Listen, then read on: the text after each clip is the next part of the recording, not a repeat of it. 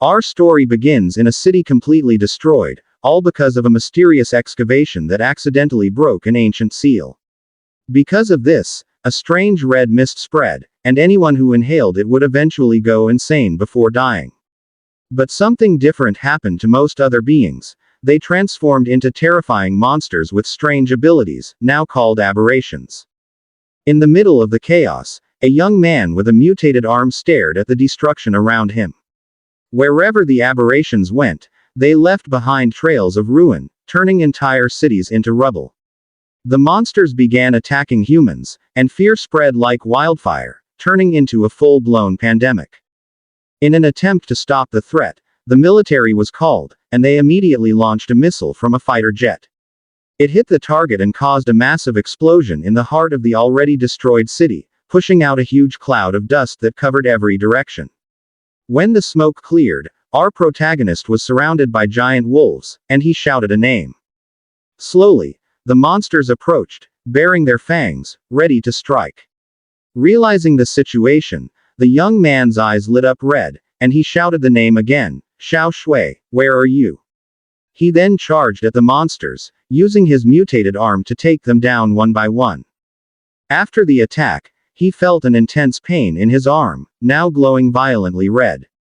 Even though his body had changed, he stood tall among the ruins, ready for whatever came next.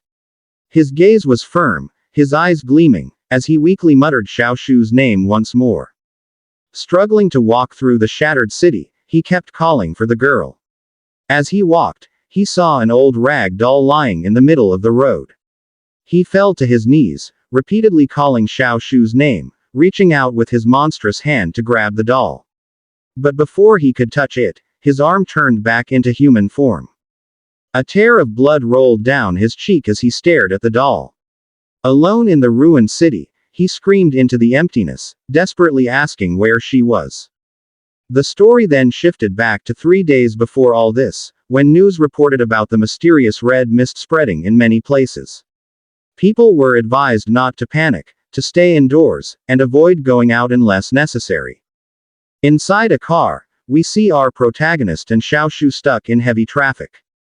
A soldier knocked angrily on the window, shouting at them to move their car immediately. Soldiers filled the streets, and the protagonist's father complained that politicians could never be trusted. He said the soldiers were sent just to make people believe this was a normal disaster. Xiao Shu admitted she was scared, but the protagonist calmed her, saying everything would be fine as long as they were together. Quietly, he observed the chaos, realizing this was turning into something bigger. He wondered about the strange red mist that soldiers were watching in the sky. Suddenly, a car exploded on the overpass, crashing through the barrier and falling directly toward them. Everyone inside was shocked, and the father was horrified by what he saw. In the face of danger, the protagonist quickly moved, covering his sister and shouting for her to duck. The car slammed onto theirs, crushing it. The young man shouted, asking if his parents were okay. His father answered that his leg was trapped, while his mother coughed in confusion, asking what had just happened. Both parents were injured, and Xiao Shu was terrified. Then, the protagonist looked outside and asked, "What's that?" A massive creature resembling a dragon appeared, wreaking havoc. Soldiers immediately opened fire as people fled in all directions, terrified of the monster. Still trapped, the father shouted for them to get out of the car.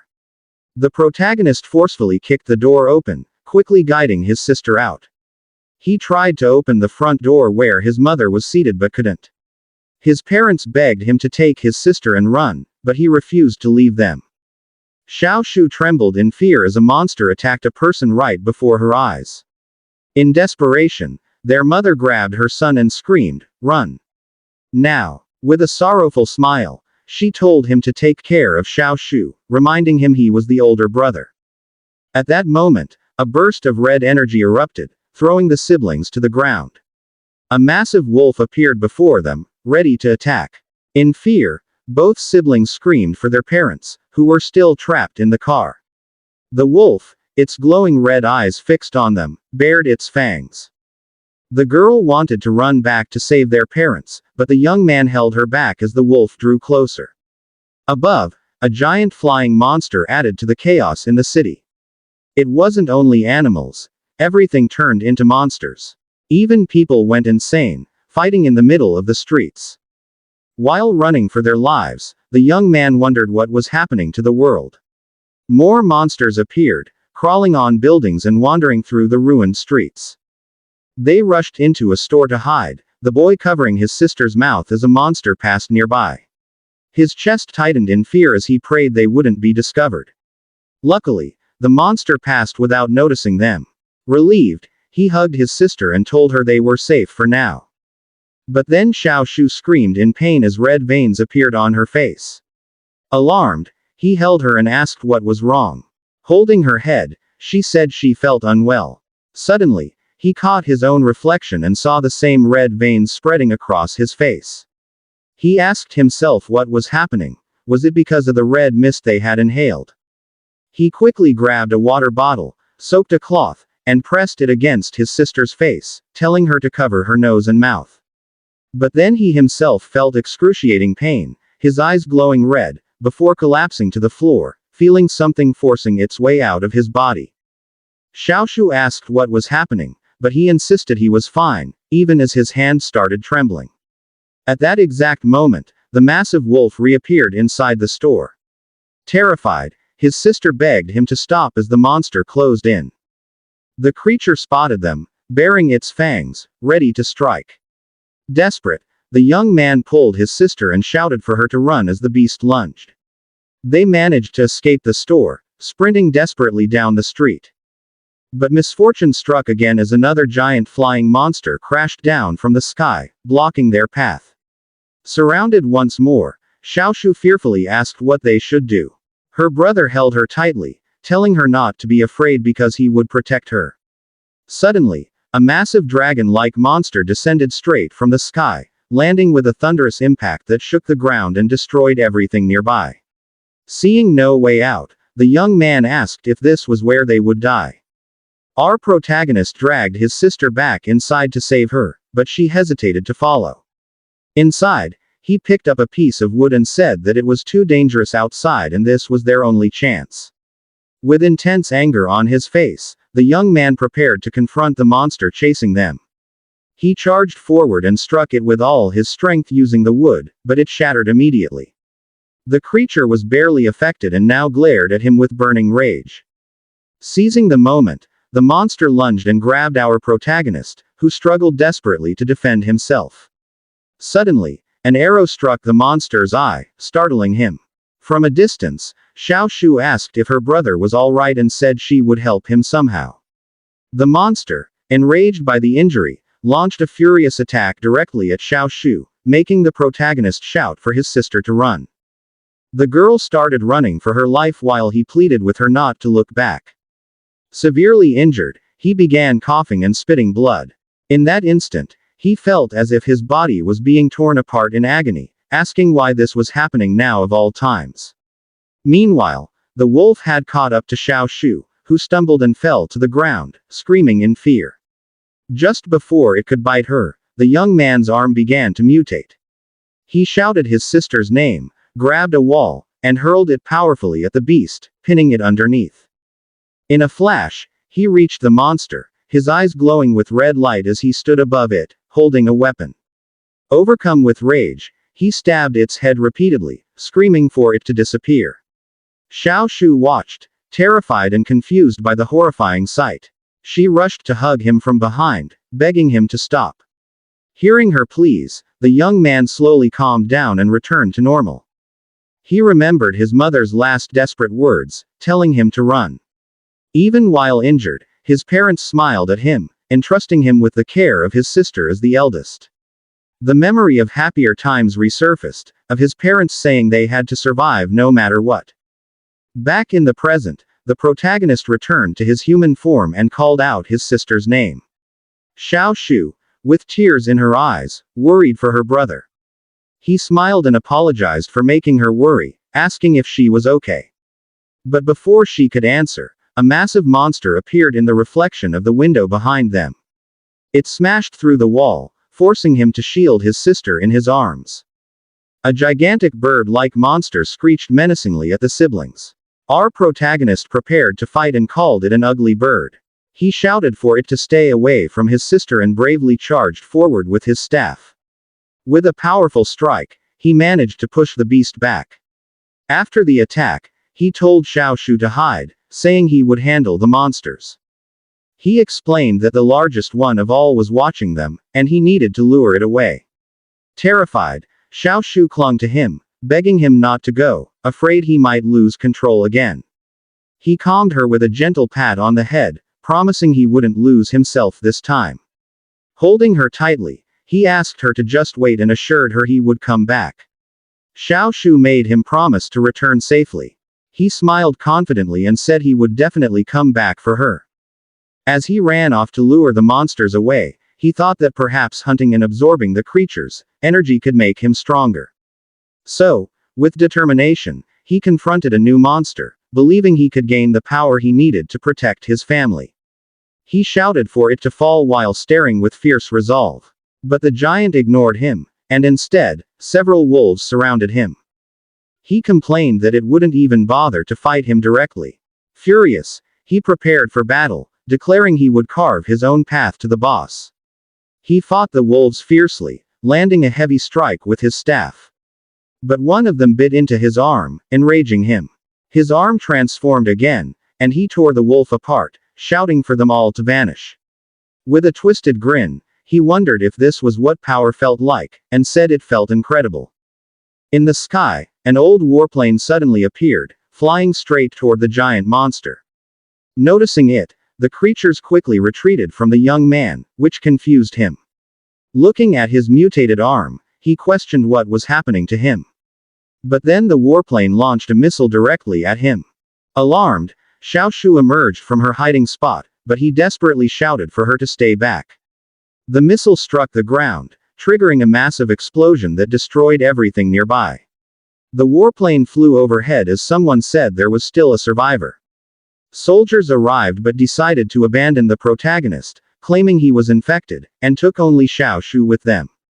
One of the soldiers grabbed the girl and rushed her away. Left behind, our young man lay helpless on the ground, stretching his hand out and calling his sister's name as he was left behind. Surrounded by raging flames, there was sadness and resentment on Xiaoshu's face as she asked her brother a painful question: why didn't he save her? Why didn't he come for her? Meanwhile, the young man desperately shouted his sister's name. In the fire of the nightmare engulfing him, the form of his transformed arm could be seen. And then, our protagonist suddenly woke up, gasping for breath and drenched in sweat from the terrifying nightmare. Holding his head, he cursed, realizing that the same nightmare had returned again, and wondered where his sister was now, since it had already been half a year. Fortunately, his secret was still safe. He stood up, took his things for work, and recalled all the shelters he had searched, yet he did not find a single trace of Xiaoshu. Because of this, he joined the border patrol, hoping it would be easier for him to search. Now, the base of Shishi City was shown, a place that had clearly lost its former glory, now ruined and broken. There, he was greeted by the captain, Jia Jun, and immediately apologized for being late to his shift. But the captain had no patience. He kicked him hard and called him a useless rookie. He was ordered to climb the watchtower and was threatened not to make mistakes. From above, our protagonist saw the whole city and the red mist that had destroyed it 6 months ago. He stared at the tower, wondering if the monster he once saw was still there. While smoking a cigarette, the captain said that if the special unit couldn't handle that thing, then there was nothing they could do. A soldier mentioned that the special unit was famous, but the captain only laughed, doubting if it was even possible for them to fail. Another soldier said that the unit had already killed countless aberrations since then. Meanwhile, our protagonist grew irritated by the smell of the red mist, which seemed to make the monsters even fiercer. Then he noticed something strange: the crimson mist was moving abnormally. And then he realized that something was approaching, and it was moving fast. One of the soldiers quickly gave a warning, but the captain only silenced him. The soldier insisted on explaining why the mist seemed to be heading directly toward them. The captain's eyes widened when he saw that the special response unit itself was running away, fleeing for their lives. The soldiers asked what was happening, but the captain shouted for them to retreat immediately. Suddenly, one of them was struck, and the captain panicked, shouting for everyone to fall back. But then a sharp claw suddenly grabbed the captain, making him scream in fear. From the darkness, a giant monster emerged, and the captain thought that this was the end for him. From the tower, our protagonist heard the desperate screams as everyone struggled to escape. Amidst the chaos, he decided to jump down from above to help. At that moment, a bolt of lightning struck the ground, right in front of the giant creature. Our protagonist used his transformed arm and brought down one monster. But a much larger aberration appeared immediately, intending to swallow him whole. Yet he was fast. He struck a powerful blow and cut off the monster's head, adding to his count. With his monstrous hand, he began absorbing the energy from the defeated aberration. He felt himself growing stronger and wondered what would happen if he could absorb even more. At that point, more monsters appeared, but he continued his count. With a grin on his face, he told the monsters, "Don't disappoint me." Suddenly, a beam of energy struck one of the creatures. Shocked, he turned, wondering who had come to help. And then, the captain of the Blazing Blood detachment, Song Rui, appeared, wearing a serious expression. Our protagonist grew nervous when he realized that this man was part of the Special Response Unit.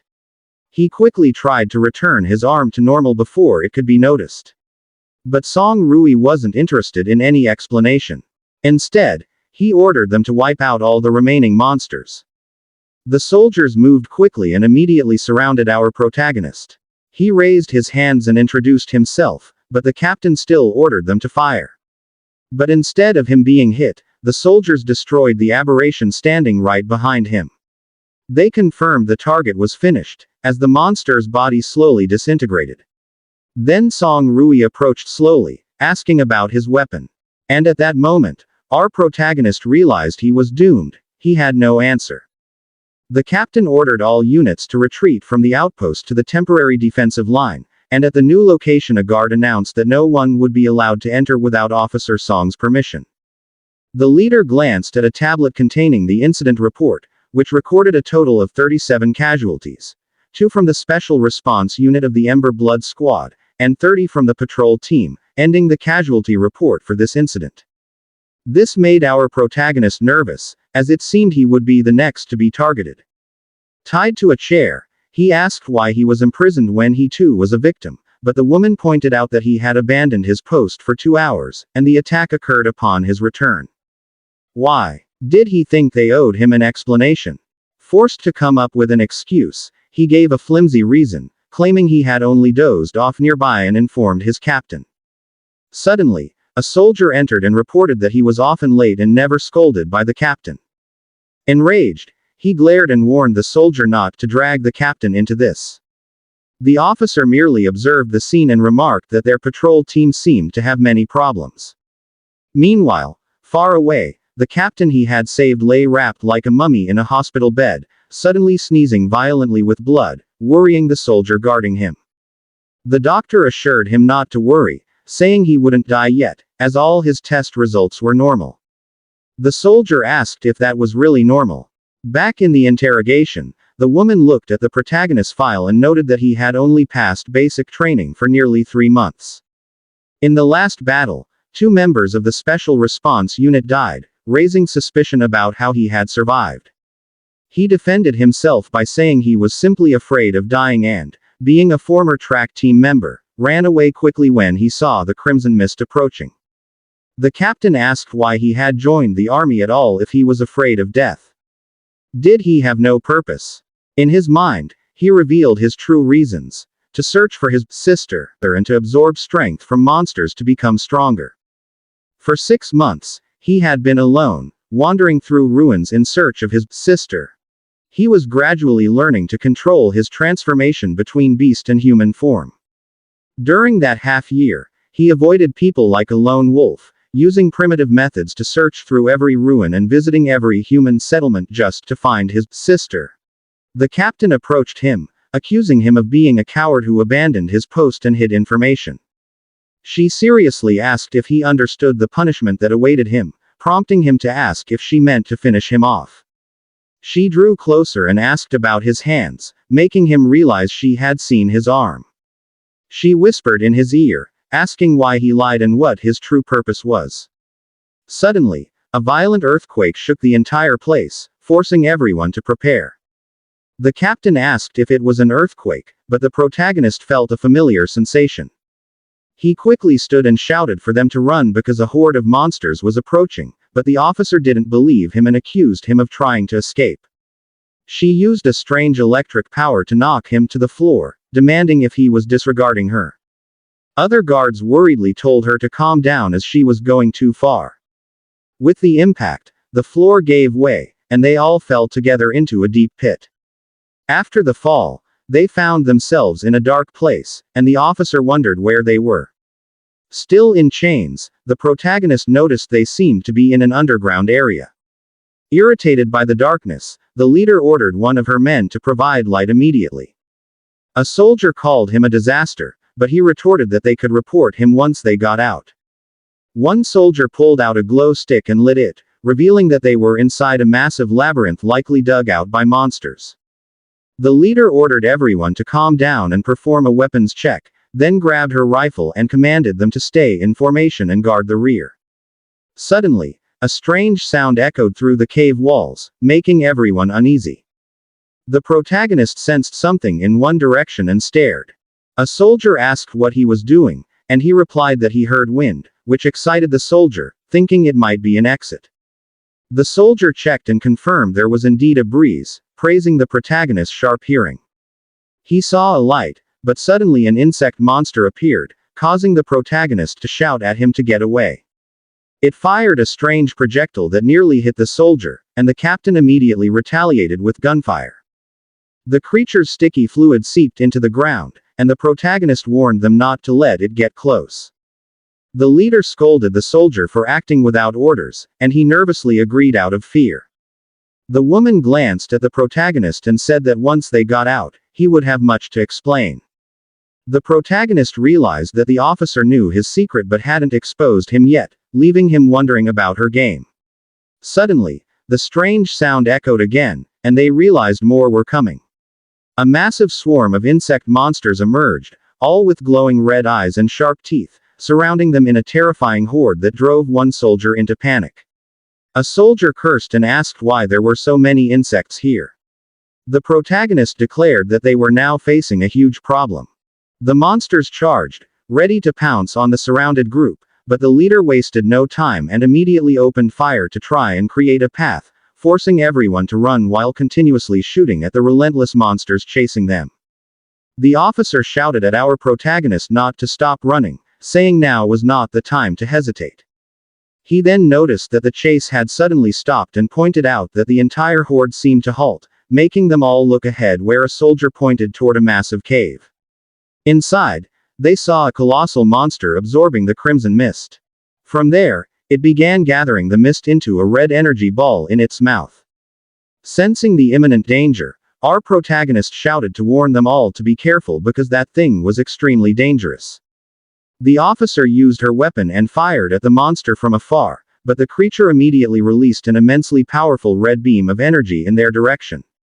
The purple energy from the leader clashed in the air with the crimson beam of the beast, and the woman's attack struck the monster's face, causing it to stagger slightly. Meanwhile, the monster's attack nearly reached the leader's face, and someone shouted to warn her to dodge, but our protagonist quickly leapt in front of her and used his transformed arm to block the beam. Shocked, the officer stared at his arm, but he said he would explain everything once they made it out alive. Facing the massive creature, he vowed that once this was over, he would tell the whole truth, causing the officer to worry since even her attacks had no effect, but he only smiled confidently and told her not to worry as he turned to fight. At that moment, he rushed toward the monster at full speed, declaring it was time to begin. He thought the monster was also of Dominator class like him, while a screen displayed the monster ranks. He landed consecutive heavy punches on the beast's body, wondering how strong he would become if he absorbed it. After landing on the ground, he realized his attacks had no effect. In his mind, he admitted the monster was tough, and if it were ordinary, it would have fallen long ago, but this one was like a tank, likely having devoured many others like it. The giant monster struck with massive claws, but the protagonist easily dodged and remarked that its movements were slow, thinking all its points must have been placed in defense. His eyes gleamed as he mocked the monster, calling it nothing more than a walking punching bag. The other soldiers also fired, but their bullets had no effect, making one ask if he was just dreaming. He recalled that the protagonist used to be a coward who always ran away, but now he was fighting like a monster, leading him to question who this man really was. The officer fabricated a story, claiming he was a secret government experiment created to fight monsters, which a soldier questioned since he knew him as a coward, but the woman insisted she only confirmed it when he saved her. Another officer, Lin Yangji, asked if the captain was hiding something, but the woman continued her lie, saying he had escaped from a laboratory and infiltrated their patrol, warning the soldier that the information was highly classified and forbidden to tell anyone. Meanwhile, the monster prepared another red energy ball and unleashed it directly at the protagonist, who immediately felt the extreme danger and was forced to act. He shouted for everyone to move away as the red ball drew closer, and when it struck the ground, it caused a massive explosion that created an enormous wave of dust. As the smoke gradually cleared, the officer stood, still alive though shocked, along with the soldier who had survived and was astonished to still be intact after the blast. That was when he noticed Officer Yangji had shielded him, and he called his name in worry. Yangji's leg was severely injured, but he accepted it as a fair trade for a life. The wounded officer said he didn't become a soldier just to fight monsters but to protect humanity, and that he would never abandon his comrades. On the other hand, the monster struck again with its claws, hurling the protagonist far away. Lying on the ground, he cursed when he noticed the mist's energy had run out, his arm reverting to normal, leaving him completely powerless. He faced the Dominator-class creature and realized the situation had only become worse. Suddenly, a loud gunshot rang out, followed by an explosion that struck the monster's head, surprising our protagonist. He turned and remembered the leader, Song Rui. She called out to him, telling him he must not die here because there were still many things he needed to explain to her. After being hit by the purple beam, the monster only stared at the woman and seemed to laugh. She was shocked by the creature's reaction and asked if it was really mocking her attack.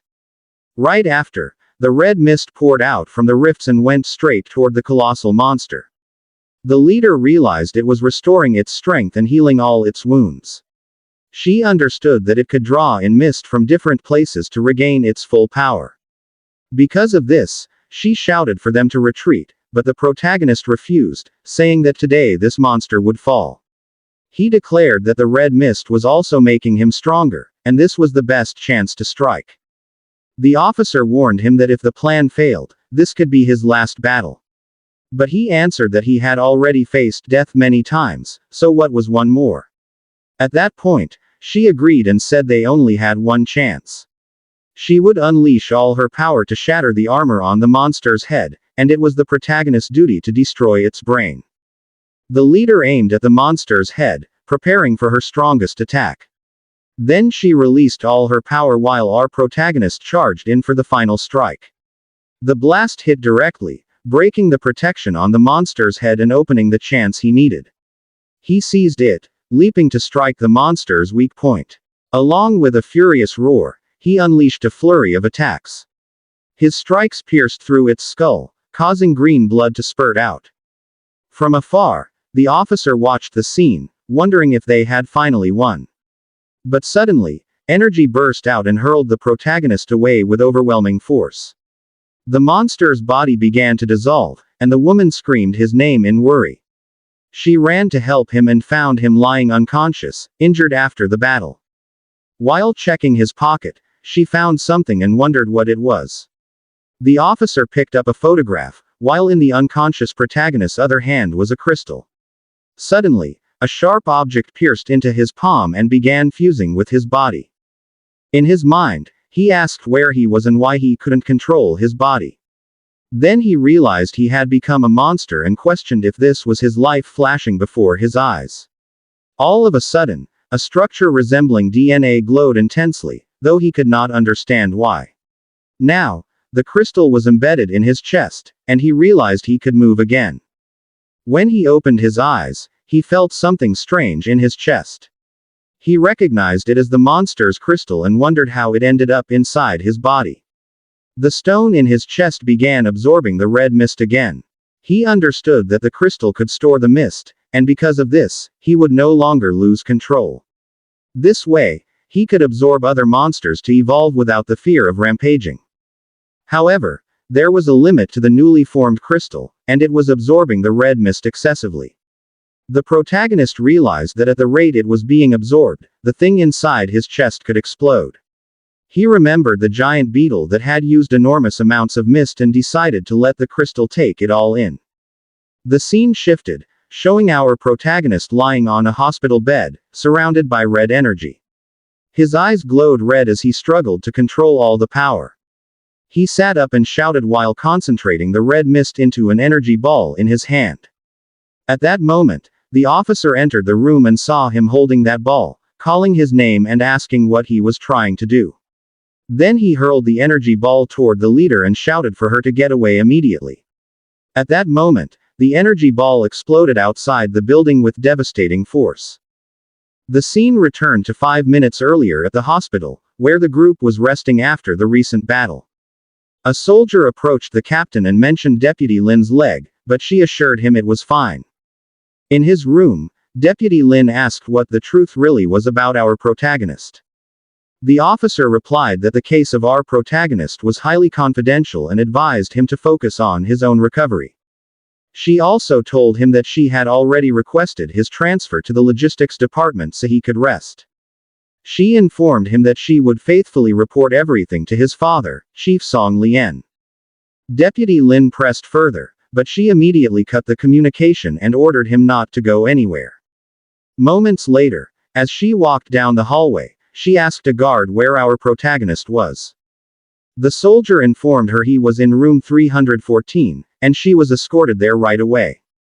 Upon reaching the door, she ordered the guard to stand watch and not let anyone in. When she opened the door, she found our protagonist holding a red energy ball. He was already losing control, so the officer called out to him in worry. But our protagonist shouted for her to get away and immediately hurled the ball in her direction. She quickly ducked to avoid the attack that flew past at incredible speed. The energy ball exploded outside the room, nearly hitting the guard. The blast shot into the air and struck 3 abandoned buildings nearby, completely destroying them in its path. From his room, Deputy Lin saw the destruction and wondered how the captain would cover up the incident. Meanwhile, the poor guard collapsed in fear, trembling as he muttered that he was always unlucky, begging for help since he didn't want to die yet. The officer recognized the beetle's attack and asked how our protagonist was able to use its ability. With a serious look, she turned to him and said he had a lot of explaining to do.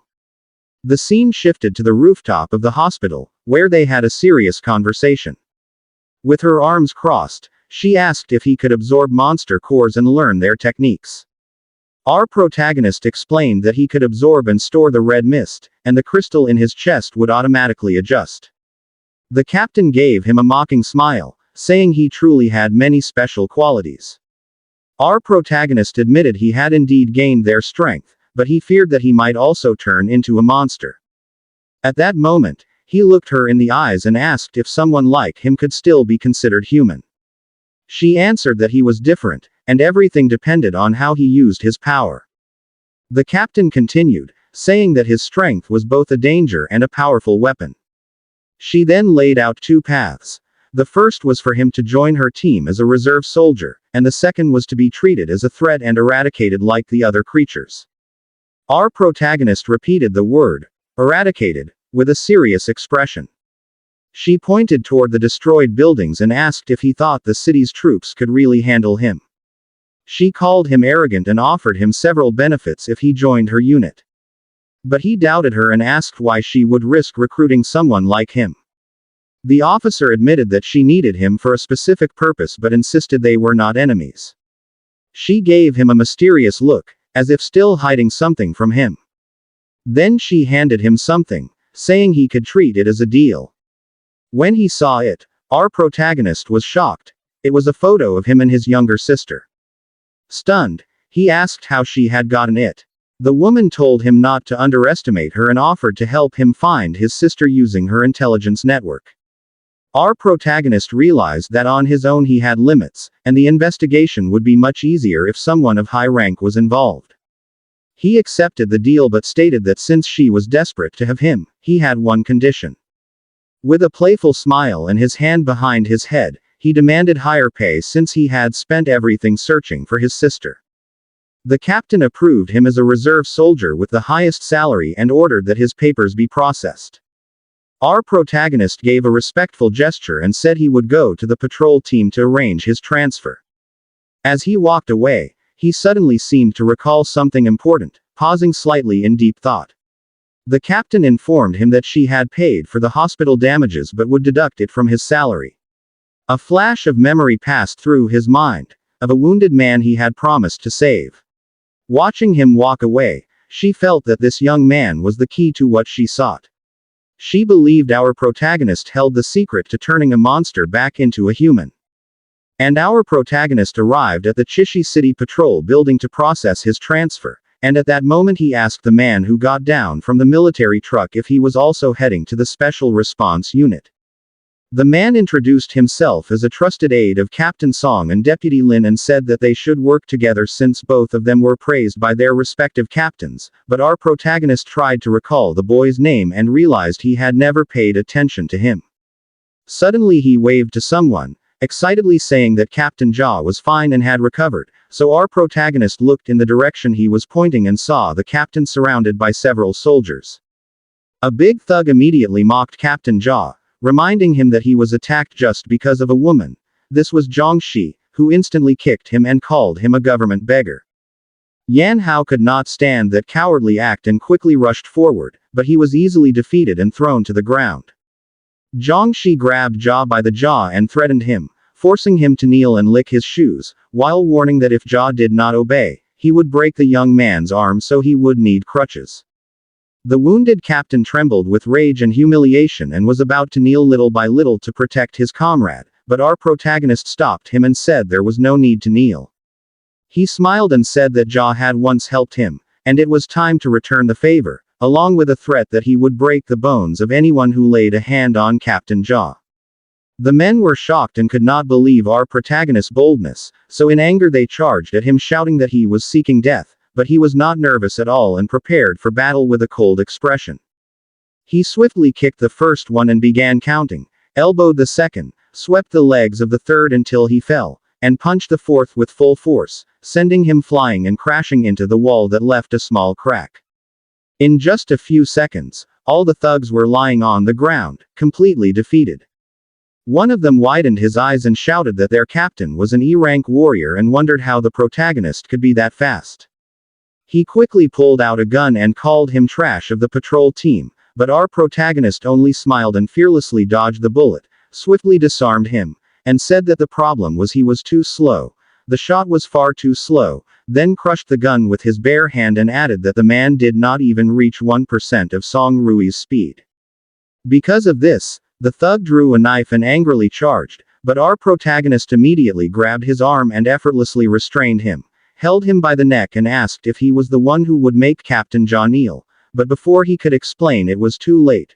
With a cold glare, our protagonist said it was time for him to be brought down, and with full strength he slammed the thug onto the floor, creating a large crack.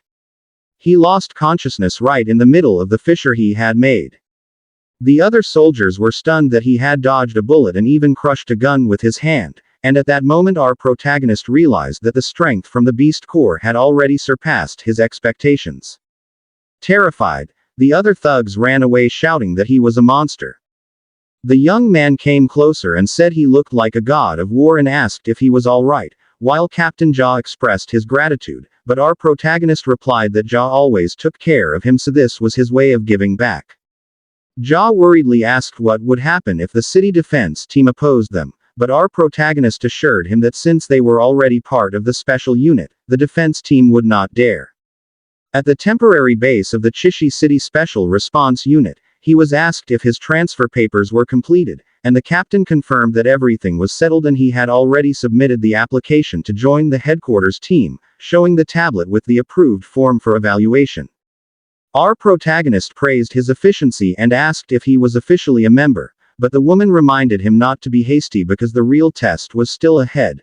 He needed to leave immediately for headquarters in Huching for the Burning Blood Combat Division evaluation. The woman said she believed it would not be a problem for him, and with confidence our protagonist replied that he would set a new record. As they traveled toward Hucheng City, the convoy of military vehicles sped across the long bridge. It was a large convoy, lined with war vehicles. Song Rui spoke, saying that they had arrived at Hucheng, the capital where the headquarters of Burning Blood was located. Immediately, our protagonist asked about the ranks and how they were determined, pointing to the soldier beside him and even calling him weak. The soldier could only scratch his head and force a smile, saying he could at least take punches. But our protagonist asked if he would also join the evaluation. Song Rui explained that he already belonged to the logistics team, not the combat team, so he didn't need an evaluation. But the soldier suddenly interjected, saying that the logistics team also fought, and one day, they might need him too. Song Rui continued explaining that since they had plenty of time, she would tell him what she knew. People with special abilities were called warriors, ranked from S to E. The headquarters, Special Response Unit had its own rating system.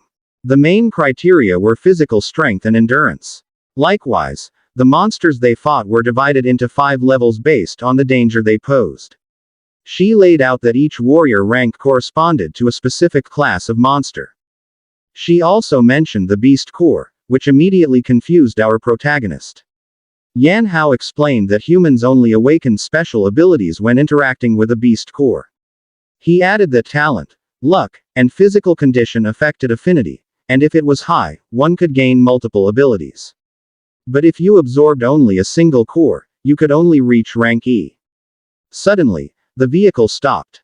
A guard blocked the convoy and said the road was closed, forcing them to turn. Song Rui grew annoyed and asked why they were blocking the Special Response Unit. On the side, a luxurious car with a strange symbol on its door caught the captain's attention. She wondered why someone from the Green Vine group was there and felt uneasy. An hour later, they finally arrived at the evaluation site of Burning Blood, where many new recruits had already gathered. The head examiner, Lin Yongxin, came out and introduced himself. He declared that no matter what their pasts were, here they had to follow the rules. He strictly warned that he would not tolerate cheating, and the weak would surely not pass. He then announced that the first test was the physical assessment and signaled everyone to begin. In the first part, our protagonist ran 100 meters while carrying 50 kilos, finishing in just 5.10 seconds. In the strength test with electromagnetic dumbbells, other recruits struggled to lift the weight, but he effortlessly raised 500 kilos with one hand, shocking everyone. Next came the striking power test. With a powerful punch to the machine that measured force, his blow was so strong it broke the machine, which only displayed an error message, unable to calculate the result. 10 minutes later, he approached the examiner and said he had completed all the challenges. The examiner confirmed it and announced that our protagonist's total score was 198. All the recruits were stunned, as the previous highest record was only 140. Some doubted him and asked if he had cheated. One staff member even reminded instructor Lin that the record for newcomers was just 140. At that moment, Zheng Jin, the captain's brother from Chishi, suddenly appeared, saying he didn't believe our protagonist's results. The examiner grew annoyed, saying he had personally supervised the test and even had a recording, asking if Zheng Jin was accusing him. Zheng Jin backed down, pretending he was only curious, but his smile hinted at ulterior motives. He even approached our protagonist and asked if he was Yan Hao from the Chishi City Patrol team. He claimed he only wanted to greet him since they were from the same place. But in his mind, He still vividly remembered his brother's humiliation and vowed to make our protagonist pay tenfold. Quietly, our protagonist observed him leave, pondering his comment about them being from the same city. The examiner then explained further, introducing Jung Jin as one of the rich sons from the Shishi defense team, and asked if he knew him. Our protagonist replied no. At that moment, he fully realized how rotten the city's entire defense system was. Finally, the examiner announced the results of the physical test, listing the ranks of several recruits, and declared that the first place went to Yan Hao, who scored 198 points. A blonde-haired woman smiled, thinking she had only come to the assessment for fun, but she couldn't believe there was such a strong newcomer this year. She grew interested in our protagonist and decided she would study how to get closer to him. Her name was Jin Ying, a senior researcher of the Technical Intelligence Bureau. Inside a dorm room, we see Jung Jin alone, sitting with a tablet in front of him where he is speaking to someone. Annoyed, he said that he should have gotten first place in the previous test. Angrily, he complained that two monsters suddenly appeared and ruined his plan. The person on the tablet shouted at him, saying that if he weren't the brother of the dog from the Green Vine group, would he even be qualified for the assessment? He was warned that he had only one chance, so he should not waste it. With a serious face, he clenched his fist tightly and decided, he must get into the burning blood core, for the sake of his brother. The scene shifted to the Beast Core testing station, where the recruits were lined up, including our protagonist. The instructor explained how the next test would proceed. Each one must wear a special wrist guard and then insert the core. Once activated, the device would light up and the evaluation would begin. The instructor warned that if the affinity result fell below 40%, it would be an automatic failure. He also briefly explained what a beast core was. He said that only high-level monsters could produce it, and the quality of the core depended on the strength of the creature that left it behind. Each core could grant different types of abilities, from elemental to support skills. However, he clarified that the wrist guard they were using now was the weakest one, only for testing affinity, and did not grant real abilities. After the explanation, the instructor seriously announced that the affinity test would begin. The first recruit stepped up and took the test. Unfortunately, the result was only 39%. He collapsed to the ground in despair, shouting that he had even placed fifth in the physical test, so he could not understand why he failed. Next came another candidate who got 56%. The man shouted with joy, almost crying with happiness that he could now join the Blazing Blood. After that, Jung Jin's name was called. He walked to the testing platform, his red eyes gleaming. He took the core, put on the wrist guard, and inserted the gem into the device. With an angry expression, he shouted at the core to obey him. From his body spread a red aura. The result came out. 60% affinity. That meant he was a D-rank warrior. The other recruits were shocked because the highest until then had only been 56%. With an arrogant grin, he called everyone trash, proudly declaring that he was the strongest among them all. Meanwhile, our protagonist calmly observed Jung Jin as he walked away. Soon after, Jin Ying approached. She asked him if he was from Shishi City. How could that be, since she had never heard of someone strong like him before? She introduced herself as the know-it-all of the intelligence agency. She even praised him, saying it was impressive that he had slipped past their radar. She directly asked him about the incident of the crimson fog that had spread in Shishi City the other day. Our protagonist pretended not to know what she was talking about. Jin Ying only smiled and said it was fine, that she was simply very interested in him. As she leapt away, she smiled meaningfully. Our protagonist seized the opportunity to ask for information. He called her Miss Know-It-All and asked if he could request some information. The girl smiled and winked, saying she would help him but under one condition: he needed to score higher than her. If that happened, she was willing to give him any information he wanted. Just then, the instructor called the girl's name for her turn. She walked to the platform energetically, her confidence evident. When she reached the center, she asked everyone to pay close attention to what she was about to do. She even boasted that she, as a woman, would break Zhang Jin's record. When the protagonist heard this, he wondered if she really was that strong. But beside him, Zhang Jin smirked and called Jin Ying a pathetic clown. The girl only smiled, pointed at herself as if declaring she was the best, put on the wrist guard, twirled the core slightly in the air, and quickly placed it into the wrist. Then, with boldness, she declared for them to watch her. The result came out. 78% affinity. Everyone was shocked. The recruits could not believe it, while the girl, smiling with a thumbs up, was overjoyed at her victory. She surpassed Zhang Jin's record and even proudly mocked him. On the side, Zhang Jin seethed with rage, unable to accept what had happened. After that, the instructor called the final candidate, our protagonist. The girl immediately teased him, asking if he could feel the pressure. In our protagonist's mind, he realized she was not bluffing, she truly was strong. He walked to the platform calmly, thinking to himself that they should just watch. He knew he needed to win here to get information about Xiao Shu. He remembered what Song Rui had said, that his rank would not be lower than C. He also noticed that the core he held was black, the same as the one he had absorbed before. With a confident smile, he put on the wrist guard and activated the device. He raised his arm, ready to see his true potential.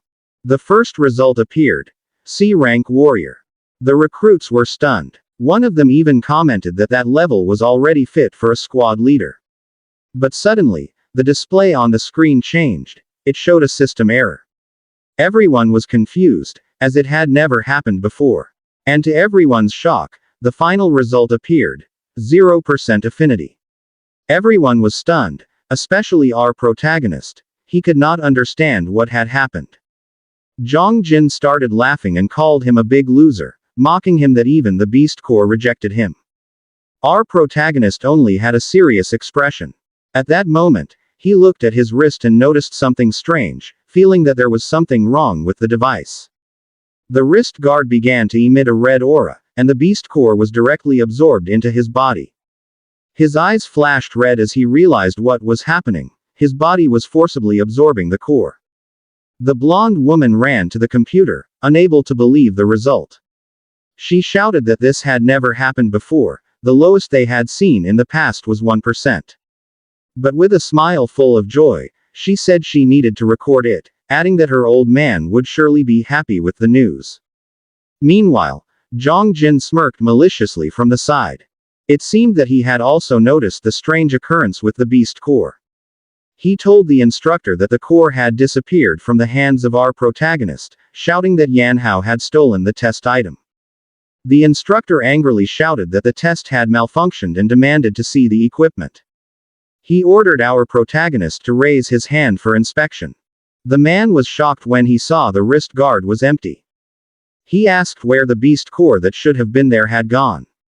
With hesitation on his face, our protagonist raised his hand and said he had no idea what happened and that the situation was very strange. In his mind, he knew he needed to come up with an excuse quickly, or else he might become an experiment.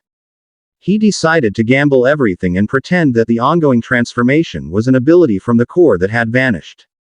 Suddenly, red energy burst from his body, and his arm transformed into a terrifying beast claw. Zhang's eyes widened in disbelief. He asked what kind of thing that was. The instructor immediately drew a knife glowing with purple energy, shouting for everyone to step back and enter high alert due to the transformation. But Jin Ying only grew more excited, her eyes sparkling as she asked if this was what they called beastification. While the instructor remained on guard, he ordered everyone to retreat. Meanwhile, Zhang Jin wondered in his mind if this was truly beastification and if he had been infected. The instructor quickly analyzed the situation, thinking the only option was to take him down. But Jin Ying shouted and tried to speak to our protagonist, calling his name and asking if he could still hear her. Our protagonist turned to her, clearly still in his right mind, and asked what the problem was. The instructor was shocked that he had not lost himself.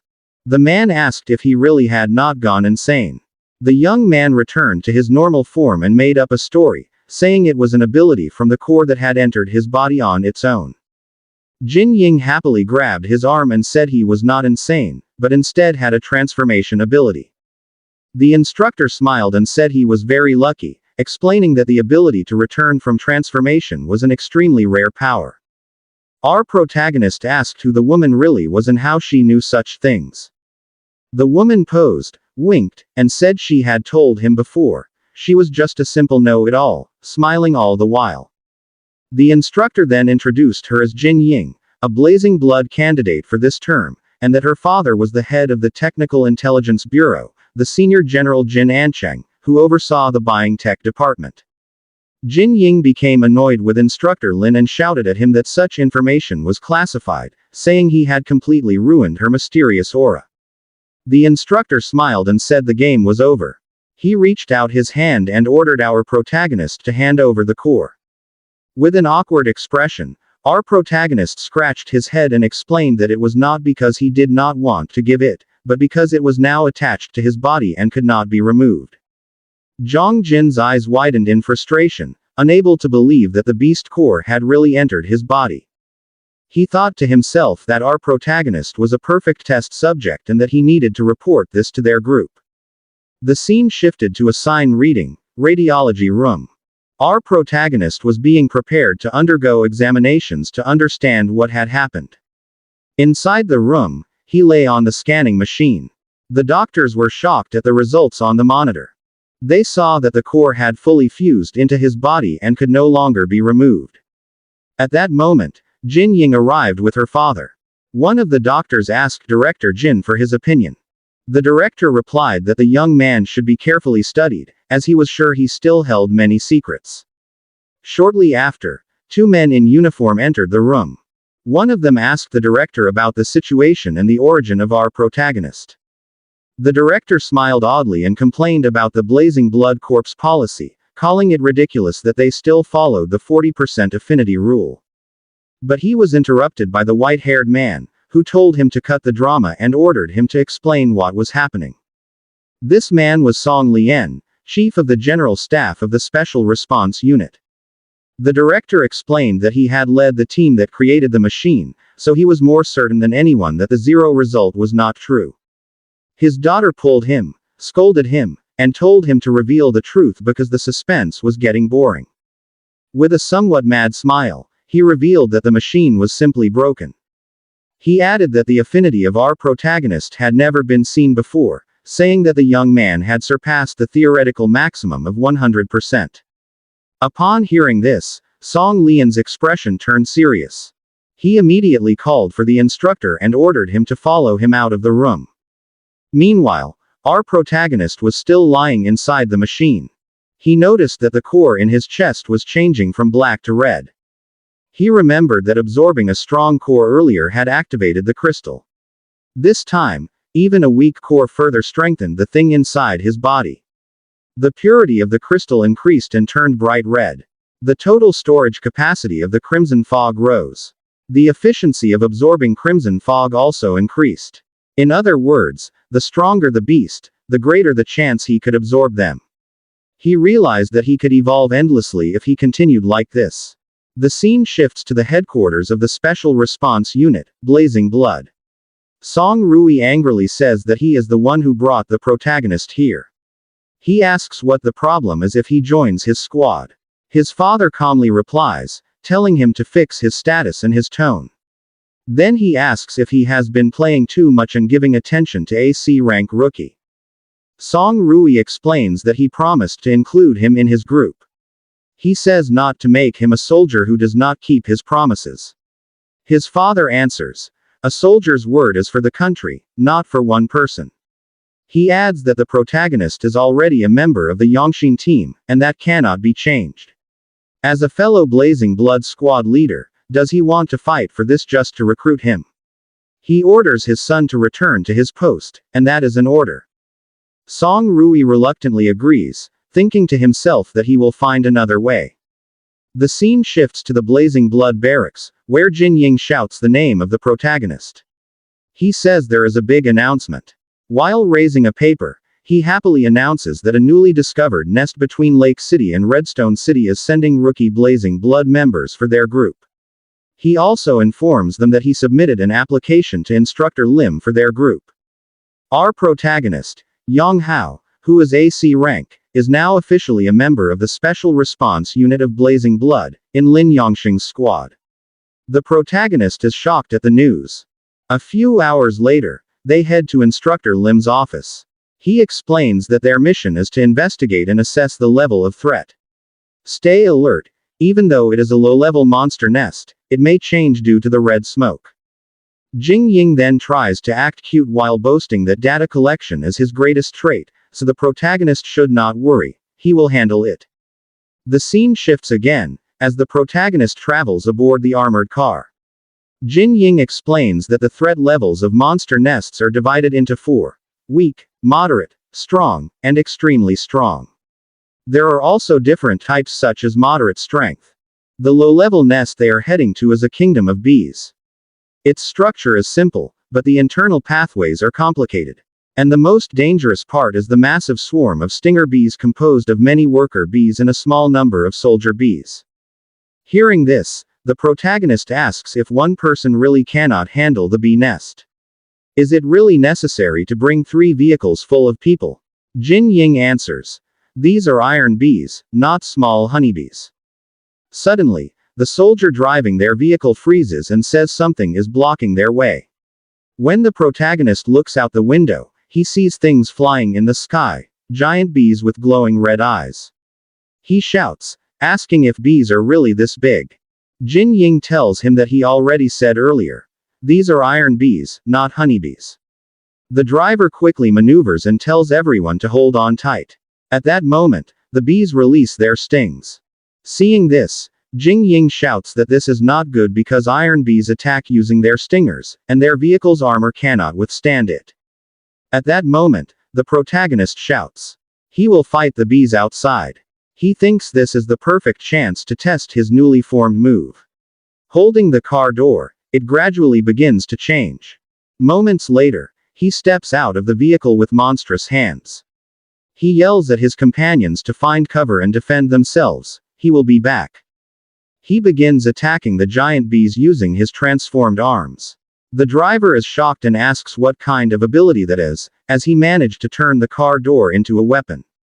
Smiling, Jin Ying says that it is a transformation skill. He adds that during the assessment, the protagonist managed to absorb a beast core. At first, he thought the protagonist could only transform himself. He did not expect that he could also use objects for his transformation skill. This means he can turn anything into a weapon. He takes out his notepad, saying this is astonishing and that he must record the battle data. He needs to study it when they return. As the protagonist continues fighting, suddenly a green light shoots directly at him. It pierces through his created weapon, and he wonders what that green thing was that broke through.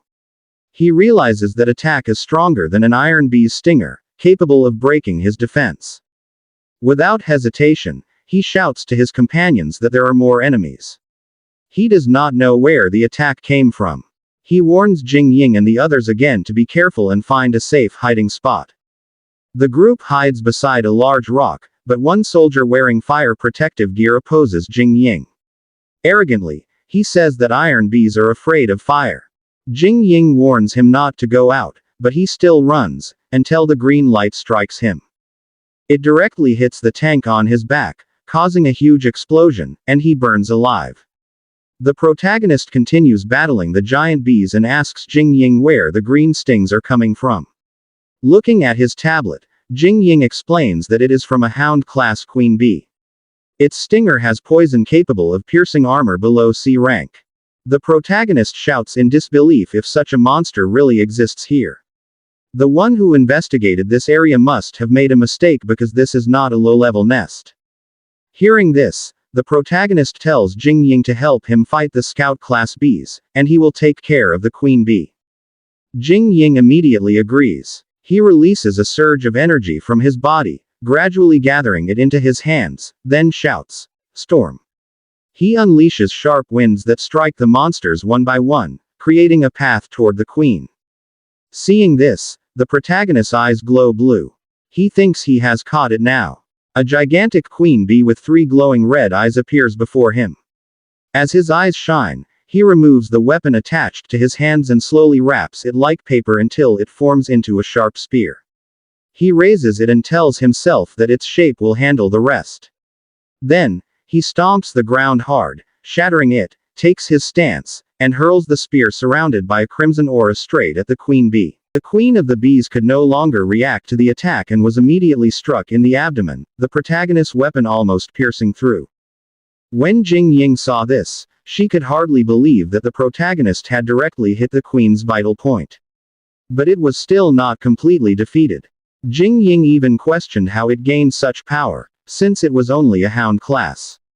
She thought maybe it was not, but before she could finish her thought, she immediately shouted at the protagonist not to let it escape. However, the protagonist was already close to collapsing from exhaustion after his attack. As the bees escaped with their queen, Jing Ying shouted that the queen would evolve into an overlord class. The protagonist simply lay down and said to let it go, since he had no strength left. He also thought that if he did not obtain any crimson fog, his energy would be quickly depleted.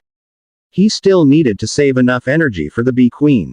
With her hands on her waist and smiling, Jing Ying asked the protagonist what he was doing. Was he trying to score low?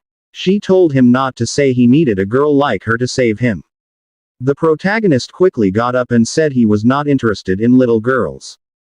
Jing Ying became angry and asked who he was calling a little girl. Jing Ying handed him a chocolate bar and told him to eat it and rest for a while. But the protagonist refused and said he was not hungry.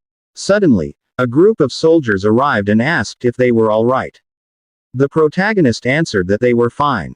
He added that they should clean up the area, set up a temporary defensive position, and report this immediately. Jing Ying then said she had already reported it. After they had set up, Jing Ying stood on top of the vehicle while watching the hive of the bees.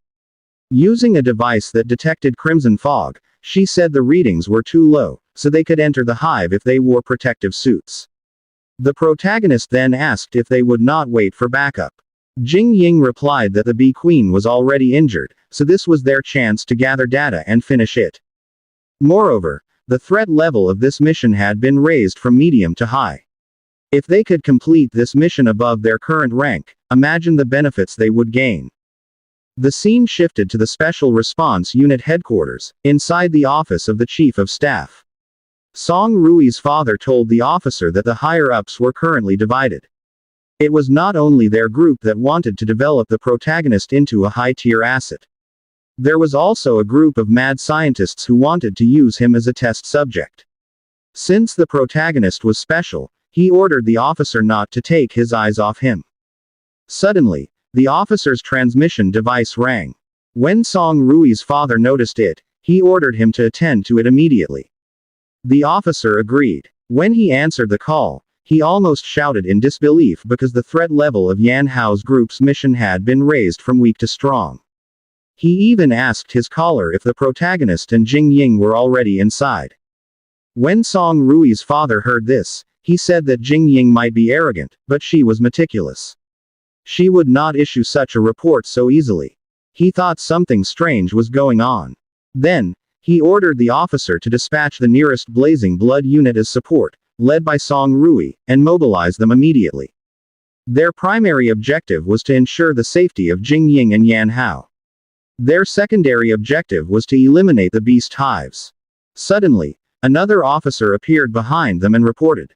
The high-ranking officer asked Yongji if he was not supposed to still be in the hospital.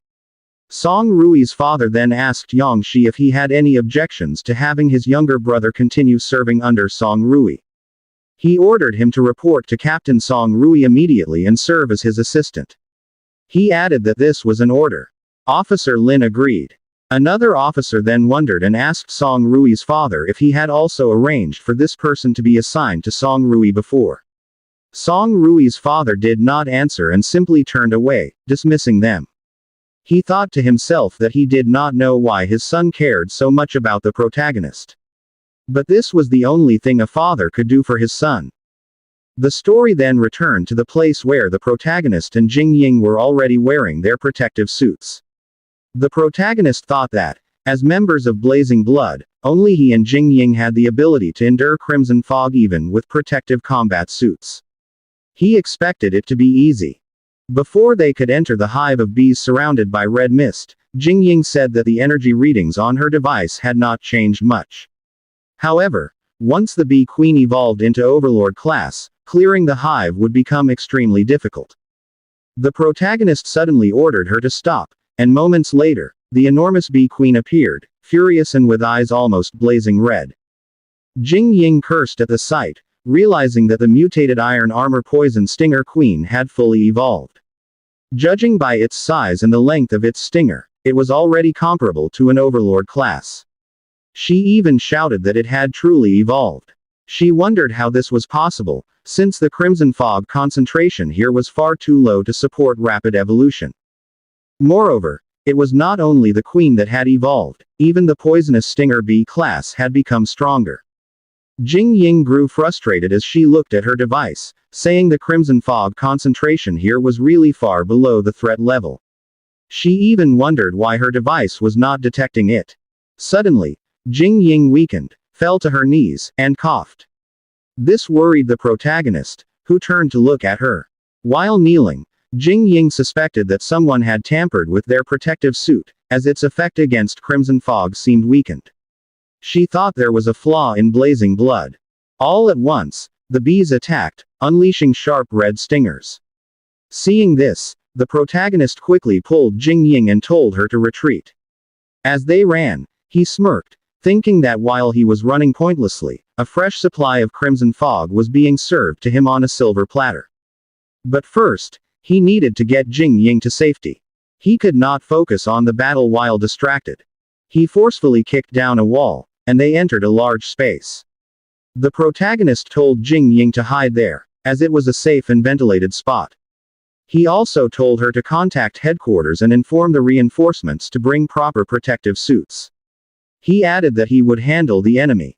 Jingying agreed, saluted him, and said she would update them with all the data from inside and the latest situation. Before the protagonist faced the giant bees, Jingying called out to him and warned that if he did not return, she would find him even in hell. The protagonist only smiled and told her not to worry, because he would come back.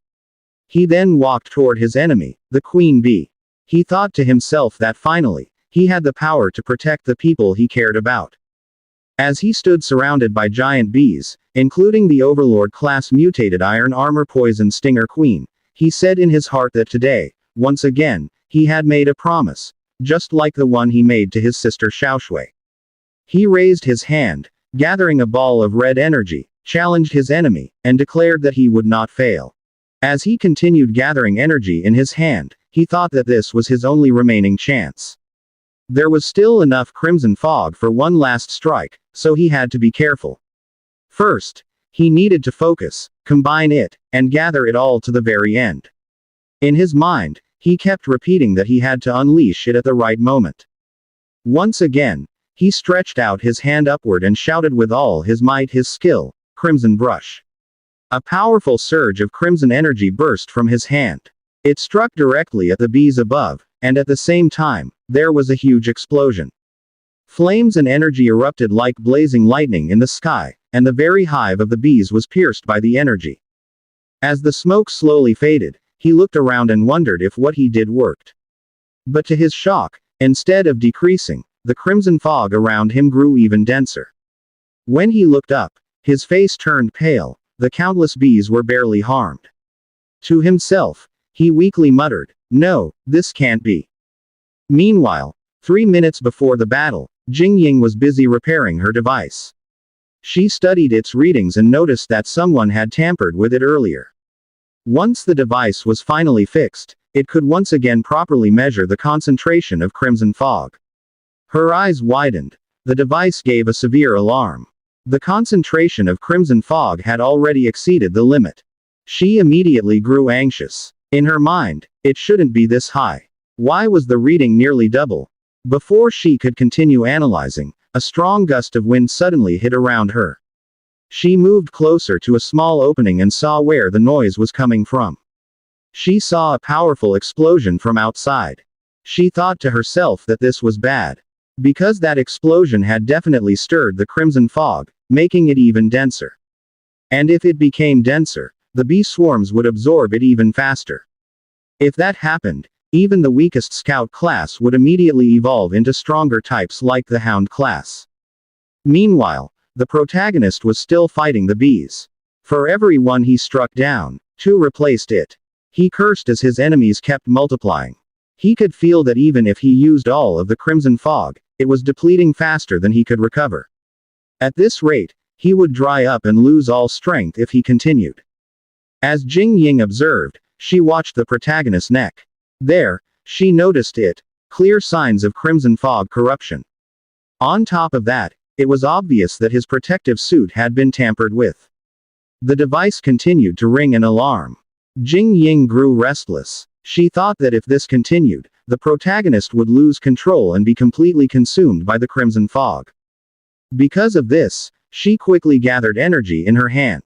She told herself that she had to remove the crimson fog around the protagonist even if it stopped the fight. She released her skill, a wind pressure bullet aimed directly at the protagonist's position. Right after, she pointed her finger like pressing a button and shouted, "Detonate." The protagonist was startled. He suddenly noticed an energy orb appear right where he stood. Before he could react, he cursed. In his mind, he thought, "Who did this?" He was greatly dismayed because his source of energy was cut off. At the same moment, the bees attacked again. They released green spikes and fired them at him all at once. He immediately used his transformed arms to block them. But 4 spikes struck him. He instantly felt the effect. The poison carried a paralyzing effect. While he was momentarily distracted, suddenly an attack came from behind. He knew he couldn't dodge it. He thought this was the end. But before he was struck, a soldier suddenly appeared.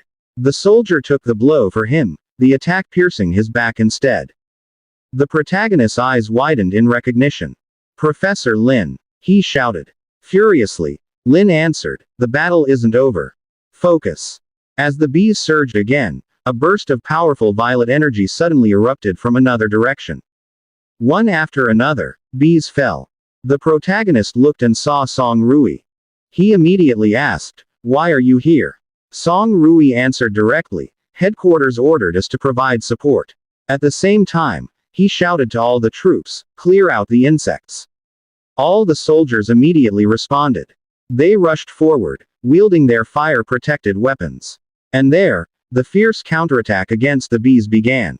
Song Rui ordered his men in Group A to unleash super heat in the front to surprise the enemy. After that, he ordered Group B to cover with fire in the middle.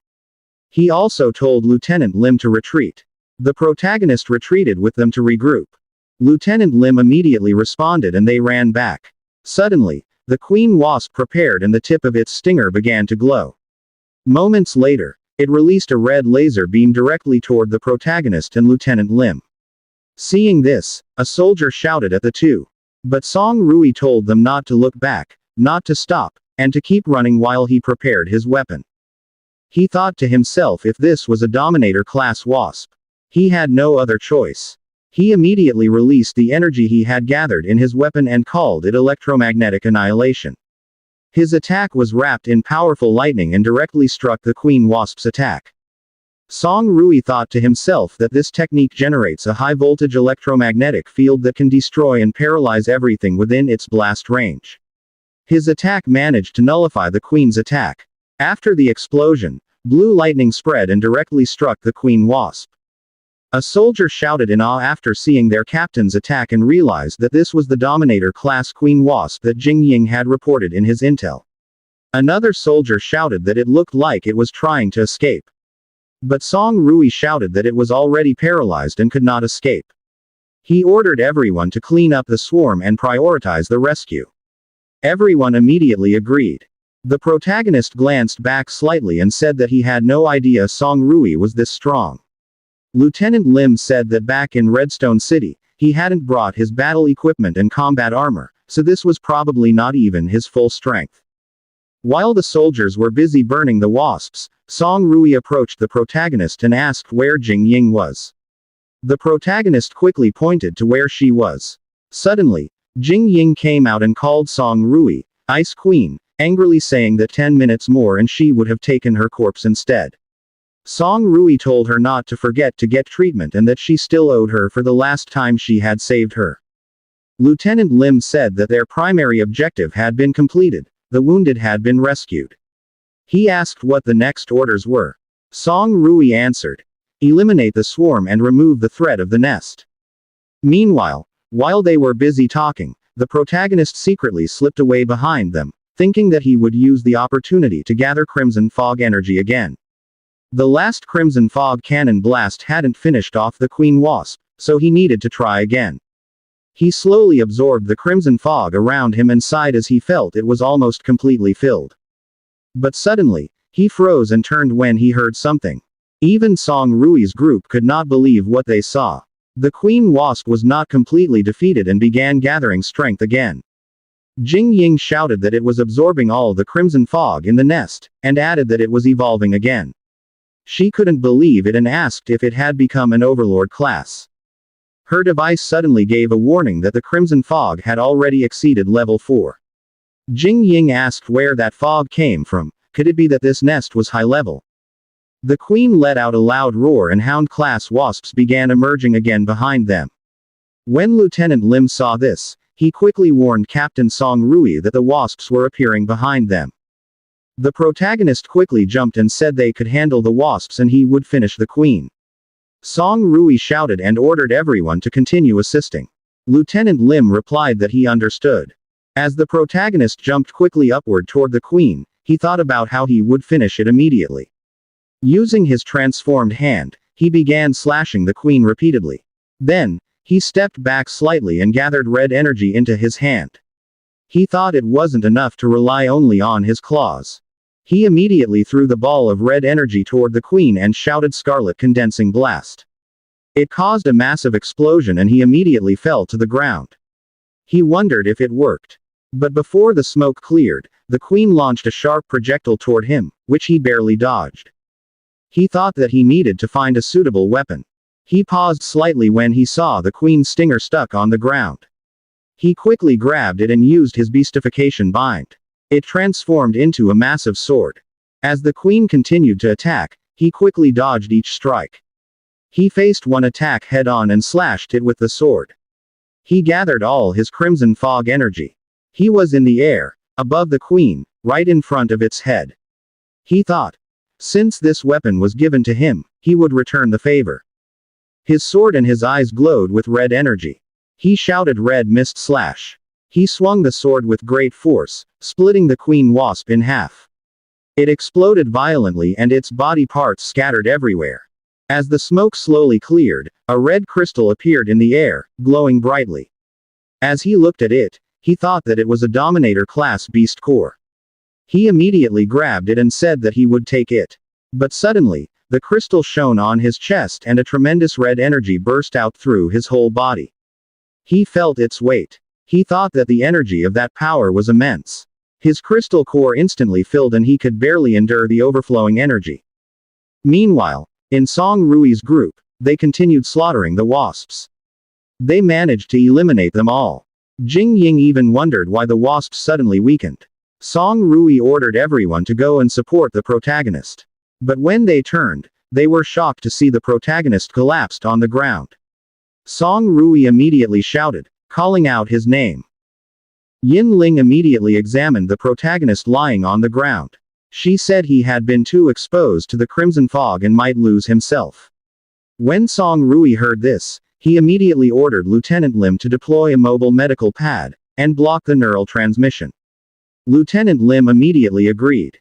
They returned to the temporary camp beast-type perimeter and placed the protagonist in the mobile medical pad. A worried soldier asked how the protagonist was. Lieutenant Lim replied that he was stable for now. Song Rui then told Jing Ling that as the tech officer, she should adjust and monitor the parameters of the medical pad. When they had properly laid the protagonist inside it, they immediately closed it and anesthesia was administered. Jing Ying said this was only temporary and that they needed to return to headquarters immediately. Meanwhile, inside the protagonist's consciousness, he was being strangled by one of his personas whose whole body had already transformed. It told him to surrender his body and embrace beastification. But in the protagonist's mind, he remembered his parents, crying and bloody when the world began to change. He also remembered his sister's face crying, as red veins slowly appeared on her face. He wondered in his mind if he was about to die. He apologized to his parents and to his sister. He even said that everything was over, and he was almost losing hope. But suddenly, his father appeared before him, telling him to take care of his sister. Meanwhile, his mother told him he had to live. His sister also appeared and begged him to promise that he would return safely. The protagonist thought that his sister was still waiting for him. Next, the people around him appeared, the soldiers who told him that he was a warrior and that this fight was not yet over. He needed to focus, and they trusted that he could do it. One even said he would not allow him to give up. Others urged him to wake up. He shouted loudly as he thought that everyone was waiting for him and that this was not over yet. He had to survive. From his back, chains began to emerge and bound the persona that had been strangling him earlier. He declared in his mind that he had to find Xiaoshu and protect everyone he cherished. He would not fall here. This was not his duty alone. While pointing seriously at his other persona, he said that it was also its duty to fight. After that, he began absorbing its crimson fog while it was bound in midair. In his mind, he said it should return because everyone was waiting for them. Smiling, he looked at the transformed crystal in his chest and chuckled slightly, asking if this was the price of being strong. With every breakthrough, he felt like he was dancing on the edge of a cliff. After all this, he wondered in his consciousness why he still could not open his eyes and could not move. Meanwhile, while the armored vehicles were heading back to headquarters, suddenly a strong whirlwind appeared around them. A sandstorm made it difficult for them to drive. The soldier driving shouted that the sandstorm was too thick, he could not see the road, and it was too dangerous to drive. Lieutenant Lim told Song Rui that there was an old ruined city just 3 minutes ahead. He asked if they should take shelter. Song Rui did not immediately answer and instead asked Jing Ying about the protagonist's status. While looking at her laptop, Jing Ying said his vitals were stable but he remained unconscious. Then Song Rui ordered Lieutenant Lim to head to the ruins and tell the accompanying vehicles to follow. They went straight to the ruins that Lieutenant Lim had mentioned, and as they entered a large abandoned building, Song Rui shouted for everyone to get out and regroup. But he noticed the surroundings and told Jing Ying that something seemed wrong with this place. He ordered her to check the structural stability, crimson fog density, and heat signatures. Jing Ying immediately complied. After that, Song Rui ordered the soldiers to protect the protagonist because he was the top priority of their headquarters. Meanwhile, some people were hiding and grinning, their eyes glowing red as they watched them. Moments later, they released many arrows coated with green liquid. Lieutenant Lim immediately went on alert and shouted to everyone that they were under attack and had to take cover. An arrow struck directly at him, but using his gear suit, he blocked it with his arm and activated hardening. Jing Ying noticed that the arrows contained poison from the wasps. Moments later, a strong explosion occurred and a large rock fell from above. Song Rui immediately shouted for everyone to take cover. He strongly kicked the medical pad containing the protagonist to push it away before the rock could fall. He quickly ran to avoid it. Meanwhile, Lieutenant Lim protected Jing Ying using his hardened armor. The attackers began to emerge and surrounded them. Their leader shouted not to let them escape and to take everything. The enemies began throwing bottles, and when they shattered, green smoke came out. Song Rui realized it was Dominator-class beast liquid, a gas that causes paralysis. He immediately covered his nose. The enemy leader gave the signal to begin the attack and kill them all. Suddenly, a large man with an eye patch appeared in front of Song Rui. He even called her sweetheart, and demanded goods. Song Rui ignored him and immediately attacked with a powerful kick charged with lightning. With such strength, the man was thrown against the wall, almost embedding into it. But suddenly, a chain struck directly at the medical pad and dragged it away. Song Rui hurriedly chased it, but because of the effect of the gas, he fell to the ground. The enemies were delighted as they pulled the chain attached to the medical pad. One even said that if it was being guarded so heavily, it must mean there was treasure inside. Jing Ying panicked as she tried to reach for the medical pad and shouted for them to stop. But suddenly, an arrow struck her leg and she screamed in pain. She fell to her knees and cried out the protagonist's name. Meanwhile, inside the medical pad where the protagonist was lying, a symbol began to glow on his body. When the bandits finally took the medical pad, Jing Ying told Song Rui that they needed to hurry to rescue the protagonist. Song Rui disagreed and told her to stay there and keep quiet. Holding the arrow that struck Jing Ying's leg, he thought about how he not only failed to protect the protagonist but also let Jing Ying get hurt. He blamed himself, feeling like a complete failure. He cut off the shaft of the arrow embedded in Jing Ying's leg, then slowly pulled it out and wrapped it with a bandage. He told Jing Ying not to move because that was all they could do for now. Jing Ying said that the thieves had set up an ambush even before they arrived and wondered how they knew their movements. Officer Lin came over, called Captain Song Rui, and reported that they had secured the area. Most of the thieves had fled after being poisoned. Song Rui said that there was a severe sandstorm outside, so they couldn't transfer the protagonist to the surface. He suspected that the target was underground. He pointed to an abandoned elevator shaft and suggested that it might be the entrance to the enemy's hideout. He immediately ordered all personnel to assemble. All units were to prepare for battle, and the objective was to rescue the protagonist. Team A was assigned to guard the exit and protect Jing Ying, while Officer Lin and Team B would go down with him. They had to succeed. Failure was not an option. All the soldiers agreed. One soldier stepped forward and pleaded with Captain Song Rui to let him come along. Song Rui refused, explaining that he wasn't a combatant and that they didn't know what was waiting below. He advised him to stay with Jing Ying and protect her with Team A. But the soldier shouted that the protagonist was his best friend who had once saved his life, and now that he was in danger, how could he just stay there? Song Rui allowed him to come but warned him to stay close and not fall behind. The soldier agreed.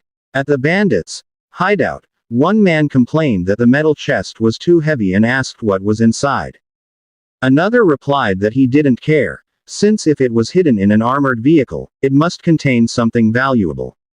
A man wielding a huge axe came over and told them to move aside. He raised his weapon, his eyes flashing, and struck the medical pad with full force, but not even a scratch appeared. He was the leader of the raiders. He cursed, saying it was tougher than a bank vault and that they had already broken several crowbars and sledgehammers trying to open it, yet it hadn't budged. A young man volunteered, saying he could open it, but they would have to go underground. The leader got angry and asked what nonsense he was talking about, saying it was just a dead end down there and that the last 3 who went never came back. Others mocked him, saying he was dreaming and that even rats couldn't survive there. The young man said he had seen the key down there and asked if they wanted to make a bet. The leader immediately grabbed him by the neck and demanded who he thought he was. The young man replied that if he could open it, he should be allowed to leave, but if not, he could be killed anywhere the leader wanted. The leader nodded, saying if he tried anything funny, he would kill him instantly. Meanwhile, still lying inside the medical pad, the protagonist thought that he didn't know what had happened after he lost consciousness, but it seemed he was in the enemy's hideout. After the upgrade of his crystal core, he could feel that his sensory ability had become much stronger. He could sense not only his surroundings but even beneath the ground, as well as the state of his own body.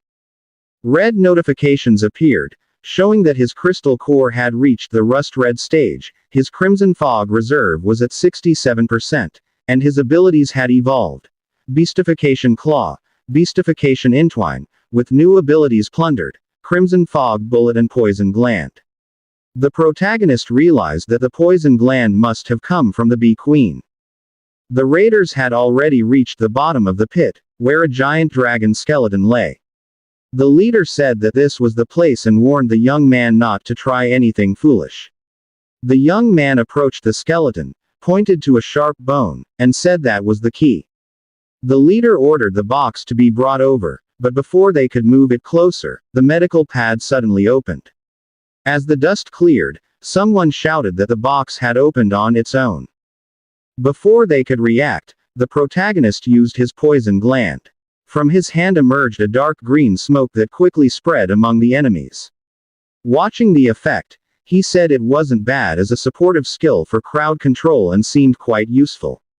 The leader cursed and asked why there was a person inside, thinking that the protagonist had let himself be captured to infiltrate their hideout. The protagonist mocked them, saying they were a bunch of fools. The leader said he was a veteran warrior and that killing someone like him would be as easy as crushing an ant. He immediately attacked, shouting for the protagonist to go to hell. Before the strike landed, the protagonist activated his poison bean and punched the leader hard in the face, asking if that was all he had. The leader was sent flying, crashing into the wall so hard it almost broke. The young man beside them screamed, and the protagonist turned to look at him. With a terrifying smile and glowing red eyes, he asked if the young man wanted to try him. The young man couldn't respond and fainted.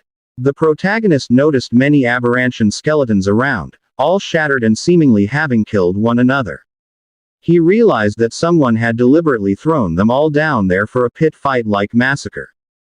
Looking up, he sensed Song Rui's electromagnetic signal about 10 floors above. He smiled faintly, crushed the sharp bone of the beast, and said that woman must be getting impatient as always. Above ground, the raider troops were exchanging gunfire with Song Rui's group. Officer Lin charged forward directly, even as bullets hit him.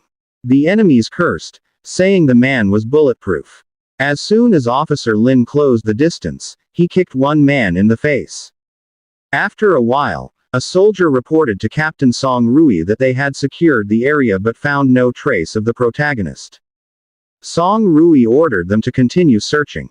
Officer Lin noticed the aberration claw marks nearby and thought there was a secret in that place. The soldier who was the protagonist's best friend told Captain Song Rui that according to Jing Ying's tracker, the protagonist was below, but the signal suddenly disappeared. Song Rui asked what was going on and realized the medical pad might have been damaged.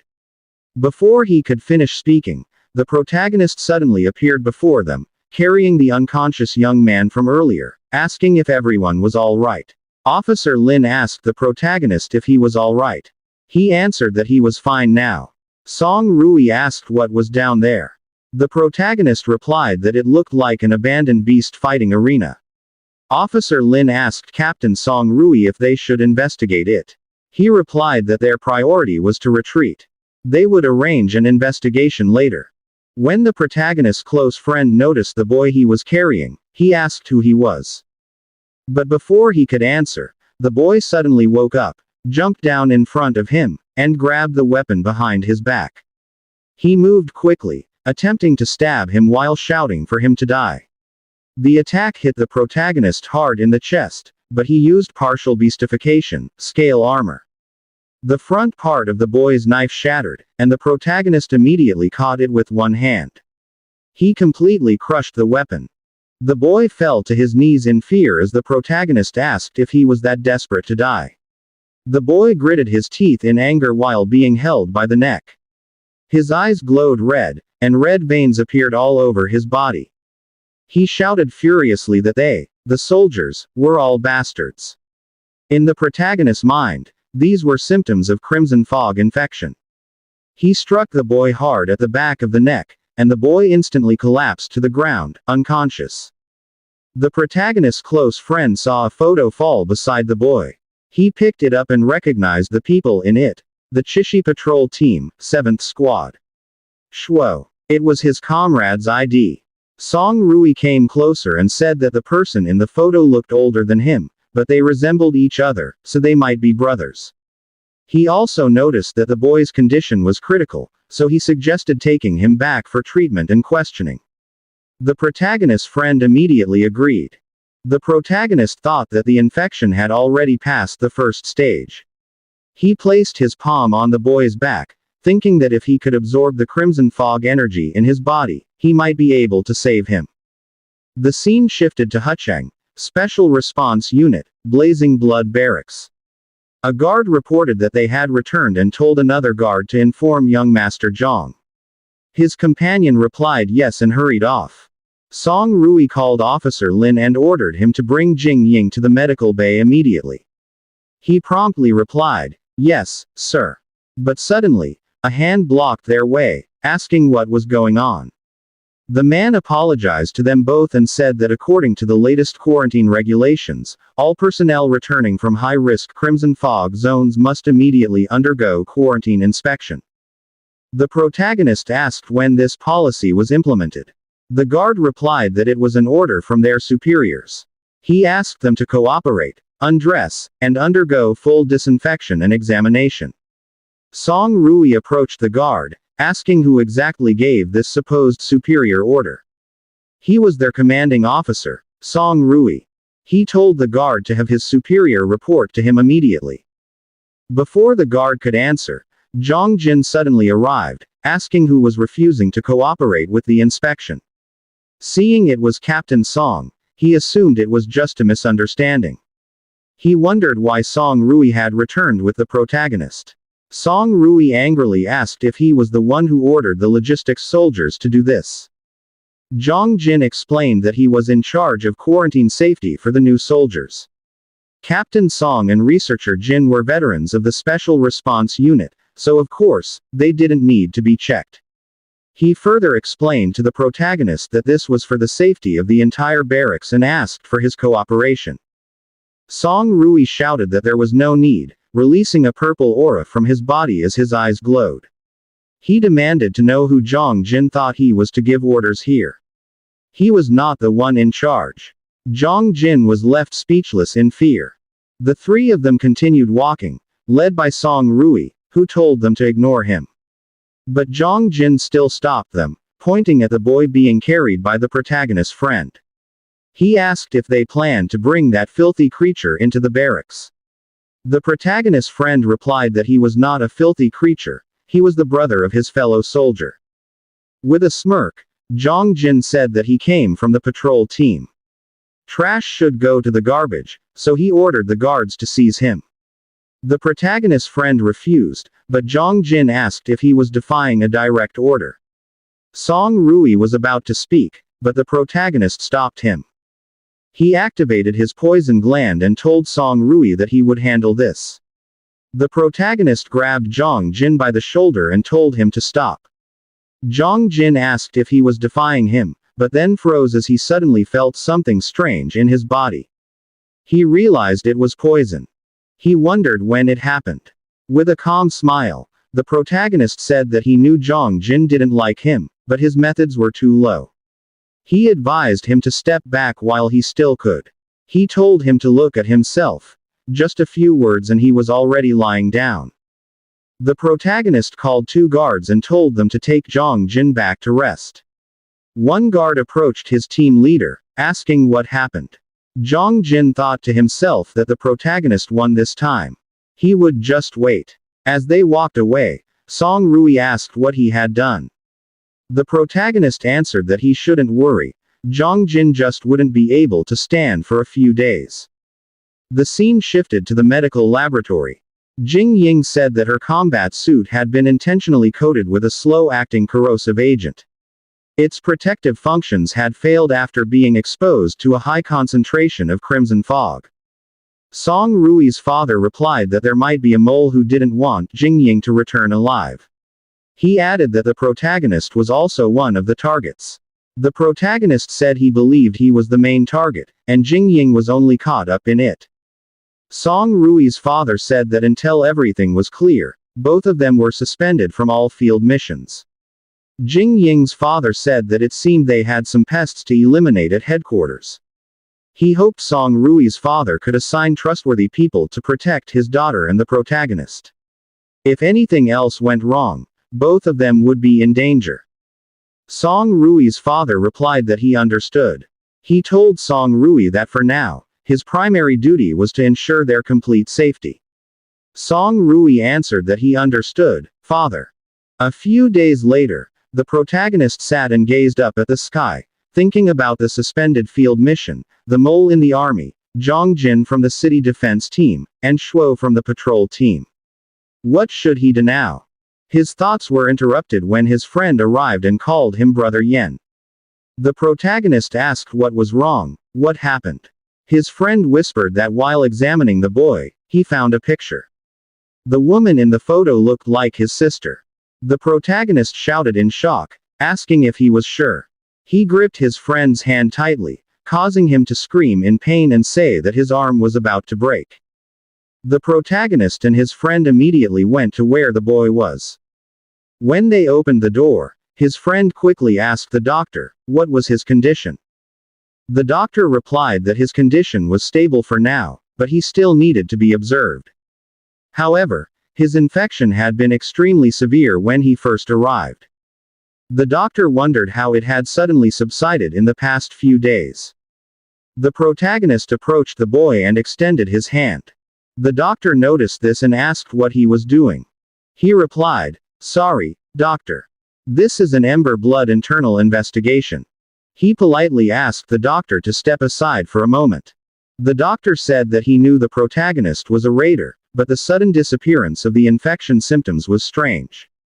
Before he could finish speaking, the protagonist said that he knew. He thought to himself that he was the one who removed the crimson fog from the boy's body.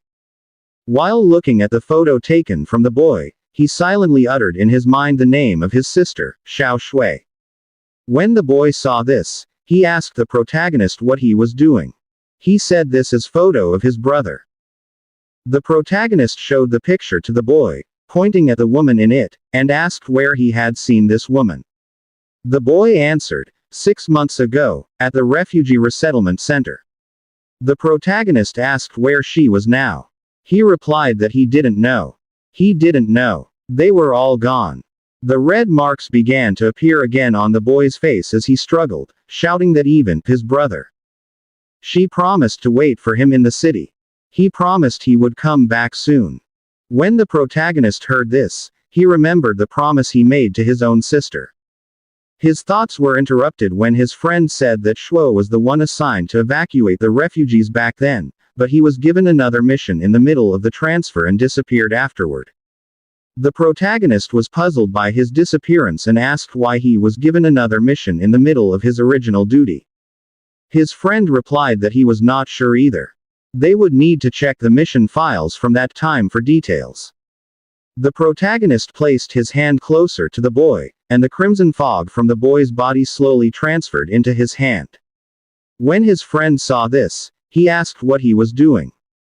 The protagonist signaled him to keep it a secret. In his friend's mind, that's why the infection suddenly healed. The protagonist told the boy that he would help him find his brother. But he needed to tell him everything he knew about himself and the woman in the photo, 6 months ago. The boy asked if he told him about the woman, would he really help him find his sister? As the protagonist handed the photo back to him, he said to try trusting him. The boy asked if he had done something to him. The protagonist replied that he believed it would benefit them both. The boy closed his eyes and agreed, explaining that it happened 6 months ago. The scene shifted to the base cafeteria. While they were eating, his friend asked if he was really going back. He answered, of course. Xiao Shui had been missing for more than half a year. He couldn't wait any longer. His friend asked, what about Captain Song? He said there was a mole in the military, someone who wanted to harm him. That's why he sent him to follow him and report any information. The protagonist answered seriously that he came here for Xiao Shui. Nothing would stop him. Suddenly, a voice behind him said, who said anyone would stop you? Song Rui and Jing Ying appeared behind him. When the protagonist's friend saw them, he asked Sister Jing if her leg had healed. She replied, yes. The Blazing Blood's medical tech was truly amazing. Song Rui invited everyone, saying this was not a good place to talk. The scene shifted to a small meeting room. The protagonist asked how they knew. Jing Ying showed a tablet displaying a video of the time he was talking to the boy. He was surprised and asked, there's surveillance. The protagonist's friend was also shocked and asked Sister Jing if she had been monitoring them. She replied not to make it sound bad. She was just protecting everyone. Smiling confidently, she said that in such chaos, it was possible for someone to be suddenly abducted, right?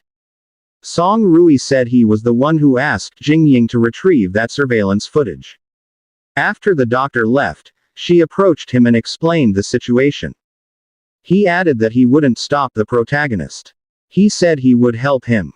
He hoped the protagonist would also try to trust him. The protagonist was surprised to hear this and called out Captain Song's name. Before he could finish speaking, Jing Ying suddenly held his arm and cheerfully said that she would also like him to show a little trust. Didn't he say he was investigating an incident?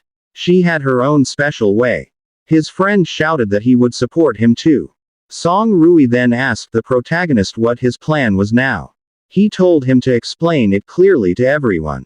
The protagonist slightly lowered his head and said, "All right." The scene shifted again. Outside the ruins of Chishi City, a man stood at an entrance where someone asked him for the password. He answered, "Everywhere." After giving the correct response, he was allowed to enter. He immediately approached a seated man and said he had something important for Chief Hong. The man replied that Chief Hong had no time to speak with him. The man explained that it was about the protagonist. He was on his way to Chishi City from Huchang. Grinning, the man quickly called Chief Hong and said they had intel about the protagonist. The red-haired man smirked, thinking that the protagonist was finished. A few days later, at the outskirts checkpoint of Chishi City, people were shouting questions about what was happening and what they were doing. The guards blocked them, saying it was the city guard defense protocol. All incoming vehicles had to be inspected. They requested that everyone lower their windows for inspection. Meanwhile, in a luxurious vehicle where the protagonist group was riding, Song Rui wondered what the city guards were doing. The situation was already chaotic. The protagonist's friend said he had never seen them this active in defending the city before. The protagonist changed the topic, telling Song Rui that it was a nice car. He didn't know he had such taste.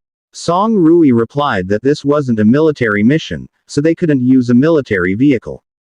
His personal car was more discreet. The protagonist's friend asked if it was all right to leave Sister Jing alone at headquarters. Song Rui replied that he had Officer Lin watching over her, so there shouldn't be any problem. The protagonist added that Jing Ying said she had her own way of helping with the investigation. He left her there because what she needed access to was only available at headquarters. Song Rui added that besides, Jing Ying could provide remote support through the military command. A guard approached their car and knocked on the window, saying, "Security check." But suddenly, another guard standing on a building shouted, pointing that an aberration was approaching, spotted 1 kilometer out. It was the Iron Ridge Wolf Pack. The guards cursed and ran in panic, shouting for everyone to retreat. Seeing this, Song Rui exclaimed that those bastards were just going to leave them here as a blockade. The protagonist got out of the car and said to let him handle it. The monsters chased the people on the streets, and one of them was almost bitten, screaming for help. Before the monster could devour him, the protagonist appeared behind it. He quickly attacked the monster using his transformed arm. With one swing of his hand, he managed to slash the monster at the neck, shocking the man. Standing before the other approaching monsters, he told the man that if he still wanted to live, he should run. The Scout-class Iron Ridge wolves gathered in front of him, showing their sharp fangs and glowing red eyes. The monsters began to move toward him. One jumped into the air, while most charged straight at him. At that moment, the protagonist said that this scene, he had seen it before. It felt so familiar. He remembered the past, when such monsters caused the death of his parents. As he walked forward, he killed the monsters one by one, saying he would never let it happen again. When the guard soldiers saw this, one shouted in shock, asking what kind of monster that man was. He wiped out the entire group of aberrations in an instant. Another immediately ordered, "Quick! Inform Captain Zhang. That man has arrived in Chishi City." One soldier replied, "Yes, sir," and ran off quickly. After the protagonist finished off all the monsters, he returned to their vehicle, proudly saying that it wasn't even difficult for him. His friend gave him a thumbs up and said, "You're amazing, truly a real Ember Blood warrior. Song Rui then said he would take care of the rest. He turned to the guard soldiers and shouted, "Hey, you there! Soldiers of the city defense team." A guard approached, and Song Rui showed his ID, introducing himself as Song Rui, squad leader of the Special Response Unit's Ember Blood Squad. He ordered them to immediately stop all inspections and allow civilians into the city. The guards quickly obeyed. Once they were inside, Song Rui said that the security check earlier seemed suspicious, as if there was another reason behind it. He asked the protagonist what he thought. The protagonist answered, "It looks like they're searching for someone. But for now, what's more important is to investigate a Shuo's mission file." A few moments later, they arrived at the Chishi City Defense Team headquarters. They immediately entered the archives. While searching, his friend said, "All the patrol team's mission files are here." But as the protagonist looked at the file he was holding, he said, "Not this one either. Why can't I find a Shuo's file?" Meanwhile, Song Rui was busy searching through the computer. The protagonist's friend said, "Wang Chang, Li Ming, all of them are gone. Even the basic roster was taken." The protagonist was shocked by what he heard. Song Rui added, "Even the local database was erased. There isn't a single record about a Shuo."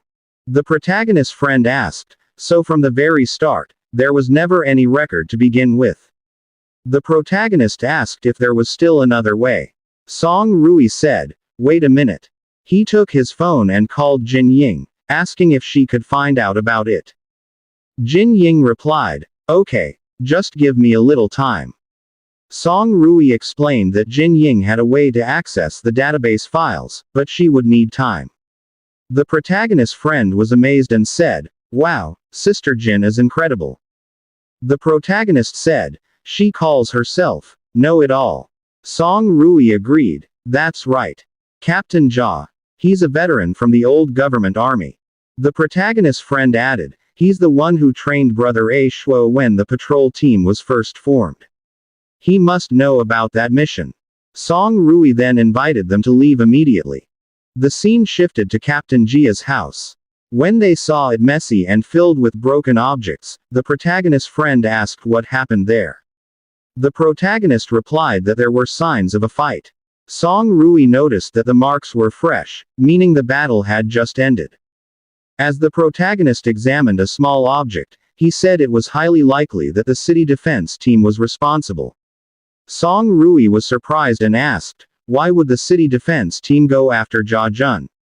The protagonist's friend explained, "Before, Brother Yan confronted Captain Zhang Shi of the city defense team and chained him in blood. It's clearly revenge." The protagonist said, "It seems all their actions are targeted at me. The inspection earlier was to make sure I entered the city." He added, "If that's the case, then let's face them head on." As they exited the building, two people approached them. One of them called out, "Officer Song," saying he finally found him. Song Rui asked who he was. He introduced himself as Officer Li Ben of the Chishi City Defense Team. He said he received a report that they were coming to Chishi City. He also explained that Captain Jia Jun of the patrol team under his command had gone missing during an outside mission, and he asked for their help in searching and rescuing him. Song Rui replied that it was their army's duty. Why would they help in the search? Li Ben explained that they didn't know what was happening, but aberration activity around the city had become strange, and their regular forces could no longer handle the fight. The protagonist looked at Song Rui. They exchanged glances and understood each other. Song Rui agreed to help with the search but added that Li Ben must accompany them. Upon hearing that, Li Ben said it wasn't a good idea. He was nervous and admitted that he might only get in their way.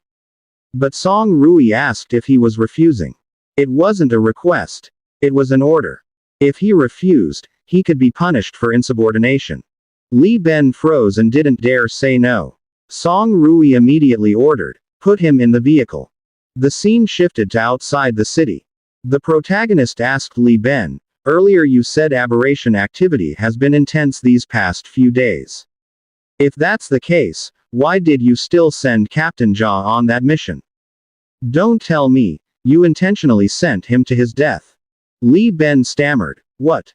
That's not true. He explained that Captain Jia himself requested it. A few moments later, they arrived at the location. Li Ben said, "We're here." The protagonist noticed something strange. Song Rui asked what was wrong. He said the area was filled with aberrations, but he couldn't smell any crimson fog. In Li Ben's mind, he was panicking, thinking, "We need to leave, now." The protagonist's friend noticed Li Ben acting strangely while holding his phone. He quickly approached him, asking, "What are you trying to do?" Li Ben answered that he had already brought them to the incident site, so his job was done. He said he had already called his squad to pick him up. As he walked away, he said, "Tell Officer Song I'll leave the search and rescue to him. I'm leaving now." But the protagonist and Song Rui stopped him, telling him that he wasn't going anywhere. Song Rui sternly asked, "Tell us, what's your real purpose?" Before he could answer, a violent storm formed in the sky, with thunder crackling above them. Li Ben fell to the ground in fear, screaming that it was coming. Everyone looked up. Then, a powerful lightning bolt struck down from the heavens, hitting the ground in front of them and causing a massive explosion. Seeing this, Li Ben screamed that he didn't want to die yet. The protagonist said, "I was right. This is why there aren't any low-level aberrations around." Song Rui was shocked and realized, this is the Thunder Beast. Before them appeared an Overlord-class Thunder Beast, roaring fiercely as lightning surged around its entire body. The monster looked at them, its eyes gleaming with a terrifying light as its entire body slowly became wrapped in blazing lightning. They could feel the weight of the energy around them, and every spark of lightning cracked through the air like an explosion. The protagonist's friend stepped back, clearly frozen in fear. He shouted, "It's an Overlord class." They were almost deafened by the monster's roar. He couldn't believe what he was seeing. Why would a monster like this suddenly appear here? The protagonist replied in a cold tone, his eyes fixed on the creature. "Perhaps," he said, "the strange behavior of the monsters these past few days, along with the disappearance of the entire patrol team during their mission, these aren't just coincidences." While the protagonist was speaking, his friend noticed that Li Ben was quietly backing away. He slowly began to run, clearly trying to escape. Song Rui immediately noticed and shouted in a heavy voice, "Catch him. Don't let him get away." Without hesitation, the protagonist's friend responded and chased after him. "Don't run," he shouted. But as Li Ben ran, he yelled back nervously, "Why not? He doesn't want to die here for nothing." As he kept running, he glanced toward the monster. "It's gathering energy," he cried out. "The breath attack is coming." At that moment, the monster began to gather a bluish light in its mouth, an electric blue energy that crackled through the air, ready to explode at any second. Then, in an instant, the monster unleashed its devastating attack. The protagonist ducked low, almost scraping the ground to avoid it. Song Rui quickly leapt into the air, dodging the deadly surge of energy. The attack struck behind the protagonist, and with a massive explosion, the ground shook violently. The protagonist gasped. "Looks like getting out of here won't be that easy," he thought, staring at the monster as electricity built up in its body once again. Song Rui approached, weaponless, and said that he would hold the monster off while he retrieved his weapon. The protagonist nodded. "No problem," he said. Meanwhile, on top of a nearby building, a man watched the battle below in silence, a deceptive smile curling on his lips. "Let's see," he muttered, "if he'll still act so tough now." His subordinate, looking nervous, stepped forward. "Boss," he said, "is it really true that such a small device can control an Overlord-class beast?" He pointed to the large container behind them, inside which a glowing crystal pulsed with light. The boss grinned. "Not just that," he replied. "The technology they're using, it's beyond anything they can imagine." He continued, "They've already built a beast-taming facility. I saw it with my own eyes. The creatures they're raising there, those aren't ordinary monsters. And once they capture the protagonist and hand him over, Chishi City will be mine. Meanwhile, in the middle of the battlefield, the protagonist charged forward. His eyes glowed red as he analyzed the creature's movement. It's an elemental-type beast, he murmured to himself. It fights using energy. He leapt onto the monster, gripping his weapon tightly, as energy began to gather in his transformed arm. The poison glands he got from the queen bee, he thought. They should work even on an overlord-class beast. But before he could strike, the monster let out a thunderous roar, a sound like an earthquake, then released a surge of lightning that tore through the air. The protagonist was forced back, struck by a wave of electricity that sent him crashing to the ground. He nearly fell to his knees. My beast form, he muttered, was forced to deactivate. He could feel his strength weakening rapidly. He thought, its ability, it's similar to Song Rui's electromagnetic annihilation shells. While he was still processing the thought, the monster began gathering even stronger energy in its hands, blue lightning flashing violently in the darkness. It suddenly attacked, slamming its hand into the ground. Luckily, the protagonist managed to leap away just in time. When the strike hit the ground, the energy erupted outward like a wave of electricity. The earth trembled and cracked, glowing faintly with lightning. The protagonist sighed heavily. I can't afford to lose focus, he whispered. Kneeling, he watched the monster continue to radiate lightning energy. He could feel the heat and pressure in the air. This is different from a normal overlord-class beast, he thought. With that lightning wrapping its body, I can't even get close. Suddenly, Song Rui spoke. We just need to remove its lightning armor, right? He asked. The protagonist looked at him. Can you do that? Song Rui smiled. Of course. My beast core ability came from a thunder beast itself. My electricity can neutralize surrounding particles, it can nullify other abilities. As he adjusted the position of his weapon, he explained, if I use the annihilation shell at full power, I can cancel out its lightning armor, but only temporarily. It'll regenerate quickly. The protagonist ran toward the monster, shouting through the roaring wind, that's enough. I only need one moment. Leave the rest to me. At that instant, the monster roared again, a deafening cry of rage and power. The protagonist gave Song Rui the signal and shouted, now. Song Rui unleashed his ultimate attack, electromagnetic annihilation shell.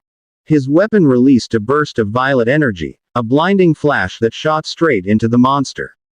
The air ignited, and within seconds, the monster's lightning armor vanished. The protagonist seized the opportunity. From above, he shouted, beast form, claws, and venom. His hands, glowing with red energy, slashed down from the sky, striking the monster directly. How do you like the queen bee's venom? He roared, following up with rapid strikes. As the fight went on, he noticed the monster's movements slowing down. It's working, he whispered. The poison's taking effect. Each of the monster's movements grew sluggish and heavy. When it tried to attack, the protagonist easily dodged and countered, slashing left and right, across its neck, chest, and arms, shouting, die. Its attacks are powerful, he muttered while continuing his assault. Stronger than the last overlord-class beast, but once its lightning disappeared, its physical strength dropped drastically. He took a deep breath. If not for Captain Song's annihilation shell, I wouldn't have been able to get close. I still need to become stronger. As he spoke, he noticed the monster staggering away, bleeding and trembling. He called out to it, saying, leaving already. Since you came all this way, you could at least leave me something, don't you think? From a distance, the boss's subordinates saw what was happening. Boss, the monster's about to lose. He shouted. But the boss remained silent, expressionless, his cold eyes fixed on the scene. Meanwhile, Song Rui stood watching the protagonist. In his mind, he thought, he's improved so much in just a few days, I'll need to get stronger too. But at that very moment, he didn't realize that another creature was slowly approaching from behind him. On top of the building, the boss smirked as he watched. Who said He murmured, "That I only brought one Overlord-class beast to deal with them." His subordinate gasped in shock. "Wait. Does that mean there's another one?" In an instant, Song Rui turned around, and there he saw it. A massive monster with green skin, glowing eyes, and a mouth full of razor-sharp fangs. It lunged toward him, and before he could react, he realized, there really was another one. Another Overlord-class beast. The protagonist heard the loud roar of another monster. Annoyed, he turned toward the source of the noise and realized there was still one more left. In the distance, he saw Song Rui frozen in shock, unable to move as the monster prepared to devour him.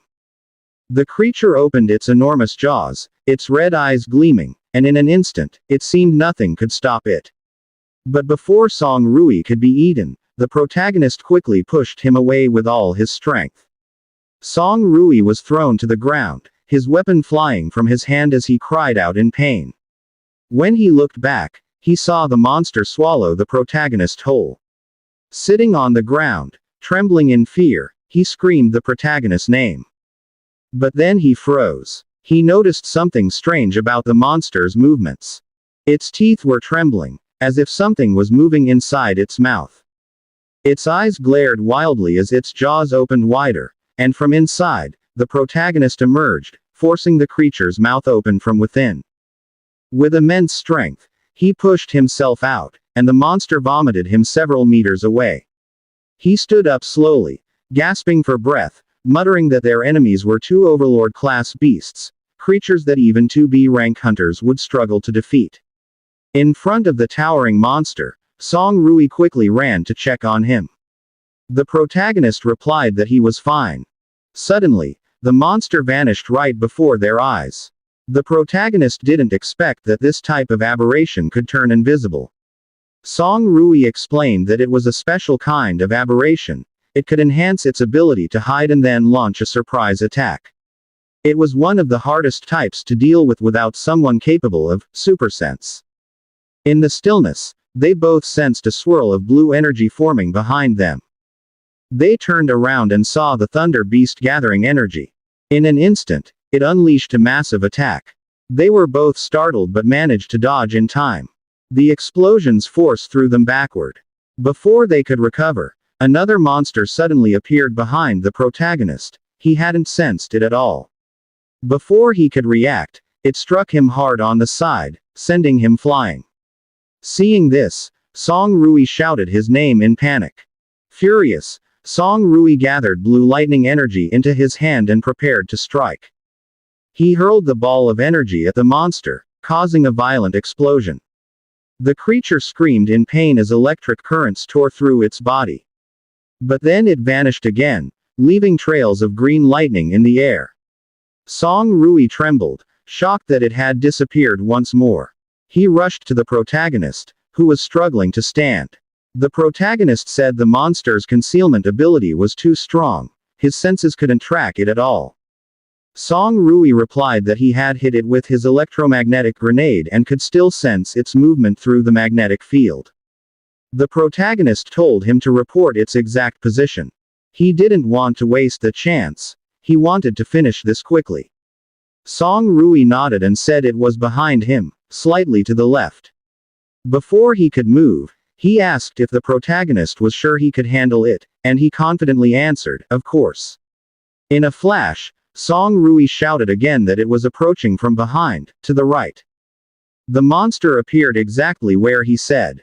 It was ready to devour the protagonist, but he blocked its jaws with his transformed arm and leg. He forced its mouth open and extended his hand inside, gathering crimson fog in his palm.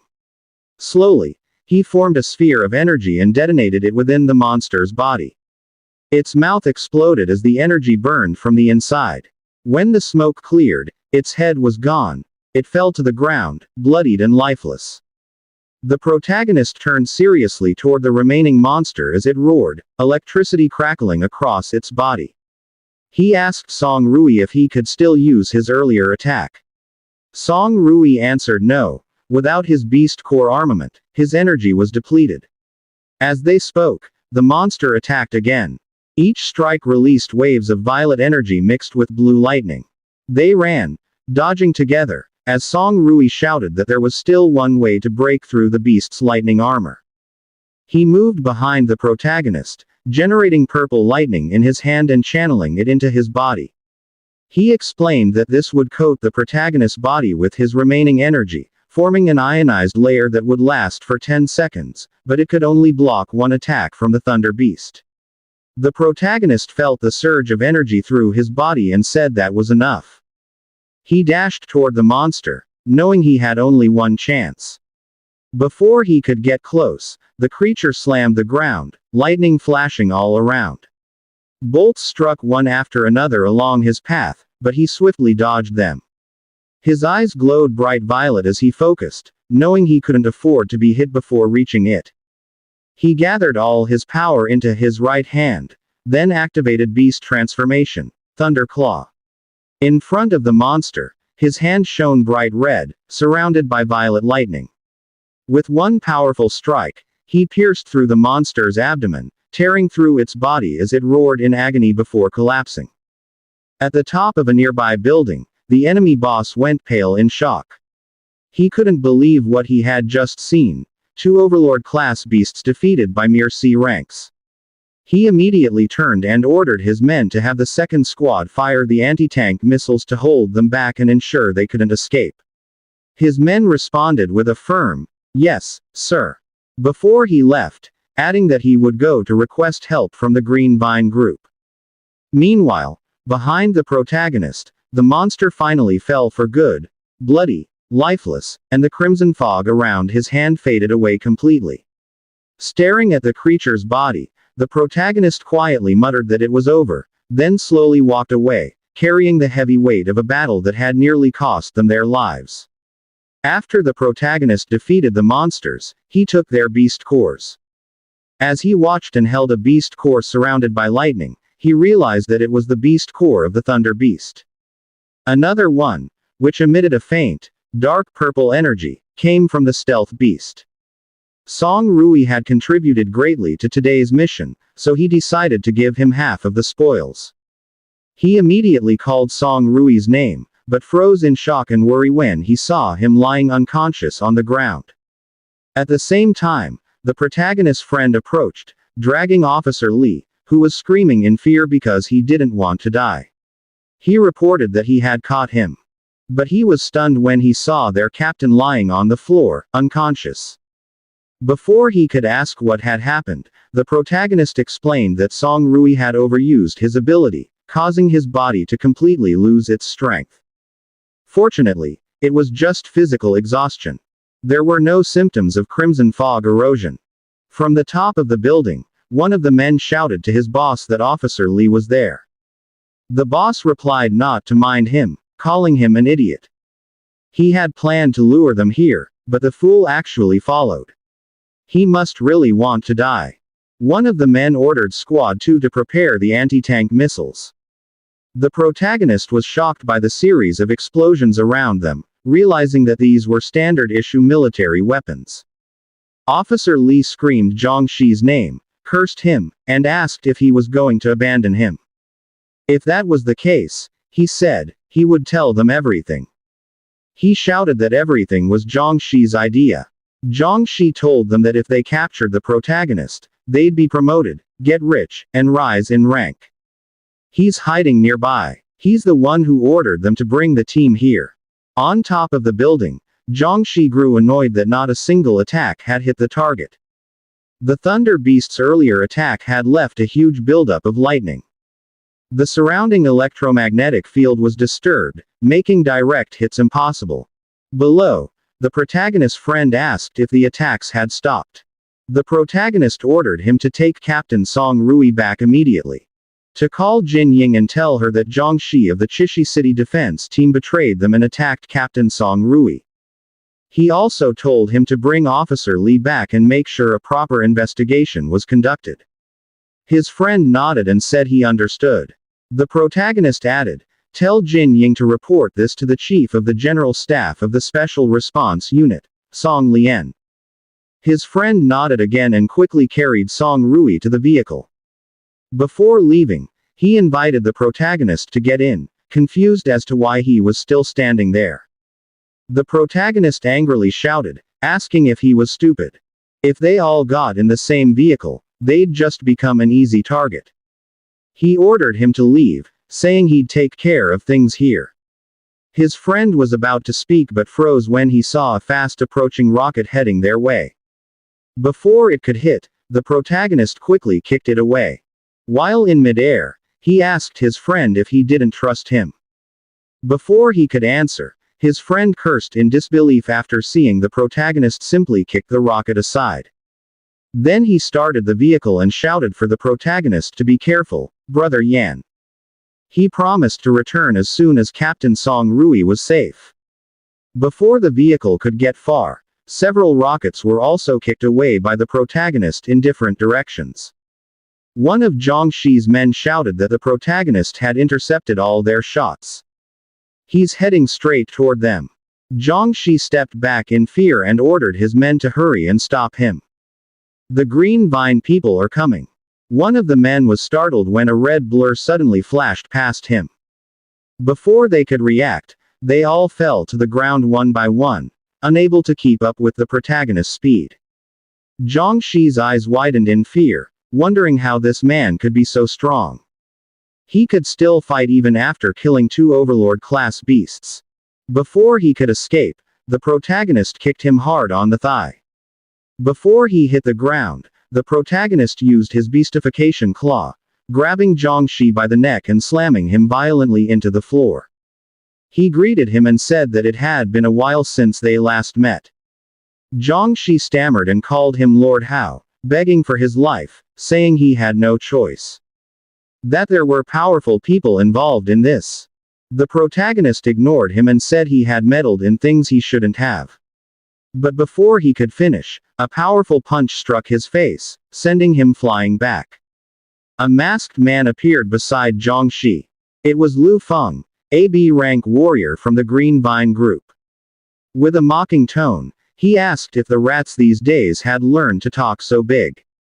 Zhang Shi smiled in relief. Finally, his savior had arrived. He thanked his lord for saving him. As the protagonist stood up, he asked who the man was. Lu Feng answered that he didn't need to know. The protagonist was shocked when the man suddenly vanished from his position. In an instant, he reappeared in front of him, launching a barrage of attacks so fast that the protagonist could barely react. He dodged and blocked as best as he could, trading blows, until Lu Feng gathered golden energy into his fist and prepared to strike. The protagonist couldn't dodge in time, and the attack hit him directly. The force sent him flying, wrapped in golden energy that streaked through the air, followed by a massive explosion. As the dust slowly cleared, the protagonist was revealed, sitting, bloodied, and unconscious. Lu Feng said the higher-ups had spoken highly of him, thinking he was tough. Turns out, he was just a rat from the sewers. He turned to Zhang Shi and said, even after giving him 2 Overlord-class beasts, he still lost to this trash. Trembling, Zhang Shi apologized in fear. Lu Feng turned away, saying he would leave the rest to him. He was going back. Zhang Shi nodded firmly, promising not to disappoint him this time. Then he looked at the protagonist and kicked him in the face. Grinning, he mocked him. After all those battles, here he was, lying like a dead dog. He took out his phone and called, asking to open a video call with Jia Jun. On the other end, Jia Jun was forced to sit up inside a cage. They made him face the camera. His boss wanted him to see someone. Holding the protagonist's head up, Zhang Shi taunted Captain Jia, telling him to look closely at who it was. Jia Jun was shocked when he saw the protagonist. He shouted and cursed Zhang Shi, calling him insane. Why did he go this far? If he had a problem, he should face him directly. Zhang Shi cursed back, vowing to make the protagonist die a miserable death. He then ordered Squad 2 to assemble at his location and bring the protagonist back to the taming base. Meanwhile, the protagonist wasn't actually unconscious. He was pretending, trying to find out where Captain Jia was. While acting unconscious, he decided to begin absorbing the rust-red quality beast core. The beast core slowly entered his hand. The scene shifted to 300 meters underground, inside the green vine base of Chishi City. The protagonist's hands and feet were bound in chains, hanging in midair inside a green glass chamber. After fully absorbing the Overlord-class stealth beast core, he opened his eyes, glowing purple. At the same time, he activated his plunder skill, Shadow Sneak. He entered a stealth state lasting 3 minutes. His movement speed increased while in stealth, and the first attack after emerging from stealth was guaranteed to be a critical hit. His eyes shone brightly as a dark purple aura began to appear around his body. The protagonist began smashing the glass with his bare hands. When it shattered, shards of glass and green liquid scattered all over the floor. Standing in the green liquid and looking up, he thought to himself, according to their route, this place should be near the ruins. Come to think of it, there's actually a place like this hidden outside the city. Meanwhile, inside the operation room, one of the staff shouted an alert. The test subject 0907 has escaped. The superior immediately ordered, inform the security team right away. On the monitor showing test subject A10907, they saw the protagonist looking straight at the CCTV, releasing a red energy from his hand. He detonated it, destroying the monitor signal completely. The officer said that the higher-ups wanted him captured alive. Prepare plenty of tranquilizer darts and nets for aberrations. As soon as the door opened, the protagonist used the power of the crystal he had absorbed. He vanished, becoming invisible to the soldiers waiting for him. One of the soldiers shouted in panic, asking what was happening. They couldn't see the test subject anywhere. The officer ordered them to search, not realizing that the protagonist was right behind him. He used the shadow sneak ability he gained from the crystal. The officer yelled in frustration that it took them so much effort to capture that test subject, and now he's gone. If they can't find him, they're finished. As the protagonist watched them, he thought that this skill was incredibly useful, but he could only maintain it for 10 minutes. He quickly ran off to find Captain Jaw. Inside the room where Captain Jaw was imprisoned, one guard wondered what was going on outside. Maybe a test subject escaped. Another guard said it wasn't their concern. Their job was only to guard and capture. If others failed to protect properly, that wasn't their problem.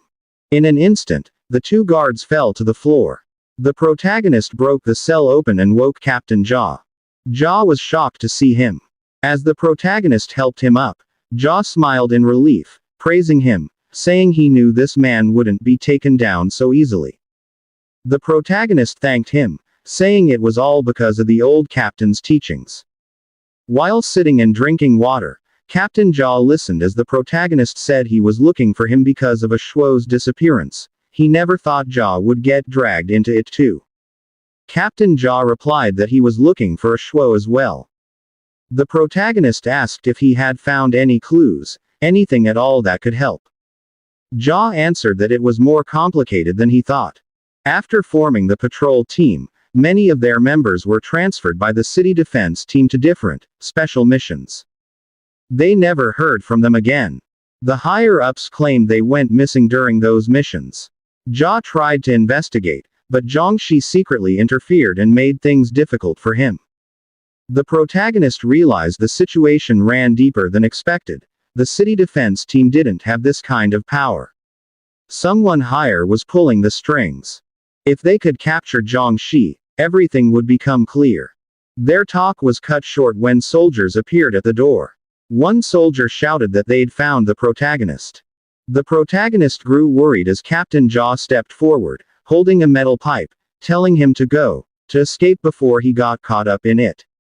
The officer commanded his men to kill the patrol captain and capture the test subject alive. The protagonist leapt from behind Jaw, moving with blinding speed, knocking down 5 soldiers instantly. He told Captain Jaw that if he ran now, everything he fought for, his decision to get caught, would be meaningless. He asked Jaw if he could still move. Jaw replied with pride, "Who do you think I am?" The protagonist grinned and joked, "The old Jaw who never dies." The scene then shifted. Jiangxi was ordering to release all the beasts immediately. Otherwise, none of them would be able to stop the protagonist. The man in the center told him he had no authority to give orders. Jiangxi angrily pointed at him, shouting that they didn't have time to argue, their superior wasn't here, so they should listen to him. If the protagonist got past them, they were all dead. Captain Jia asked what was going on as they heard heavy footsteps and roaring all around them. Moments later, a group of monsters appeared. The protagonist told Jia to find a safe place to hide. As Jia ran off, he warned the protagonist to be careful. Using his beastification claw, the protagonist faced the monsters, thinking that raising aberrations was a grave sin against humanity. It even looked like the two Overlord-class aberrations he'd fought before had been released. He launched a flurry of fast attacks, tearing through the monsters' bodies with his glowing red claws. Did they really think mere beasts could stop him? Meanwhile, Jiangxi and 3 others hurried to their vehicle. With a smug tone, Jiangxi said that if he hadn't done that, they wouldn't have been able to destroy the data. He smiled faintly, thinking that the number of aberrations he'd released should be enough to stall the protagonist. But suddenly, the wall behind him exploded. A flying chunk of stone slammed into him, sending him screaming in pain. Barely able to stand, his whole body trembling, he turned to see the protagonist emerge through the massive hole in the wall. Jiangxi cursed, realizing his companions were already driving away. He shouted that he wasn't inside yet. But they only told him that he was useless now. Inside the vehicle, the man holding the detonator smiled, telling Jiangxi to rest in peace. A massive explosion erupted in front of Jiangxi. He realized they had sacrificed him. As the protagonist approached, Jiangxi warned him not to come closer, saying he still had Captain Jia. But the protagonist didn't flinch. He grabbed Jiangxi by the neck and slammed him hard against the wall, demanding to know who was behind all of this, and what this place really was. Instead of answering, Jiangxi asked if the protagonist didn't care whether Jia Jun lived or died. Suddenly, Captain Jia appeared before them, shocking Jiangxi. He asked why the old man was there.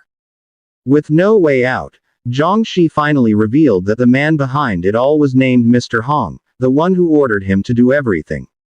He didn't know the man's real identity, only that if he handed the protagonist over, he'd be rewarded with eternal wealth and honor.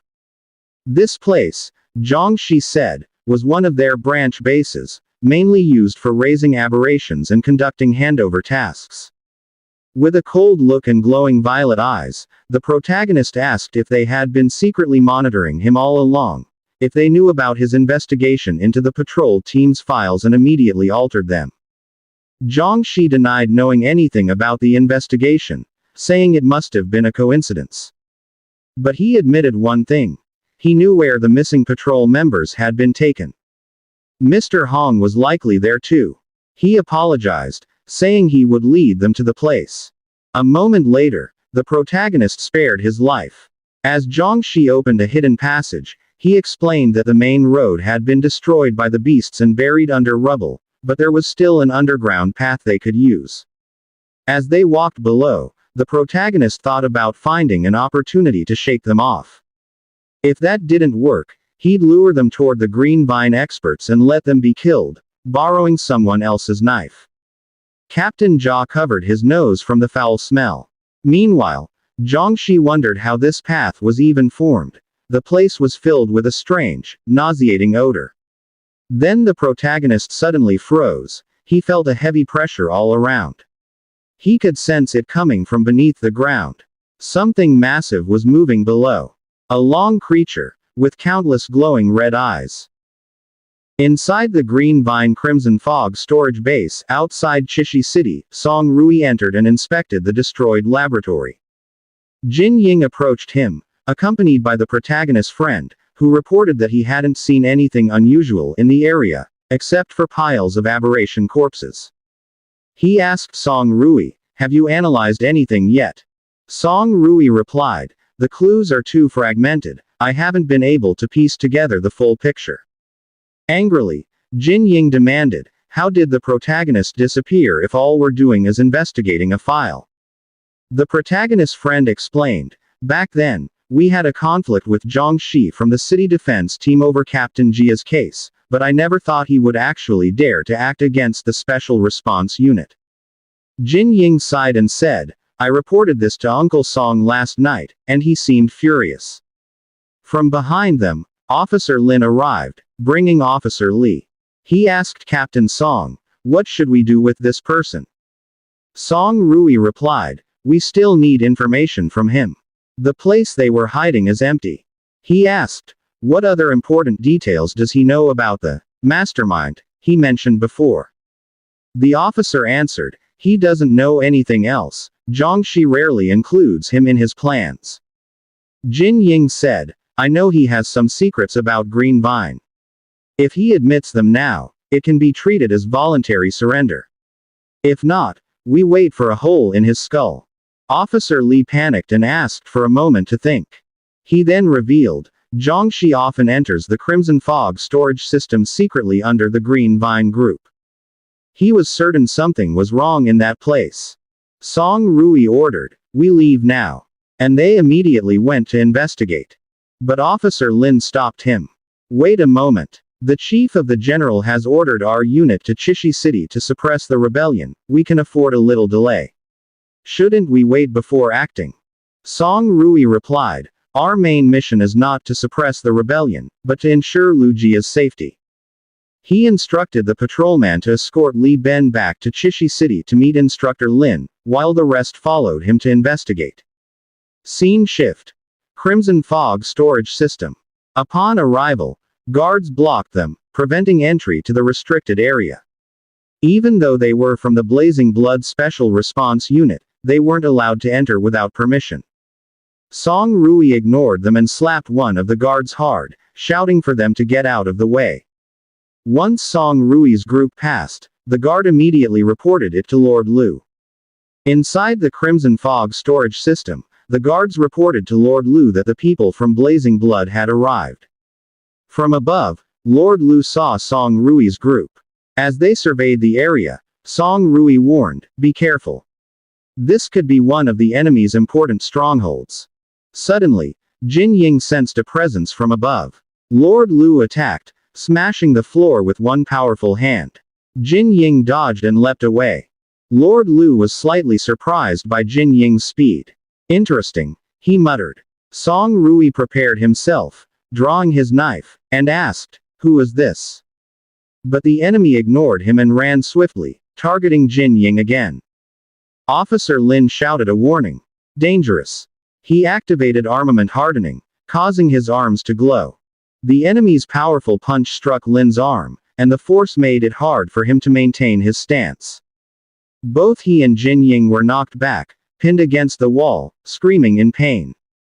Suddenly, Song Rui appeared behind the enemy, furious, preparing to strike with a knife wrapped in purple light and electricity. Officer Lin warned, Captain Song Rui, be careful.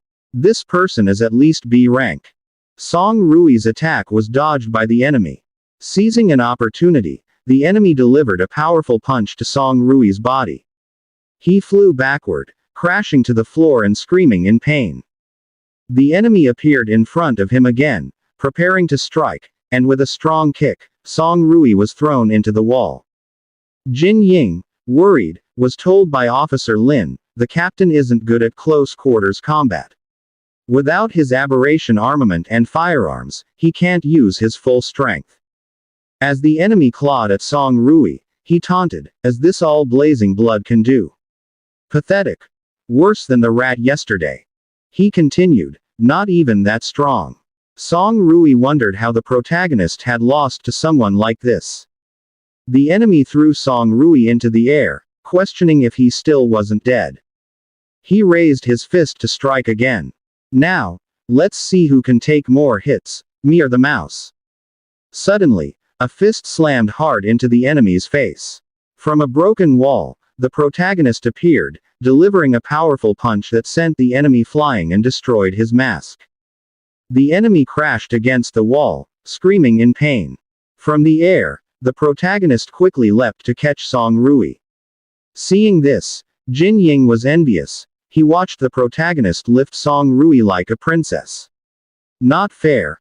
I want that too. The protagonist landed heavily, kicking up dust all around. In a calm tone, he asked Song Rui, "Are you okay?" Song Rui only answered with the protagonist's name, holding tightly to his chest. While the protagonist was carrying Song Rui, the latter anxiously asked if he was okay. The protagonist only smiled in response and asked back if Song Rui was fine as well. Jin Ying, furious, shouted at the two of them, asking how long they planned to flirt around when they had a serious problem to deal with. The enemy whose mask had been torn off glared with eyes burning in anger. He demanded to know what had happened, and when he saw the protagonist, he furiously asked why he was there. The protagonist calmly replied that he was there because an old friend had brought him. From the broken wall, Officer Jia and Zhongxi emerged. Upon seeing them, Lord Lu cursed loudly, especially at Zhongxi, whom he called a traitor. Zhongxi tried to defend himself, saying he had been forced and had no choice. Enraged, Lord Lu instantly appeared before him, his eyes glowing as he gathered energy in his hands, shouting that someone like Zhongxi deserved to die. Terrified, Zhongxi begged for help. The protagonist stepped in, blocking Lord Lu's punch with one hand. "He can't die yet," the protagonist said coldly. He then told Song Rui that Zhongxi still knew many secrets. Lord Lu roared in anger, demanding if they really thought a lowly rat like him could stop him. He unleashed his sonic punch, firing a barrage of powerful blows. Yet the protagonist deflected every hit with just one hand. In a swift motion, he kicked Lord Lu in the head, mocking him for being too slow. The impact sent Lord Lu crashing into a wall, causing a massive explosion. But it wasn't over. Lord Lu burst out from the wreckage, still burning with rage. Energy surged in both his fists as he screamed that the protagonist had mocked him and that this time, he would die. He used his sonic wind blade, releasing a sharp gust of wind aimed straight at the protagonist. The protagonist dodged quickly, realizing that the attack was made of cutting wind. Officer Lin recognized the ability. It was a special power. Jin Ying grew irritated, realizing that their opponent was also a wind-type ability user like her. Meanwhile, Song Rui asked Zhongxi who the man was. Zhongxi replied he wasn't sure, but he knew that Lord Lu was one of Mr. Hong's men. Lord Lu launched another series of wind blades directly toward the protagonist, but all of them were effortlessly dodged. The protagonist mocked him, asking if that was all he could do, saying his so-called B rank was just for show. Then, in an instant, he dashed forward and landed a powerful punch right on Lord Lu's face. Lord Lu was in disbelief. He realized the protagonist must have held back during their first encounter. The force of the blow sent him flying into a massive tank. As he leaned against it, he shouted in his mind, "Impossible!" Then slammed the tank in fury, causing the crimson fog inside to burst and spread into the air. Zhongxi screamed that they needed to run, saying the crimson fog was leaking and he didn't want to die. Song Rui ordered Officer Lin and the others to fall back. Captain Lin asked what about him. Song Rui replied, "Wouldn't it be more fun to play with the imposter?" And told them to follow his orders. Suddenly, Jin Ying grabbed Song Rui's hand and said she had an idea. Meanwhile, Lord Lu pulled out a small capsule. He asked the protagonist if he really thought he could be beaten that easily. Without hesitation, he swallowed the capsule, thinking that even if it cost him his life, the capsule's energy would be enough to keep his sanity for a short time, and allow him to absorb the crimson fog's power. After swallowing it, his body expanded, and a terrifying aura erupted around him.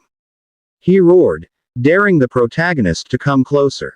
In a flash, he attacked with blinding speed, so fast that the protagonist could barely react. The first strike alone caused a violent explosion that sent the protagonist skidding backward. He realized that Lord Lu's speed had increased drastically.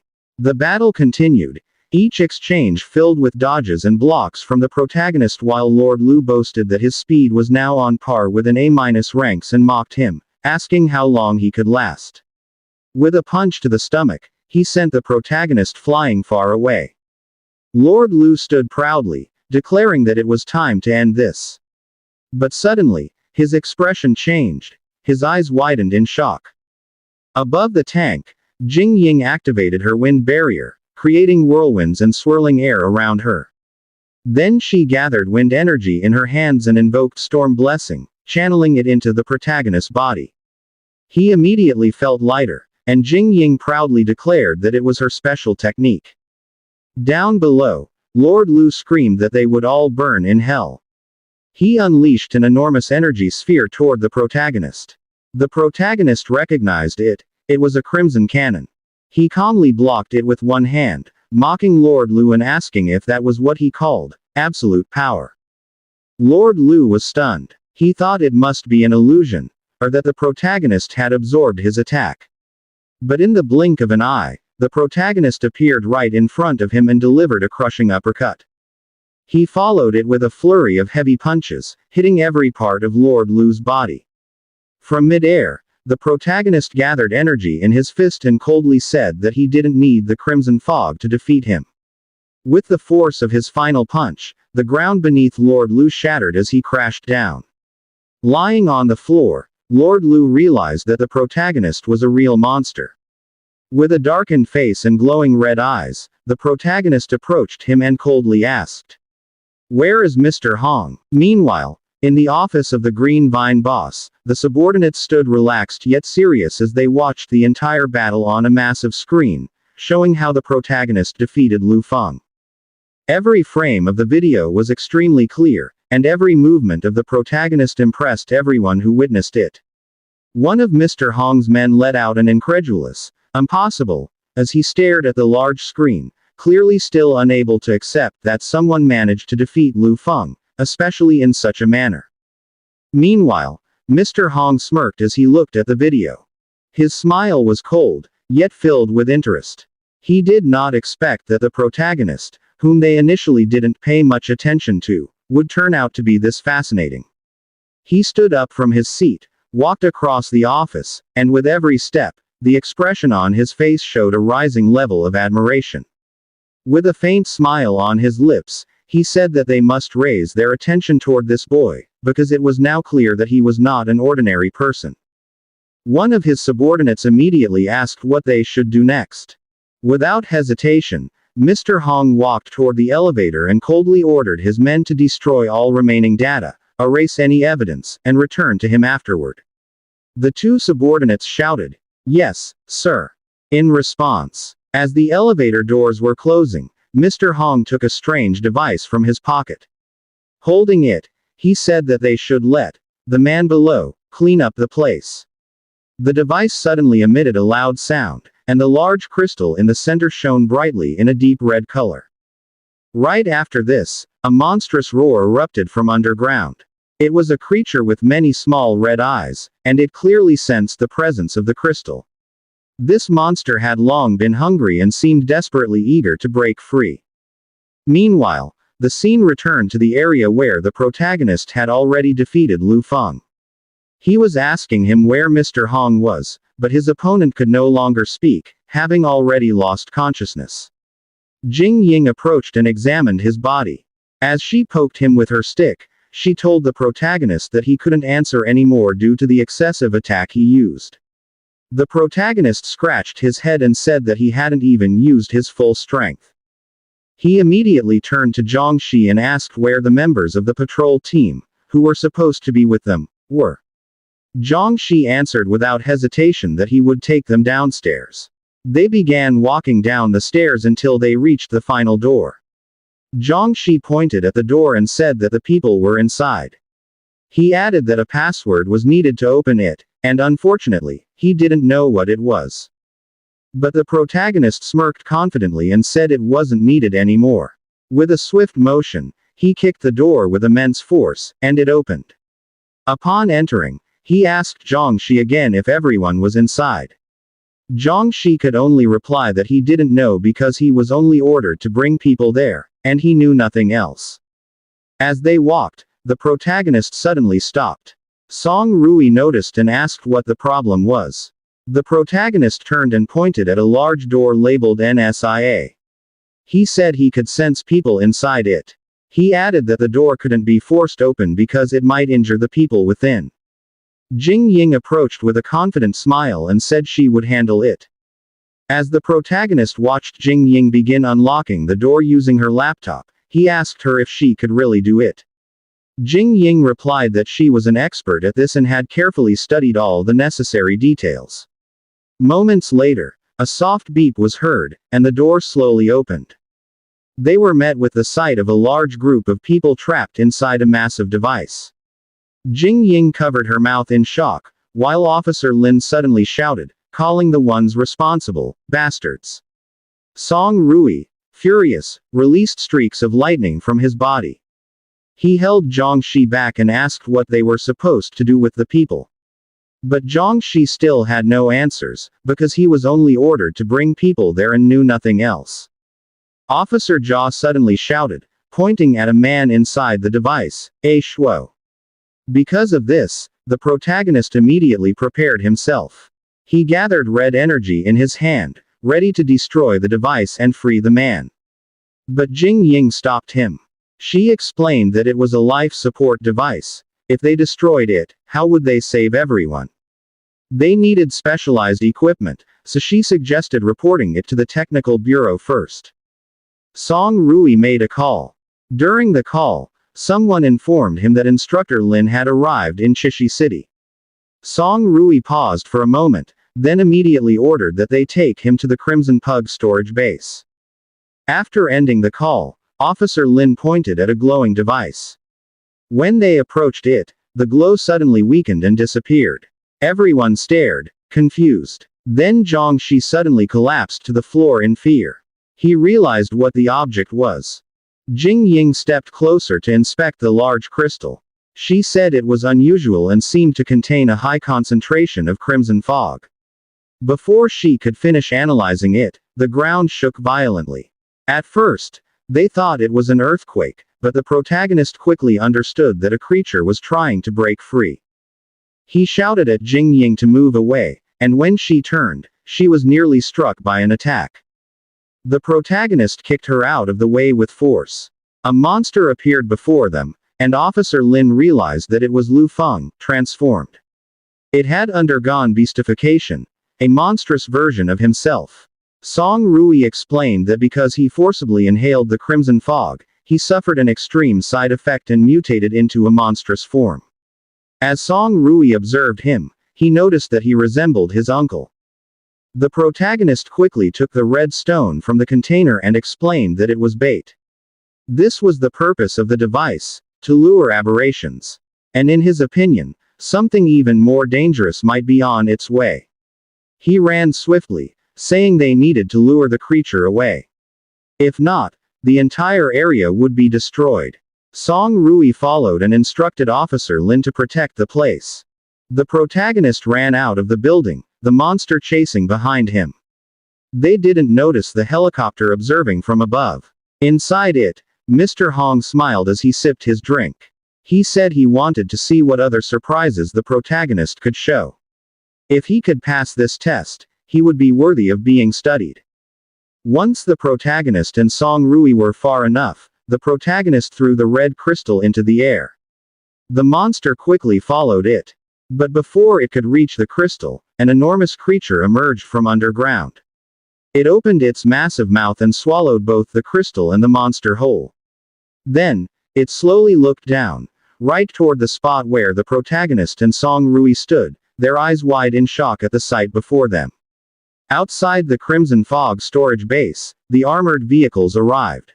Inside one of them, Instructor Lin asked the driver why Song Rui wanted them to go to the Crimson Fog storage base. What exactly was happening there? The driver answered that he didn't know. The only thing he was told was that there was a research lab beneath the base, and there. He didn't finish his sentence because they suddenly saw a massive monster emerging from underground right outside the Crimson Fog storage. The driver screamed, shocked at what kind of creature it was. Instructor Lin cursed under his breath, suddenly tense, saying that Song Rui and the others wouldn't be able to handle it. Before the vehicle could even reach the entrance, he kicked the door open and jumped out. He knew he was the only one wearing AB school armament capable of fighting such a monster. The driver called out to him, but Instructor Lin replied, "Take the reinforcements down to the research lab." He would face the monster first and follow afterward. He leapt toward the creature, his body wrapped in blazing energy as he wondered what was going on. The monster, known as a Chulong, a behemoth class. Song Rui instantly recognized it as well. It was a creature that couldn't be subdued easily. Not far away, the protagonist thought. If you think about it, they'd been tricked. How were they brought right in front of a monster like this? The Chulong suddenly roared, its red eyes glowing. In its vision, it saw the crimson fog overflowing in the protagonist's body, so it immediately attacked. Before it could explode into a full charge, the protagonist used Beastification Claw, his hand transforming as he prepared to meet the monster head-on. He jumped and tried to slash its body, but nothing, not even a scratch. Because of this, the monster rampaged, destroying everything around it. The protagonist realized this was bad. Even at full power, he couldn't injure it at all. Song Rui urgently said they couldn't handle this thing. He suggested they needed to retreat now. But the protagonist replied seriously. The monster is interested in him. That's why it's attacking them. If they retreat, its next target will be the Crimson Fog storage base. He'll hold it off as long as he can. He asked Song Rui to get the people in the research lab out as fast as possible. Song Rui refused. He couldn't accept letting the protagonist fight alone. But the protagonist didn't stop. He leapt upward, determined not to let the monster destroy the clues he worked so hard to obtain. The scene shifted to inside the Crimson Fog storage base. Jing Ying continued examining the large device where the people were contained. She said that aside from their basic life signs, all other data had been destroyed. She realized they needed an actual expert. Suddenly, the protagonist's friend rushed in, panting, saying he had brought the reinforcements. When he saw Captain Jaw, he immediately asked if he was okay. Captain Jaw smugly replied that he was fine, and that kid, the protagonist, had saved him. The friend asked where the protagonist was now. Moments later, an officer approached Officer Lin and introduced himself as Tang Yi, explaining that they had received orders from headquarters. Instructor Lin Yongxin would serve as the overall commander, and they were there to support Captain Song Rui in suppressing the rebellion. They needed a clear understanding of the situation. He asked where Captain Song Rui was. Officer Lin replied that Song Rui ordered them to guard the facility. Only then did she remember. She asked where her brother, Commander Lin Yongxin, was. The scene returned outside, where the protagonist continued battling the monster. His energy, 172/100. He used Shadow Sneak to reach the monster's head. He moved swiftly, striking different parts of its body even though he knew it wasn't being damaged. He reached its head, but the monster roared and tried to attack him. He quickly dodged and jumped upward, then dove down to strike its eye. He unleashed a barrage of attacks and used Poison Vein, but the monster suddenly grabbed him with its long tongue. He was about to be swallowed when Song Rui intervened, gathering lightning between two fingers, called Railgun Mini version. He shouted, "Don't even think." He released the energy, cutting the monster's tongue off. Song Rui clutched his arm and fell to one knee in pain. Using his special ability without a Beast Core combat suit or Beast Core weapon was extremely dangerous. He feared that maybe the protagonist was the only being in the world capable of releasing that kind of power directly from his own hand. Because Song Rui's defense dropped, the monster charged at him. But the protagonist didn't hesitate. He dropped down and sprinted to save Song Rui. Before the monster could devour them, a powerful explosion struck the monster's body. They were shocked as Instructor Lin suddenly appeared before them, one hand blazing, asking if they were okay. Song Rui explained that the creature was behemoth class. Instructor Lin began gathering fire energy in his hand. He said he would take it from here. Lin Yongxin was an A- rank, with basic elemental affinity and fire ability. Once enough energy had gathered, he unleashed it. A massive explosion and a sea of flames engulfed the area before them. The protagonist was stunned. He realized this was the true power of an A- rank, overwhelmingly strong. But Song Rui quickly noticed the frightening truth. The monster isn't even injured, even while wrapped in intense flames. As the fire slowly faded, the monster roared again. Instructor Lin froze, realizing this wasn't going to be easy. One of his eyes glowed as flames burst from his hand again. He stared at the monster, ready for the next attack. The thick smoke surrounding the massive monster slowly began to fade. As the scene became clearer, the creature let out a deafening roar, its eyes glowing with a terrifying crimson light. Meanwhile, Instructor Lin stared seriously at it while slowly gathering a blazing fireball in his hand, ready to attack again. But before he could release it, the monster suddenly inhaled deeply, then unleashed an incredibly strong, dense smoke from its mouth that spread rapidly around them. The surroundings darkened in an instant, and they could barely see anything. Instructor Lim warned the two of them to be careful, shouting that their vision was being blocked. In that tense moment, the protagonist suddenly sensed something unusual. Something was rising from below, from directly beneath the ground where he stood. In an instant, he saw a deep, wide crack forming under his feet. Below. The monster is underneath. Jump! He shouted with all his strength. He immediately grabbed Song Rui and sprinted away, while Instructor Lim quickly leapt back. Just a few seconds later, the massive monster burst upward from the crack, so forcefully that it nearly crushed the spot where they had been standing. Once they had escaped the danger, Instructor Lim quickly asked, "Are you two okay?" He added, "We need to get rid of this sandstorm first. If not, we're in trouble." At that exact moment, a bullet of wind pressure suddenly shot through, an intense gust of wind that gradually cleared the area. After that, Jing Ying appeared, smiling as he asked if they were all right. Officer Lin stood behind him. When Song Rui saw them, he immediately asked, "Why are you here? How's the underground base?" Officer Lin explained that the base was now secure. Reinforcements brought by his older brother, Yang Xin, were now guarding it. They had also relocated the experimental subjects.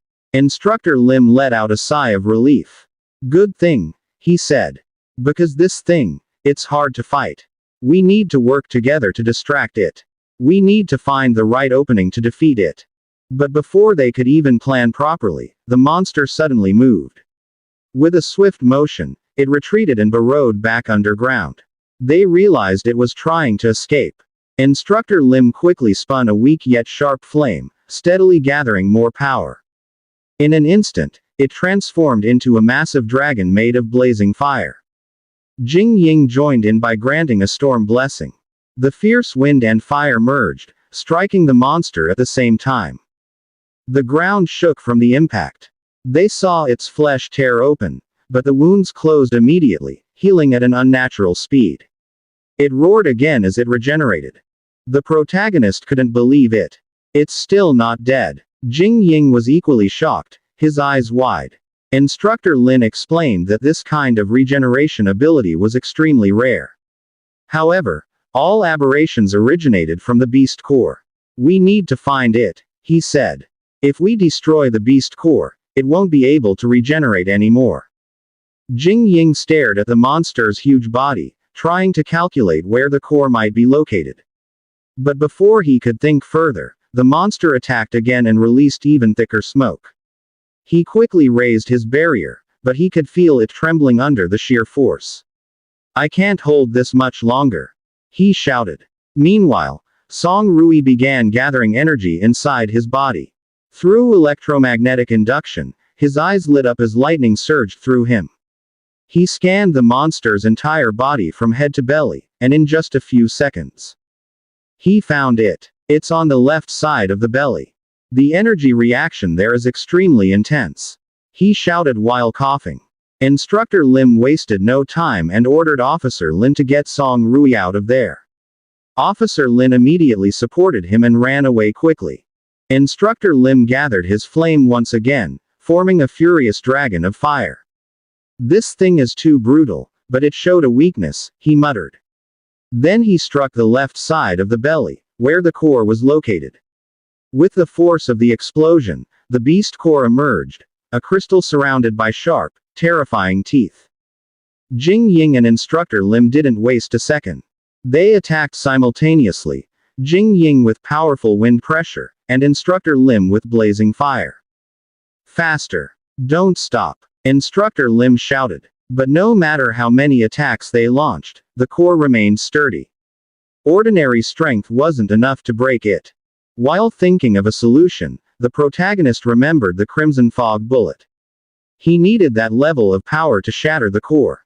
But he had almost no Crimson Fog left. He had used it earlier in his fight against Lu Feng.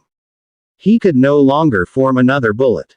At that moment, something rolled toward his feet, the container of Crimson Fog that the monster had spat out earlier after being hit by Instructor Lim. He quickly grabbed it, crushed the crystal, and remembered Jing Ying's words. This container held concentrated Crimson Fog. He had no choice but to gamble on it. He began absorbing the Crimson Fog, and it surged violently into his body. He didn't expect its intensity. This wasn't ordinary Crimson Fog. It was overflowing with brutal and overwhelming energy. His entire body trembled, and he screamed in pain. It was far stronger than the 200 concentration of Crimson Fog he was normally capable of absorbing. Meanwhile, chaos erupted in front. Officer Lin and Jing Ying were blown away by the monster's attack. The creature charged at them, sprinting toward Officer Lin's direction. He was carrying the unconscious Song Rui, but the monster was far too fast. Just a split second more and they would be devoured. Officer Lin glanced back. "This is the end," he whispered. But suddenly, someone appeared from the air, the protagonist. The air seemed to explode behind him from the sheer energy he was emitting. A massive red sphere of energy spun in his hand. The Crimson Super Giant Blast. He unleashed the attack with all his strength, aiming straight at the monster's crystal core. The entire area seemed deafened by his shout as he pressed the attack with full force. The explosion erupted, sending the monster flying. While the massive creature was suspended midair, they saw the beast core gradually cracking. The fissures grew deeper, spreading rapidly. Until a tremendous explosion burst forth. The core was destroyed. The monster's entire body shattered into pieces. After the protagonist's attack, he found himself standing in a dark place. He suddenly turned when he heard the voice of his younger sister, Xiao Shui, calling him, "Brother." She ran toward him, crying, and while hugging him asked where he had gone. The protagonist's only response was to apologize and say that it was his fault. Afterwards, he asked his sister why she was there. Xiao Shui was surprised by that question, so she asked what her brother meant. When the protagonist looked around, he was puzzled. He saw nothing else but the two of them, as if floating in a dark place. He asked what place this was. But suddenly he was shocked. While holding his sister's hand, his palm suddenly ignited. Following that, an immense fire burst out from his whole body. He screamed from the unbearable pain. He immediately moved away from Xiao Shui and told her not to come near him. That scene turned out to be just a dream. He woke up, sweating, gasping for breath. He quickly got up, calling his sister's name, and remembered what had happened before they were completely separated. He wondered if that was only a dream or if it had truly happened. Looking around, he asked where he was. He was startled when suddenly someone spoke, telling him that he was at the Special Response Unit headquarters of the Blazing Blood Medical Research Institute. When he turned, he saw Instructor Lin Yongxin sitting on the sofa. Before he could ask, Instructor Lin spoke again. Because his situation was special, if ever there was a problem, someone capable had to handle it immediately. He also told the protagonist that he had slept for 3 days.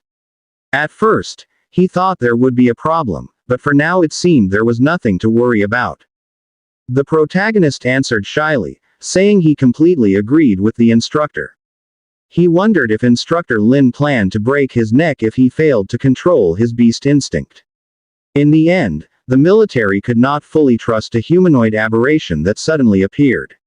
He needed to quickly find his younger sister, Xiao Shui. He asked Instructor Lin how the others were. What about the big man and the Crimson Pug base? Instructor Lin explained that aside from Song Rui, who had overused his ability, everyone was fine.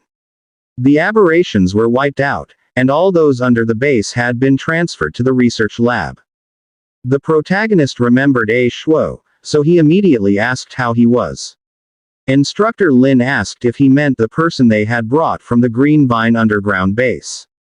The conversation was suddenly interrupted when the door was forcefully opened.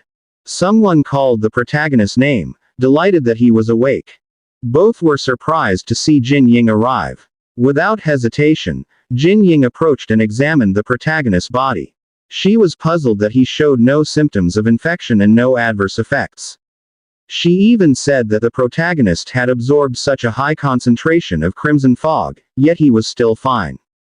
Amazed, Jin Ying asked what kind of biological structure he really was. He had already surpassed the scope of being human.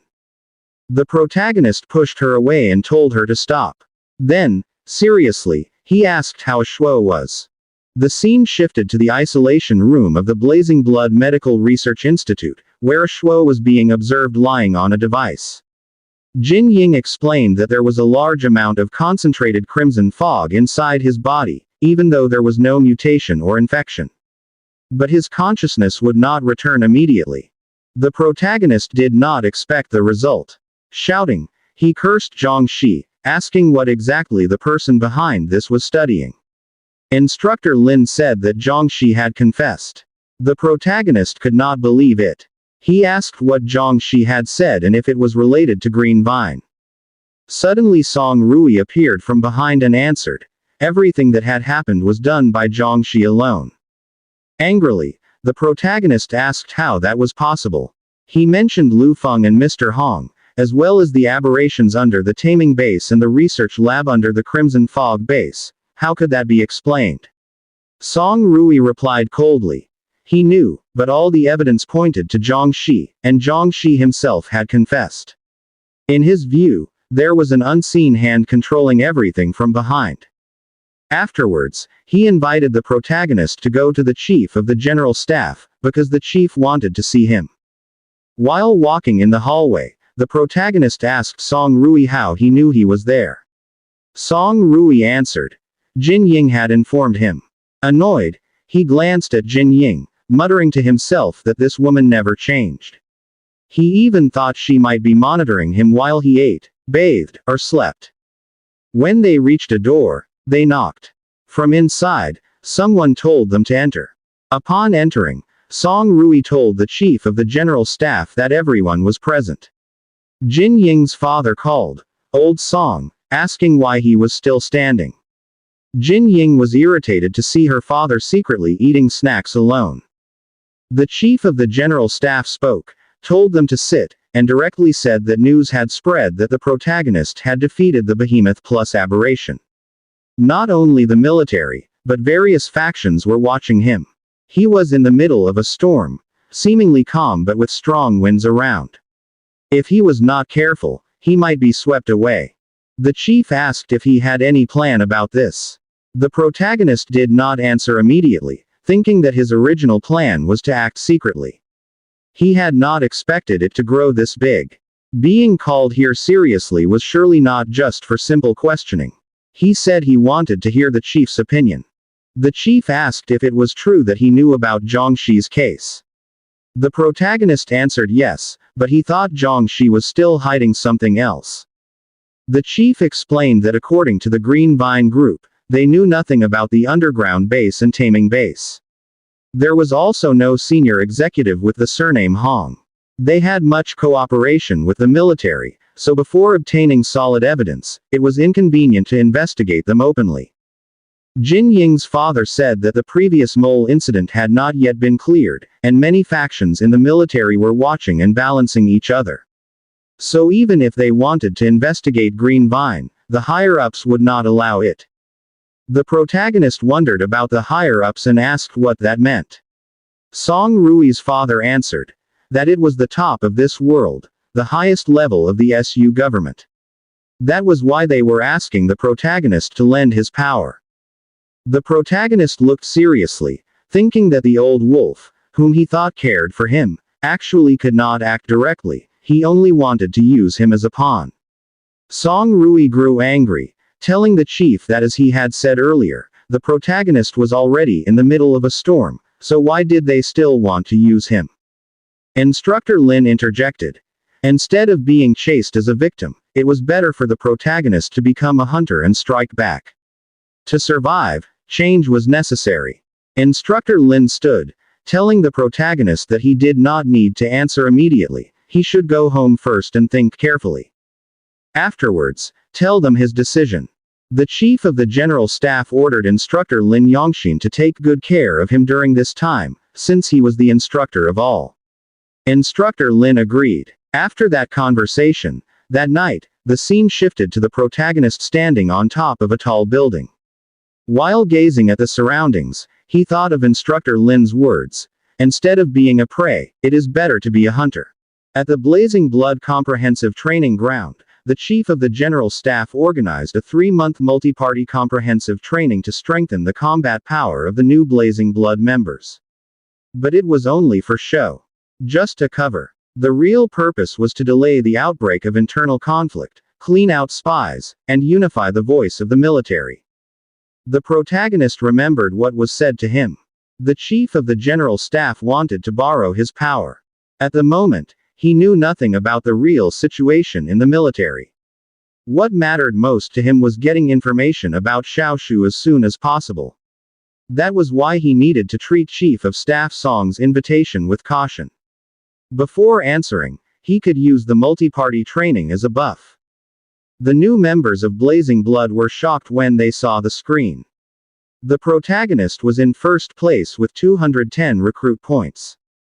Jing Ying was second with 95, and Sang Jin was third with 45. The Blazing Blood point system activates 1 month after the recruits enter. Points are earned from missions, training, and free duels, and can be exchanged for internal military items. 1 Blazing Blood point is equal to 1,000 Alliance coins. The new recruits couldn't believe the protagonist had earned more than 200 points. They looked at him with hostility. The protagonist thought that he probably obtained the 210,000 Alliance coins from the last 2 incidents. One recruit complained, saying he had worked hard for a month just to earn a few dozen points, while the protagonist suddenly had such a huge number. Another said he heard the protagonist defeated a behemoth-class aberration. But someone didn't believe it, insisting it was just bragging. If that were true, why was he still an ordinary member? He should have been promoted long ago. Zhang Jin arrogantly interrupted, saying that if they thought about it, it must have been Instructor Lin who carried the fight. Some people were just lucky and good at showing off. Song Rui scolded him, telling him to stop making baseless claims and keep his mouth shut, because the protagonist was strong enough to crush him. Jing Ying angrily agreed. But Zhang Jin replied that anyone could boast. From the middle of the conversation, Captain Tang spoke up. He said that they were all together, so why fight over something pointless? The protagonist's points were calculated by the system under the rules, and he had already verified it with Instructor Lin. Captain Tang was from Blazing Blood Squad 7. He knew it was normal for everyone to be curious about the high score. Why not just ask the protagonist and seek advice? He also said he was willing to bet 40,000 Alliance coins. A man was shocked at the 40,000, saying that amount could upgrade a dorm room into a single room with a private bath for an entire year. Jing Ying shouted with full confidence for the protagonist to accept the challenge. If he won, she said she would help him use that fortune. The protagonist didn't answer immediately. He thought that Zhang Jin would never stop bothering him, so it was better to accept the fight and establish his authority. Even before answering the chief of staff, he could at least reduce unnecessary trouble.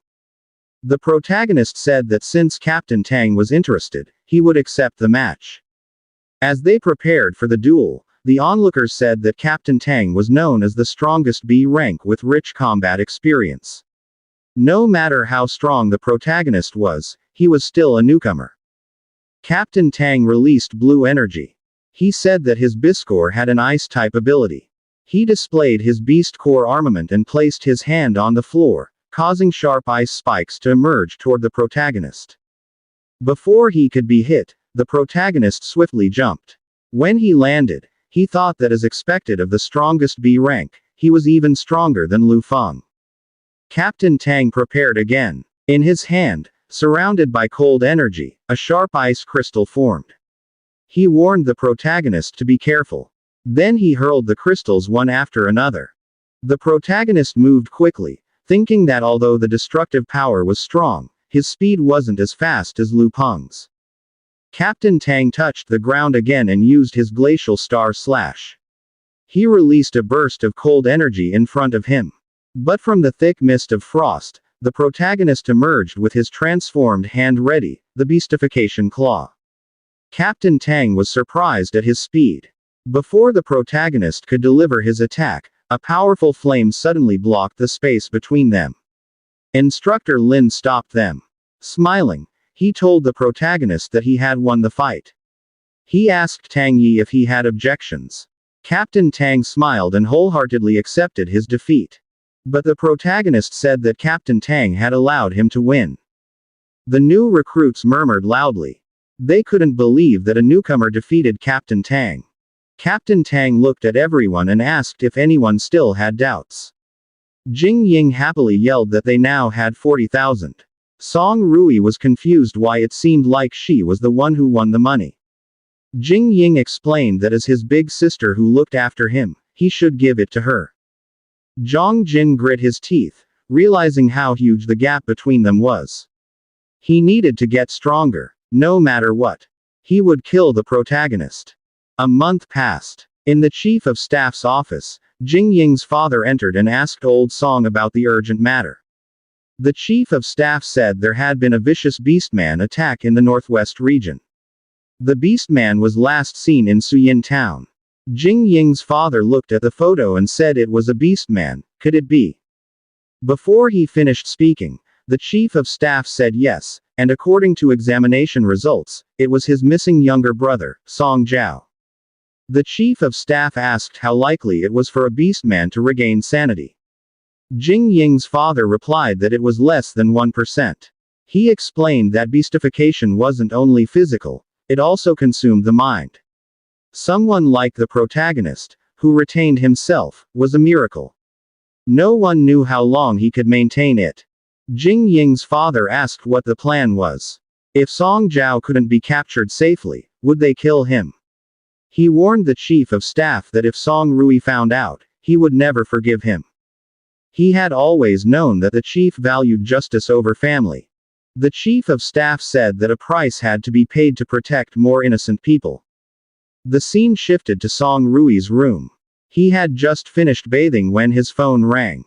It was Jing Ying, saying she had found major intelligence. After they talked, he rushed to his father's office. When he opened the door, he asked why he wasn't told about his uncle. The chief asked if Jing Ying told him. Then, coldly, he told him not to interfere. He would send the special action team to handle it. Song Rui begged to be included. But his father asked him, what if he ordered him to kill Song Zhao? Would he have the strength to pull the trigger? Shaking, Song Rui said he could, but his uncle. His father cut him off, saying he had removed him from the mission of protecting the protagonist. Without his orders, he was forbidden to leave headquarters.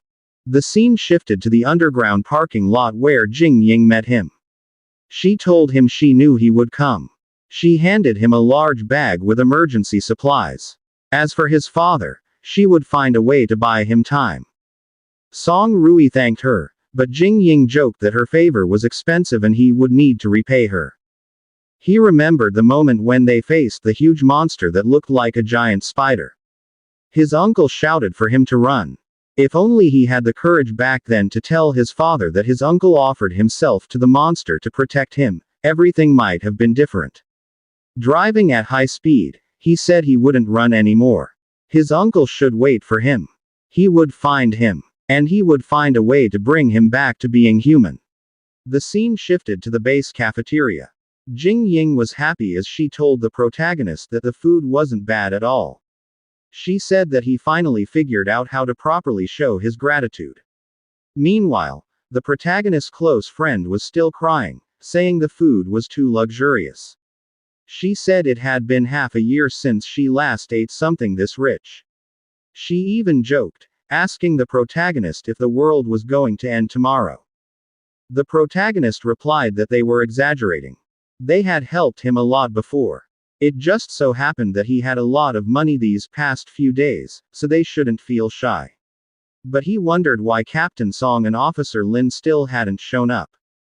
Jing Ying answered that Song Rui had something to do and asked for a few days of leave. The protagonist's friend added that Officer Lin seemed to have another mission as well. The protagonist understood, but he thought that at first he believed Song Rui was actively testing him to pull him into the faction of the chief of the staff. But based on Song Rui's behavior earlier, that clearly wasn't his intention. So now he was questioning what Song Rui really wanted him to do. While Jing Ying was happily eating, her phone suddenly rang on the table. She quickly picked it up and read the message. Then she showed it to the protagonist. When the protagonist read the message, he suddenly stood up, surprising his friend, who immediately asked what the problem was. The protagonist said, A Shuo had woken up. The friend asked if they were going to visit him now. The protagonist answered that they couldn't wait any longer.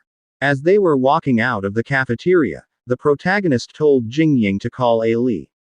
Jing Ying asked why. The protagonist's friend explained that he promised A Li they would help her find her brother, and since A Shuo hadn't woken up in the past few days, they still hadn't told A Li. The scene shifted to the Blazing Blood Medical Research Institute. A Shuo's younger sibling screamed with joy as she hugged her brother, asking where he had gone. A Shuo's only answer was, "I'm sorry." The protagonist's friend teared up at their reunion. The protagonist apologized for interrupting their emotional moment, but said he needed to ask A Shuo a few things. A Shuo was about to ask who he was, but his younger sibling beat him to it, immediately saying that the protagonist saved them. He was their savior. The protagonist handed A Shuo a photo and asked if he remembered anything about the girl in the picture. As A Shuo stared at it, the protagonist told him not to panic and to think slowly. Jing Ying narrated. On March 11, 2088, A Shuo carried out a search and rescue mission. She asked if he remembered this. He recalled what happened. On the day the Crimson Pag exploded, the military formed a temporary rescue team. He was sent to the city center to look for survivors. It was a tragic sight. Mutated infected monsters and dead bodies were scattered everywhere. They found the girl near a crashed helicopter. She had no major injuries but remembered nothing. They brought her to the military shelter. The girl stayed there for almost 2 days before 2 people arrived with complete documents. They said they would take the girl for psychological trauma treatment. So the protagonist asked, where did they take her? A Shuo explained that because she remembered nothing, no one could take care of her, so he wanted to accompany her for treatment. Her destination was Suyin Town. When he arrived in Suyin Town, he received other arranged missions. After he left Suyin Town, an accident happened. He no longer remembered anything that happened after that. The protagonist was stunned by what he heard. Meanwhile, Jing Ying was thinking. She said that recently, Tio Songsi appeared there, and Yan Shui was also seen there. That wasn't a simple coincidence. She wondered what secret Suyin Town was hiding. The scene shifted to Suyin Town. Outside the mountain, Song Rui was walking, following 2 people while thinking that the whole town had already been investigated, yet there was still no news about his uncle. He thought his uncle was probably in the mountain. He also wondered what the two men he was following were guarding. While the two were talking, Song Rui leapt up behind them. He heard one man ask why their boss was increasing security. His companion answered that recently some people had been asking around about Suyin Town, and their boss was afraid their secrets would be exposed. From above, Song Rui saw large trucks carrying suspicious cargo. He knew something unusual was being put in there. But suddenly a surveillance device activated near him. That's when he realized the place was filled with surveillance. He was immediately spotted by the guards. They pointed their guns at him and one of them said not to let Song Rui escape and to inform the boss immediately. Gunshots erupted as Song Rui ran away. Someone shouted to alert the entire perimeter. They needed to catch him. Song Rui kept running, but 4 men blocked his way. He knew he couldn't afford any delay. He gathered lightning energy in his hand and released it. A powerful explosion occurred, sending the enemies flying. He thought that for this covert mission, he was only wearing beast core gloves. So he couldn't use his full power. But they were enough for small enemies. More men arrived. One of them noticed. Song Rui was an ability user. But a man suddenly appeared behind Song Rui, moving fast, and ordered the others not to block his way. Angrily, he asked why Song Rui had the nerve to enter his territory and if he was tired of living. Song Rui gathered lightning again, staring seriously at the man. But before he could get close, Song Rui released his power and hit him directly. But the man only smiled, saying the attack didn't even hurt. He grabbed Song Rui's arm and slammed him hard into the ground. This man was the underground boss of the area. As he stood there, he asked Song Rui who sent him. Song Rui didn't answer. His jaw was trembling from anger and from the pain of the attack he received. Song Rui realized that his lightning attack had no effect. Perhaps the enemy was also an ability user. The man ordered his men to capture him, and they immediately charged forward, surrounding Song Rui. Song Rui used his ability again, releasing multiple bolts of lightning that struck the enemies. Then he quickly rushed toward the man, gathering lightning energy in his hand. He thought that the enemy had high resistance to lightning. Even if he couldn't use his ultimate move, paralyzing him for a short while wouldn't be a problem. He launched the electromagnetic annihilation with great force, hitting the enemy directly, shaking the ground, and sending him flying until he crashed into a large tree. Dust and smoke filled the surroundings. The man said that without his equipment, he might have already lost. But now, he claimed, Song Rui would no longer have a chance. As his clothes tore, he grinned and revealed his military combat suit type M1, which enhanced the user's abilities and granted resistance against attacks. Song Rui was shocked and asked why he had such a combat suit. The man shouted again to his men to capture Song Rui, interrogate him about who was behind him, and even play with him first. His men rushed toward Song Rui, but one of them declared he would go first. Song Rui cursed in his mind as the enemy approached. He thought that without the combat suit, using his ability would cause extreme fatigue. But before the enemy could touch him, a powerful punch struck the man's face, sending him flying. The one who punched landed beside Song Rui. It was the protagonist. He asked Song Rui if he was all right. Song Rui froze, realizing it was the protagonist. The enemies were also shocked that Song Rui had an ally. The leader then ordered them to capture all of them, in exchange for 10% of the profits from the mine. The men scrambled forward, but suddenly Jing Ying appeared. She gathered energy in her hand and unleashed a powerful surge called Storm, blasting away the attackers. The leader grew irritated upon realizing there was another ability user. He angrily demanded to know who they really were. But Jing Ying arrogantly pointed at him, asking who he was and why he was attacking her. Rui Rui. Song Rui was confused and asked who she meant by her Rui Rui. The leader grew even angrier, releasing intense purple energy throughout his body, threatening that they were all trash who deserved to die. The protagonist stepped forward, while Song Rui warned him to be careful since the enemy was also an ability user with combat power not lower than B rank. Suddenly, the protagonist raised his finger, making Song Rui think he intended to end the fight in a single strike. But the protagonist declared that within 1 second, he could defeat the enemy. The leader grew furious and charged at him. As he was about to attack, he asked if the protagonist dared to boast in front of him. But before he could land a blow, the protagonist moved instantly, using beastification, fist-heavy strike. His hand transformed, glowing red, and struck the enemy's head directly. While telling him he was too noisy, he also thought this was the perfect time to test the results of his special training with instructor Lin. With the force of the punch, the enemy was sent flying and crashed to the ground. When the dust settled, the enemy lay unconscious. The protagonist turned around and told the two to leave. Then they boarded a vehicle and departed. Hours later, while resting, the protagonist said he heard from Jingying that Song Rui had taken leave and skipped training to go to Suyin Town to investigate someone. He asked if Song Rui had been investigating those people earlier. Song Rui fell silent for a moment, then calmly admitted he had gone out secretly. The protagonist grew angry at Jingying in his mind, since she never blinked when lying. Jingying asked why he was attacked.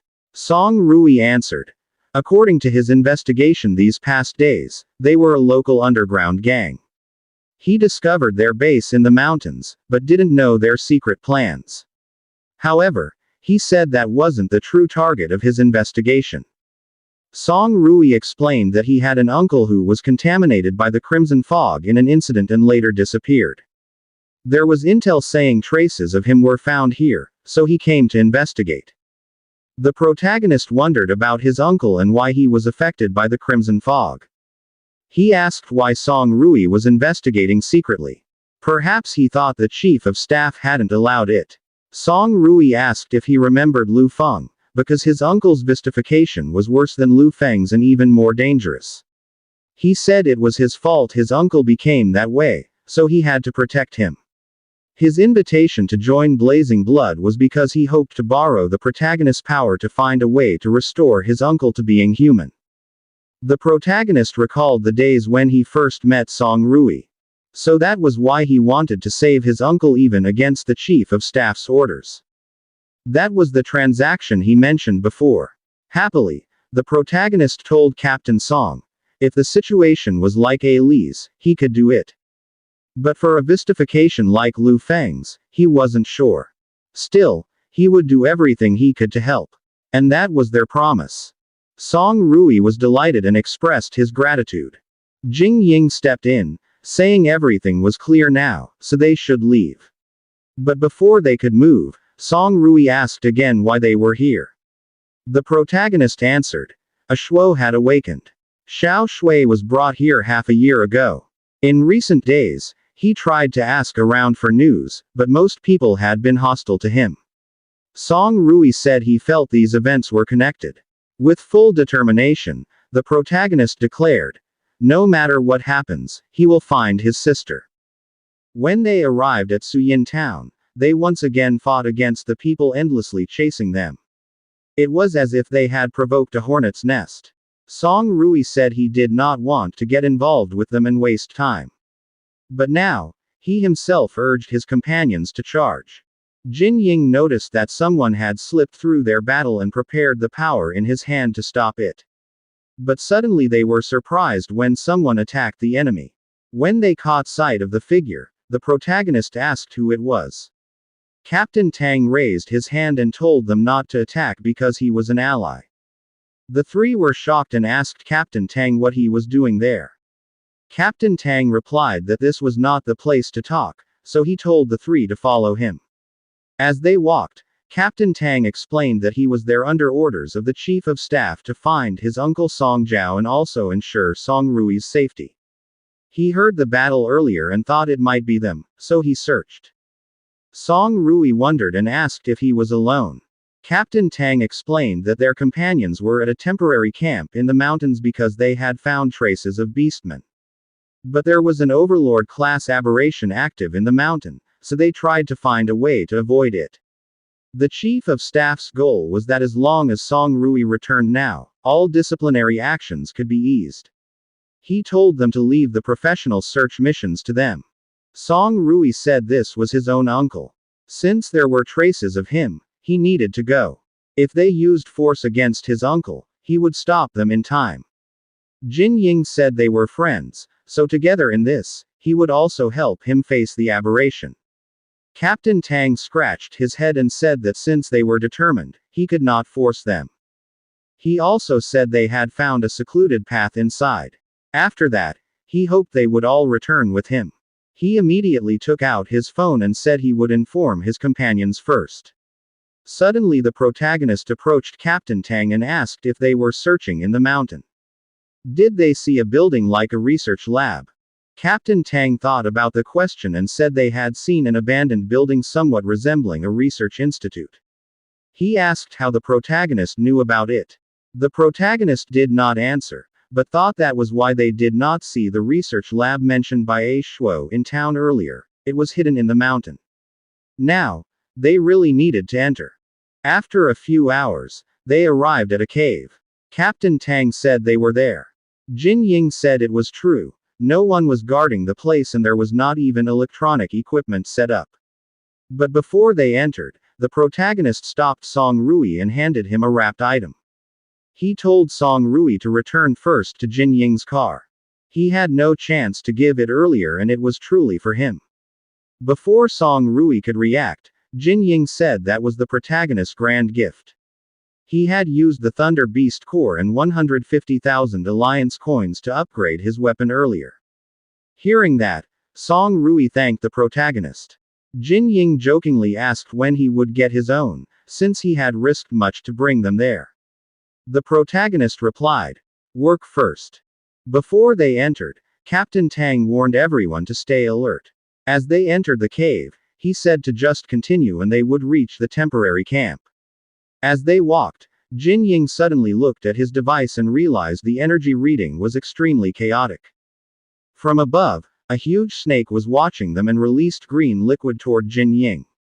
But before it could hit him, Captain Tang immediately blocked it with his freezing shield while protecting Jin Ying, even saying he did not expect it to be hiding there. But suddenly his shield shattered and the green liquid struck his arm. He screamed in pain and said he was hit. As he looked at the giant python, an Overlord-class Redtail python, the protagonist thought Captain Tang's reaction seemed as if he already knew from the start that Jin Ying would be attacked. While kneeling and writhing in pain, Captain Tang said this aberration was very good at hiding. He was poisoned and might not be able to help much. The protagonist immediately acted, ran quickly and said he would take care of it. He leapt at the huge snake with its mouth and fangs open, but with swift movements clawed at different parts of the aberration's body. He landed on the ground with great force. Seeing that, Captain Tang said that was why the protagonist could suppress an Overlord class alone. He remembered that before he wanted to spar with him. So Jin Ying said of course, this was our ace.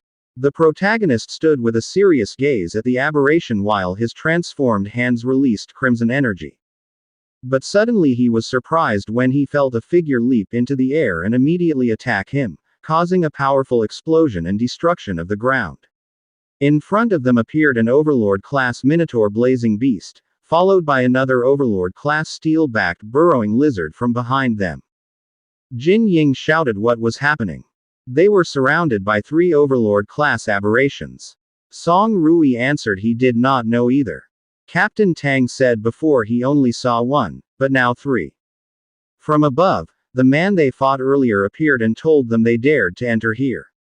Previously he was careless, but now they should see how difficult it was. The protagonist stared seriously at the enemy, thinking that he could also control the aberrations. Compared to those in Chishi City, their obedience was even higher. He wondered how he did that.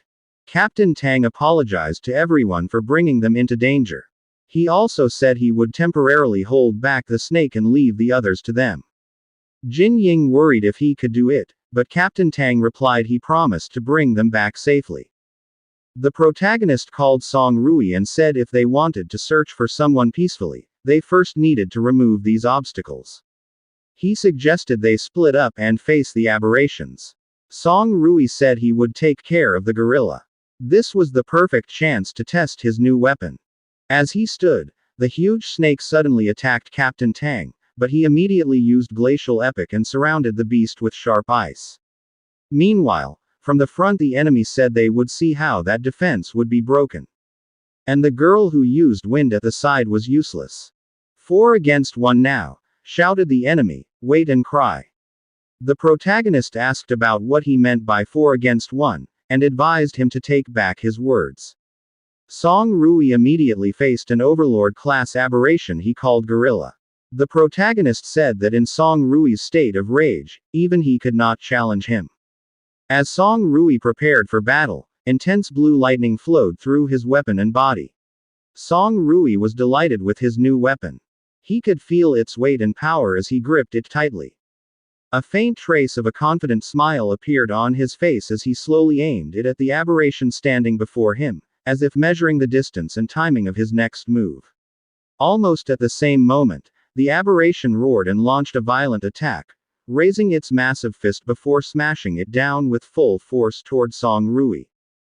The sheer power of the blow drove the monster's fist deep into the ground, causing a violent tremor. The earth exploded as chunks of rock burst outward, dust flying and debris scattering in all directions.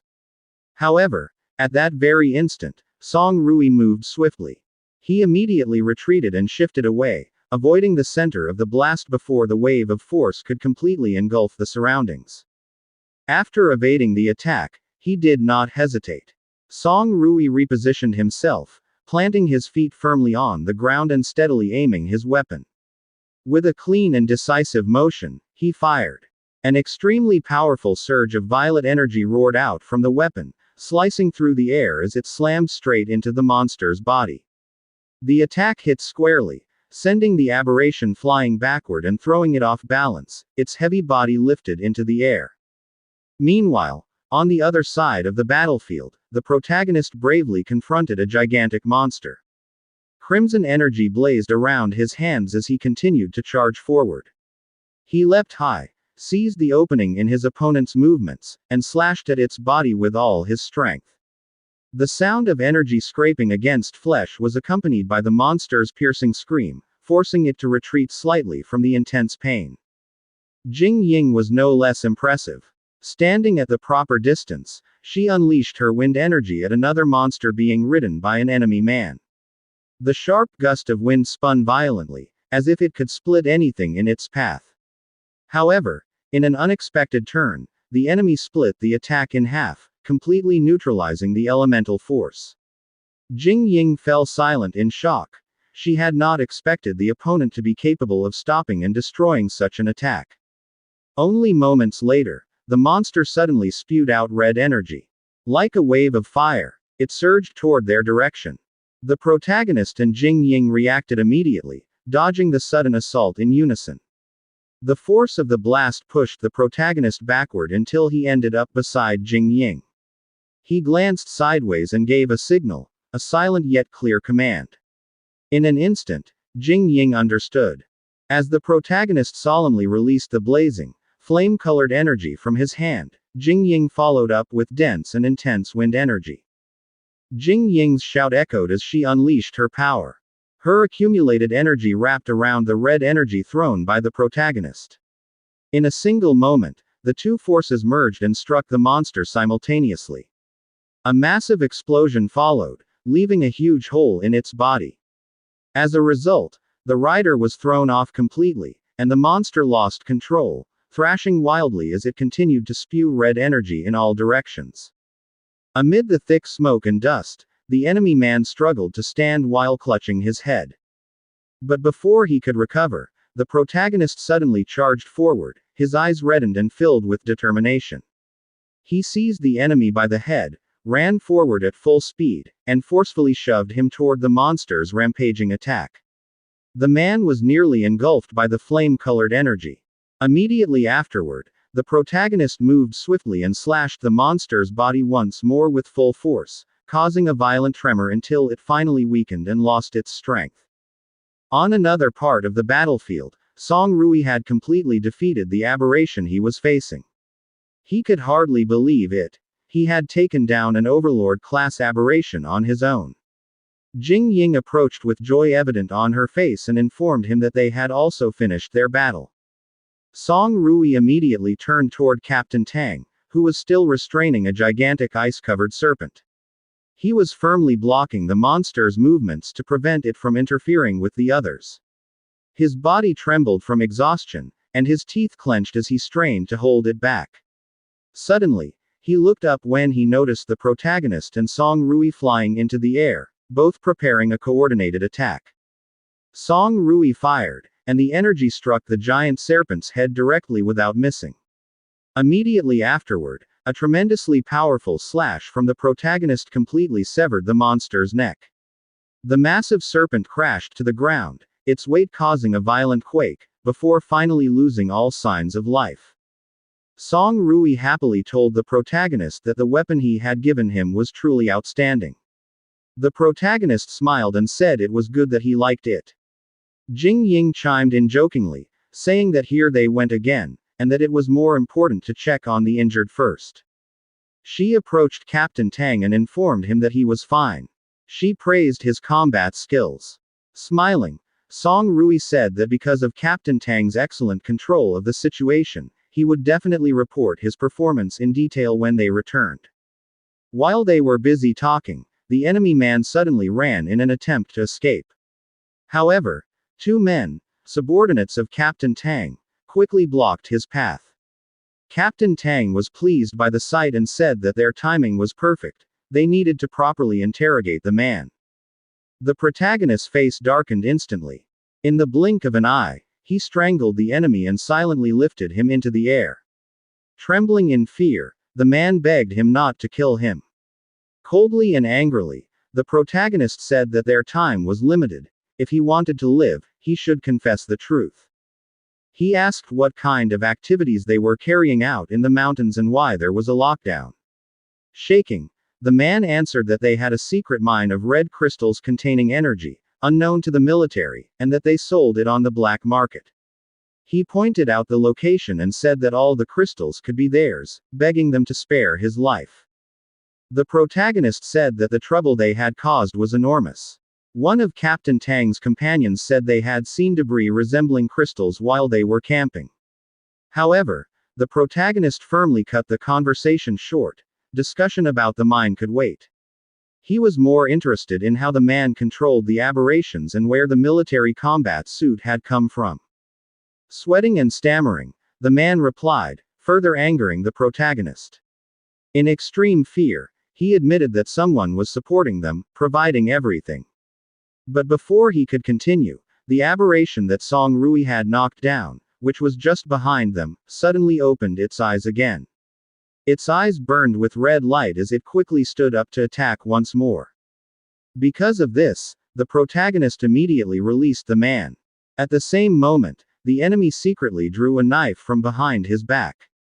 As the protagonist rushed toward the rampaging monster, Jing Ying failed to notice the danger approaching from behind. The man was already prepared to strike with the knife tightly clenched in his hand. Amid the peaceful scenery where sunlight slipped between the hills, the entrance to Suyin Town Mine stood quietly. A mysterious figure wrapped in a long, dark cloak walked alone toward the mouth of the mine. As the figure stepped inside, an eerie silence greeted them, along with enormous red crystals growing out of the cave's walls and floor. The figure stopped in the middle of the dark tunnel and gazed at the vast space filled with glowing gems, whispering that this was indeed the place they had been looking for. The cloaked figure raised her right hand and gently touched one of the massive red crystals. The moment her palm made contact, the crystal flared with intense light and released destructive energy. She looked at the black markings spreading across her arm and said that this was enough to temporarily suppress the erosion spreading through her body. Slowly, the mysterious visitor removed her cloak, revealing her true form. She was a woman with long, vivid red hair and horns on her head, wearing a black outfit with long stockings and a flowing cape. Sensing changes in the Suyin Town Valley, she turned with a serious, uneasy expression. In her mind, a crucial question formed about who was controlling the aberrations roaming the area. The scene shifted to Suyin Town Valley, where a man with black curly hair suddenly rushed forward, holding a sharp knife. His only goal was to kill Jin Ying so he could escape the chaos. Jin Ying's eyes widened in shock when he realized he was the target. But before the blade could touch him, a fast-moving figure stepped in. Tang Yi immediately acted, grabbing the attacker's knife hand. The force of his grip froze the man in place, leaving him able to utter only a stunned, "What?" Without hesitation, Tang Yi unleashed his ice power. A massive, sharp block of ice formed in his hand as he coldly said he would grant the man his wish to die. A violent slash followed, and blood sprayed into the air. Elsewhere, the protagonist and Song Rui had just finished defeating a monster when they suddenly turned toward the scream asking Tang Yi why he had killed the man. Amid the confusion, Tang Yi calmly explained that it was an instinctive reaction of his body and that he had not had time to think clearly. Although Jin Ying regretted that they could no longer question the man, there was nothing they could do but accept what had happened. Song Rui stepped forward and asked what had happened. Tang Yi replied that the man had tried to kill Jin Ying. Seeing how dangerous the situation was, he had not hesitated and had not held back his strength. Song Rui said that, based on Jin Ying's abilities, he should have been able to dodge such a sneak attack on his own, and it seemed Captain Tang was being overly protective. Tang Yi agreed, saying that although he trusted the members of Blazing Blood, he could not risk even the smallest danger to them. He would rather make a wrong decision than allow something bad to happen to his teammates. Song Rui sighed and asked if Tang Yi's hand was all right, then suggested that everyone return to the temporary camp to recover. As they prepared to leave, a woman with long red hair appeared on a high cliff, looking down at them. She recognized the people below as soldiers, but when her gaze fell on one particular person, something triggered a memory that filled her with shock and fear. The protagonist suddenly stopped, hearing a strange sound in the distance. He turned, confused. Song Rui noticed and asked what was wrong. The protagonist replied that it was nothing, probably just his imagination, and they continued walking. From above, hidden behind a large rock, the red-haired woman suddenly clutched her head in pain. Images of the protagonist flashed through her mind. Unable to bear it, she cried out, whispering a question: was he her older brother? After some time, the group arrived at a large building deep in the wilderness, a facility standing alone among the trees. The protagonist was the first to sense something wrong and said there was something strange about it. Tang Yi explained that they had checked the laboratory before and found no one inside, so they believed it was abandoned. He asked if the protagonist saw any problem. The word, abandoned, made the protagonist uneasy. Sweat beaded on his forehead as suspicion filled his mind. Unable to wait, he decided they had to enter the building and inspect it personally. He rushed toward the entrance, with Jin Ying following behind, telling Song Rui to continue checking the area. Jin Ying shouted for the protagonist to wait, but he did not stop. Inside, the protagonist pushed open the door and called out to see if anyone was there. They entered a wide room filled with laboratory equipment. Jin Ying asked if this was the place A Shuo had mentioned.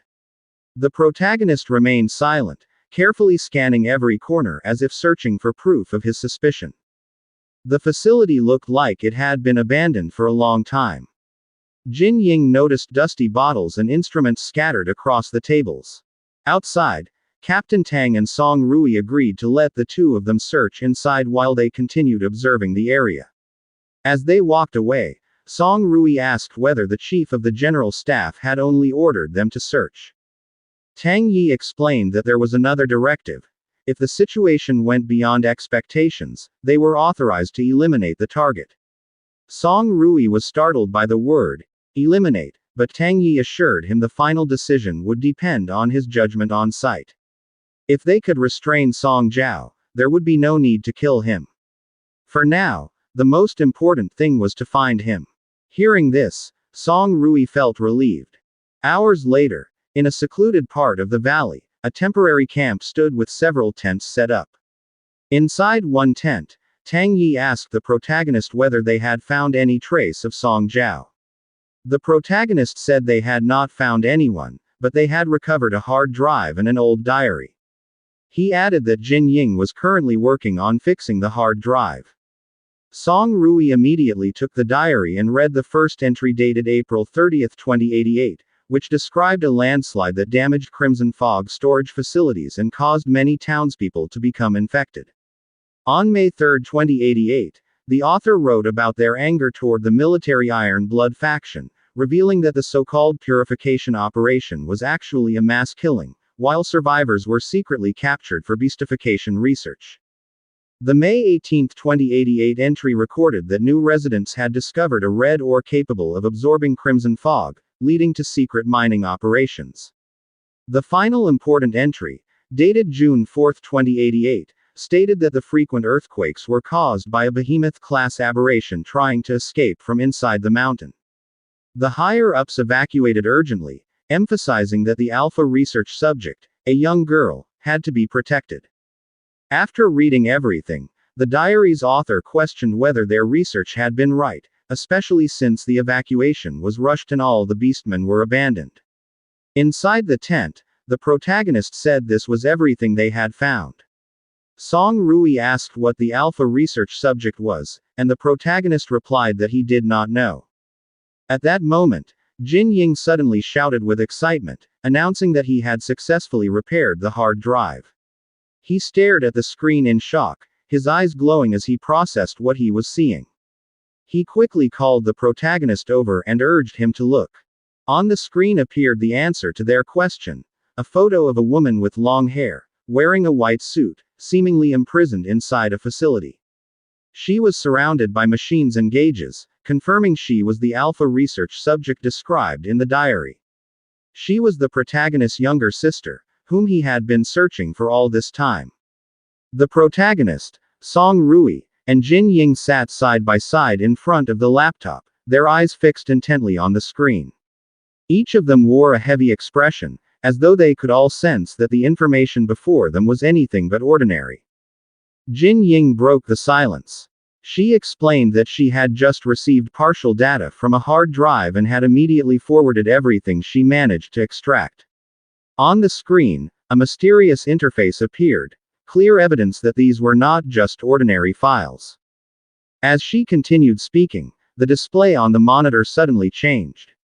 An image of a woman appeared, seemingly inside a facility, dressed in white, surrounded by a cold blue glow. The moment the protagonist saw it, he cried out in shock. He instantly recognized the woman on the screen. It was none other than Xiao Shui, his younger sister.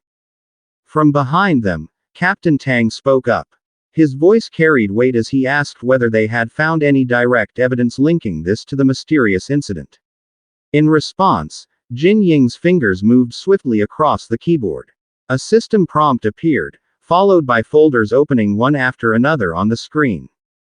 Images surfaced one by one, creatures with monstrous forms, sharp fangs, and blazing red eyes. As he examined them, Captain Tang rested a hand on his chin, carefully analyzing and identifying the beings shown in the files. At that moment, the protagonist realized that the data stored on the hard drive contained classified information related to the military, and more importantly, Xiao Shui's name appeared repeatedly within it. Because of this, he decided that for now, the contents could not be shown to Tang Yi. The protagonist explained that the hard drive was the only concrete piece of evidence they had obtained so far, and that even now, they had no idea who had truly conducted the research. While Song Rui continued staring at the laptop, he spoke, saying that the condition of these beastmen might be useful to his father's research. Yet in his thoughts, he could not ignore how closely it resembled the state his uncle had once been in. If they could obtain more data, there might still be hope of restoring his uncle to sanity. Suddenly, Captain Tang pointed at a file on the screen and asked what it contained. Jin Ying replied that she had not opened it yet. When they finally accessed it, an image appeared, showing a massive monster hidden within a rocky area, facing a small human figure. Its sheer size and oppressive presence were enough to inspire dread. Upon seeing this, the protagonist immediately asked why Xiao Shui was with the aberration. Concern was clearly written on Captain Tang's face. He instantly recognized the creature in the image as a behemoth-class aberration. Almost shouting, he asked whether that was the location. If the creature was still alive, it would be a full-scale disaster for the entire region. In his alarm, he asked when the photo had been taken. Jin Ying answered that according to the file information, it had been captured 3 months earlier. By analyzing the direction of sunlight and the shadows in the image, Captain Tang determined a possible location. He stated that it was most likely in the West Side Valley. Immediately, he ordered that he would personally lead a squad to investigate the area, and strictly instructed Jin Ying to inform him at once if they discovered anything further. After Captain Tang left, the protagonist urgently told Jin Ying to open Xiao Shui's file immediately. On the screen appeared a status interface displaying 3 primary indicators: strength, constitution, and spirit, all far beyond the normal level of an ordinary human. However, one strange detail stood out. The record did not match Xiao Shui's previous medical data. This meant that a major change had occurred in her condition, one that could not be explained through conventional means. At the same time, the name Hong Zhengyan appeared on the screen. Upon seeing the surname Hong, the protagonist immediately recalled a Mr. Hong he had once heard about in Chishi City. As the 3 discussed the matter, Song Rui said that his father had long wanted to investigate Mr. Hong's connection to the Green Vine group, but they had never obtained clear results. If Mr. Hong had indeed participated in the experiment involving the protagonist's sister, then there was a strong possibility that Xiao Shui was now in the hands of someone from Green Vine. In the silence that followed, the pieces of the puzzle slowly connected in the protagonist's mind. He decided that he would personally trace the source of the aberration and investigate the location tied to the images they had seen. Before they could move out, Jin Ying said that she would come along. Given how chaotic the situation was, immediate analysis might be necessary. Song Rui also agreed, saying that having more people would be better. When they arrived at a remote, rocky area, they advanced together. The surroundings were eerily quiet, yet a heavy presence could be felt rising from the depths of the valley. Suddenly, someone pointed ahead. Under the moonlight, the massive form of an aberration gradually emerged, lying among the rocks. Its size alone blocked the path, and its thick armor and sharp horns were unmistakable signs of a behemoth-class threat. Captain Tang immediately realized why they had failed to detect it earlier while searching for Song Zhao. It had concealed its form. As they assessed the situation, Jin Ying noted that the creature's appearance matched the images in the data. However, its current condition could not be judged solely based on old information. The group advanced cautiously, but one of Captain Tang's men lightly touched the creature's tooth. In that instant, a system alert flashed on Jin Ying's device as danger indicators surged rapidly. She shouted a warning. Something was wrong, and the creature's response was far more aggressive than expected. In the blink of an eye, the massive beast moved. Its enormous jaws opened, swallowing the man who had touched it as the ground exploded beneath them. Its blazing red eyes locked onto the group. It had only been pretending to sleep. It had been watching them from the very beginning. Captain Tang immediately ordered everyone to spread out and maintain formation, releasing ice crystals in an attempt to restrain it. But the monster suddenly let out a shrill roar and unleashed a violent torrent of flames that erupted across the area, striking one of their companions. Captain Tang tried to re-establish contact with headquarters using his signal device, hoping to request reinforcements as quickly as possible. However, it was clear that they could no longer rely on immediate support. Watching the creature's movements, Song Rui spoke up. He pointed out that the aberration's behavior was strange. It was clearly capable of launching direct attacks, yet instead it was scattering flames across a wide area, as if trying to intimidate them or drive them away from a specific part of the valley. In an instant, Jin Ying charged forward and released a sharp blue energy slash. The energy cut through the air and collided directly with the flames, partially weakening the attack. At the same time, the protagonist stepped forward, his arm engulfed in blazing red energy. His voice rang out clearly as he said that they could no longer wait for headquarters, they had to interrupt the monster's actions with everything they had. Jin Ying responded quickly, telling everyone not to panic. Based on her analysis, the aberration was embedded within the mountain, making it a largely fixed target. Moreover, its vital signs had not fully recovered, meaning they still had a chance to stop it before it completely went berserk. Song Rui agreed. If that was the case, they would face it together. The timing was perfect. This was exactly the moment to test the results of their coordinated training. Jin Ying moved first. She unleashed successive waves of blue energy, striking the monster's body continuously to restrict its movements. Immediately after, Song Rui released his power, firing a massive burst of violet energy that struck the aberration squarely in the chest. At the same moment, the protagonist leapt into the air. As he soared upward, the red energy surrounding his arm burned even brighter. When he reached above the creature's head, he did not hesitate. Pouring all his strength into the attack, he released the red energy directly onto the head of the massive beast. Dust and smoke gradually settled after the combined assault. Everyone froze, staring at the result. Yet instead of collapsing, the monster bore only a shallow scratch on its face. Captain Tang stiffened. Clearly, their strength was nowhere near enough to bring down a behemoth-class aberration. Given the situation, he made a swift decision. He ordered everyone to retreat and flee before the monster completely lost control. But before they could get far, the aberration suddenly let out a thunderous roar. Its eyes glowed a vivid crimson, and in an instant, the entire area shook violently. Rocks split apart and the ground burst open as it slammed down, forcing the group to stagger back, nearly losing their footing. The monster was far from finished. Amid the dust and thick smoke, its colossal form rose once more and charged forward. Each step sent powerful shockwaves through the ground, and the pressure radiating from its body was nearly suffocating. Everyone could feel the weight of the threat. This was no ordinary enemy. In the midst of the intense tension, worry was clearly visible on Song Rui's face. Meanwhile, the protagonist standing beside him remained calm. His stance was steady, his resolve unshaken, clearly prepared to face the next collision, no matter what happened. Ahead of them, the aberration's massive jaws slowly opened. A deafening roar echoed throughout the valley, a thunderous sound that seemed to shake not only the earth, but when the behemoth-class aberration finally tore itself free from the ground, it let out a deafening roar. The sound rolled like an earthquake, and a violent gust of wind followed, nearly knocking everyone off their feet. The ground trembled, dust filled the air, and in that moment, the protagonist understood one thing clearly. There was no more room for retreat.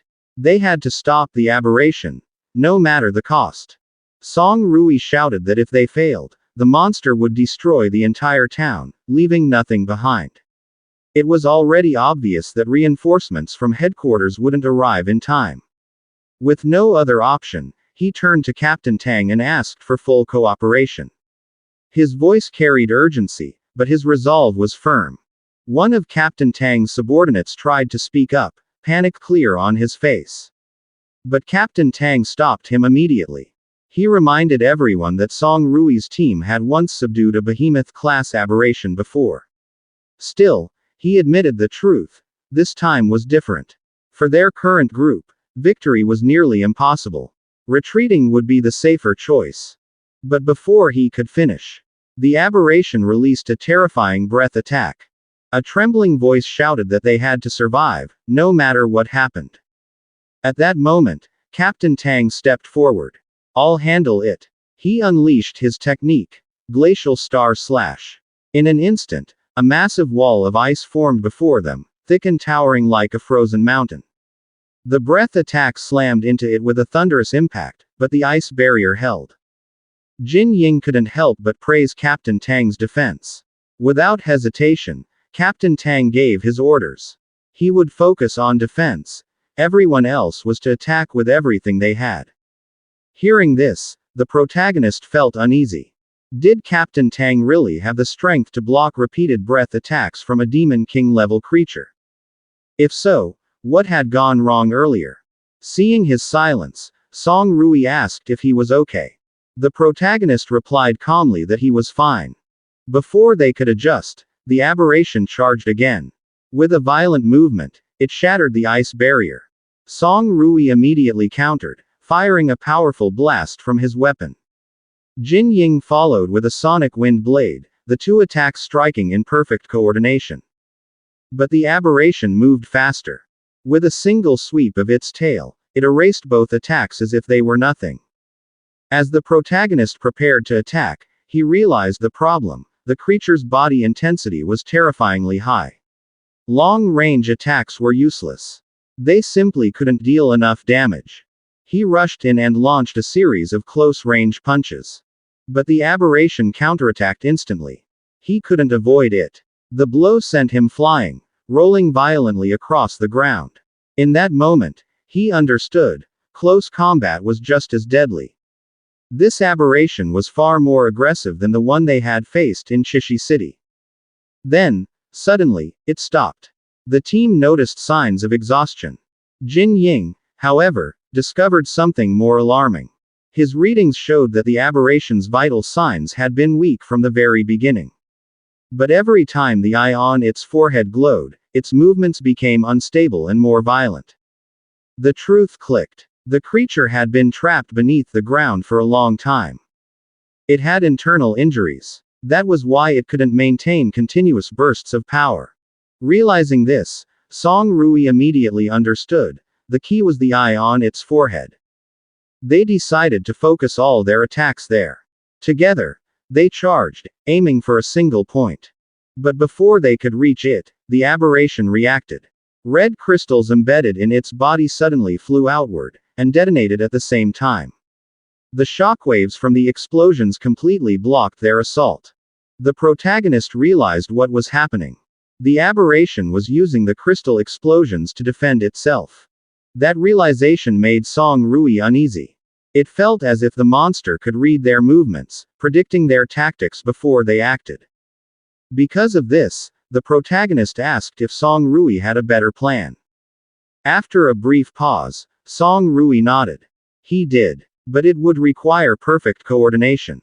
No one hesitated. Everyone agreed. The protagonist shouted as he charged forward, openly provoking the aberration and drawing its attention.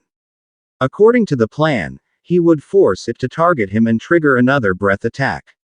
When that happened, Captain Tang would block it. And the moment an opening appeared, they would strike together. From mid-air, the protagonist unleashed his technique: beastification. Fist. The blow landed cleanly against the aberration's body. Song Rui praised him while preparing his weapon, then fired a burst of purple energy. As expected, the aberration attempted the same defense again. Song Rui immediately ordered Jin Ying to destroy the crystals. From above, Jin Ying shattered them one by one. With its defense broken, a powerful attack finally struck the target. It wasn't enough to kill the aberration. But it sealed its abilities. Everyone turned to Captain Tang. Without hesitation, he stepped forward. I'll finish it. Gripping a spear forged from extreme ice, he hurled it forward, the heart-piercing spear. At that moment, everything seemed perfect.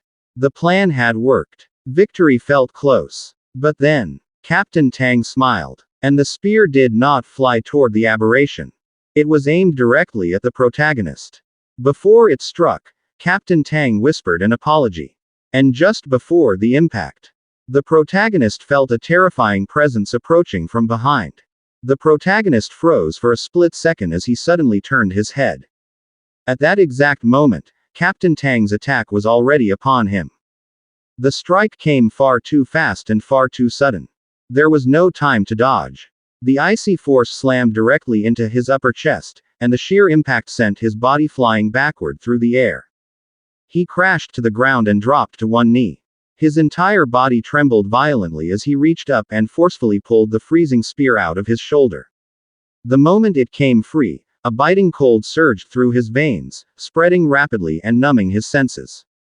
Nearby, Jin Ying and Song Rui stared in horror. Shock and rage twisted their expressions as they shouted at Captain Tang, demanding to know if he had lost his mind.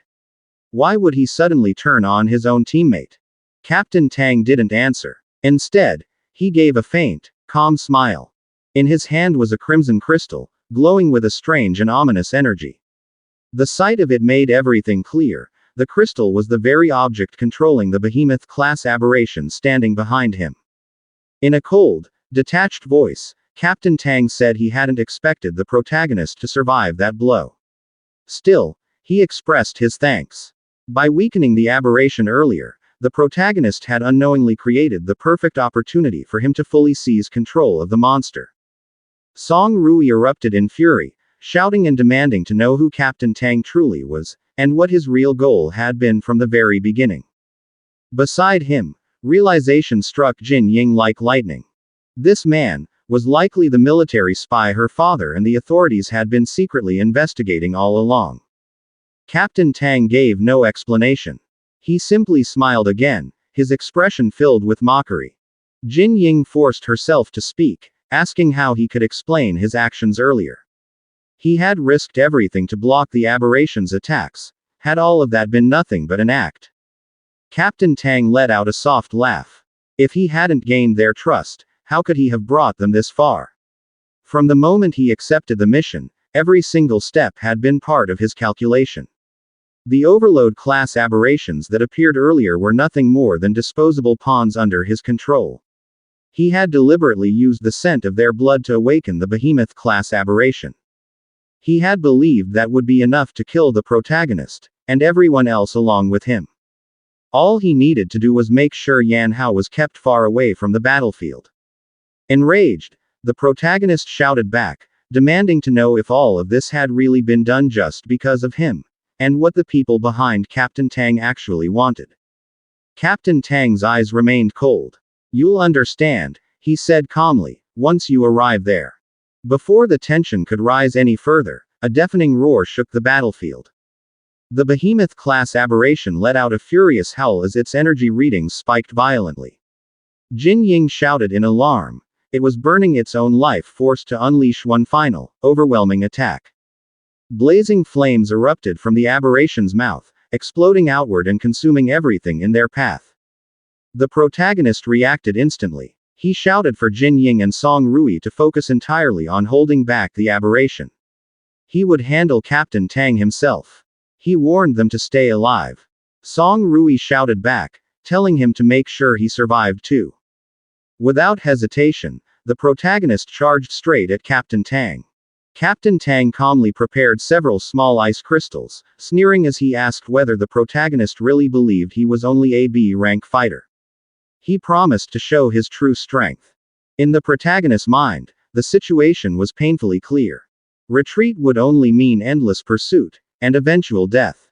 The only way to end everything was to bring down the man controlling the aberration. Captain Tang unleashed a barrage of sharp, freezing energy. The protagonist pushed forward relentlessly, using his beastification claw to tear through each attack as he advanced step by step. As he closed the distance, he realized the terrifying truth. The burden of controlling a behemoth-class aberration was far heavier than he had imagined. But there was no turning back now.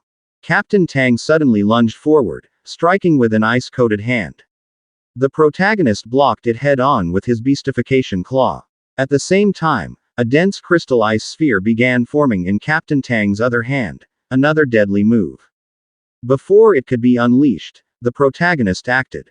Gathering every ounce of strength left in his body, he slammed into Captain Tang. The impact sent both of them tumbling off the edge of a cliff.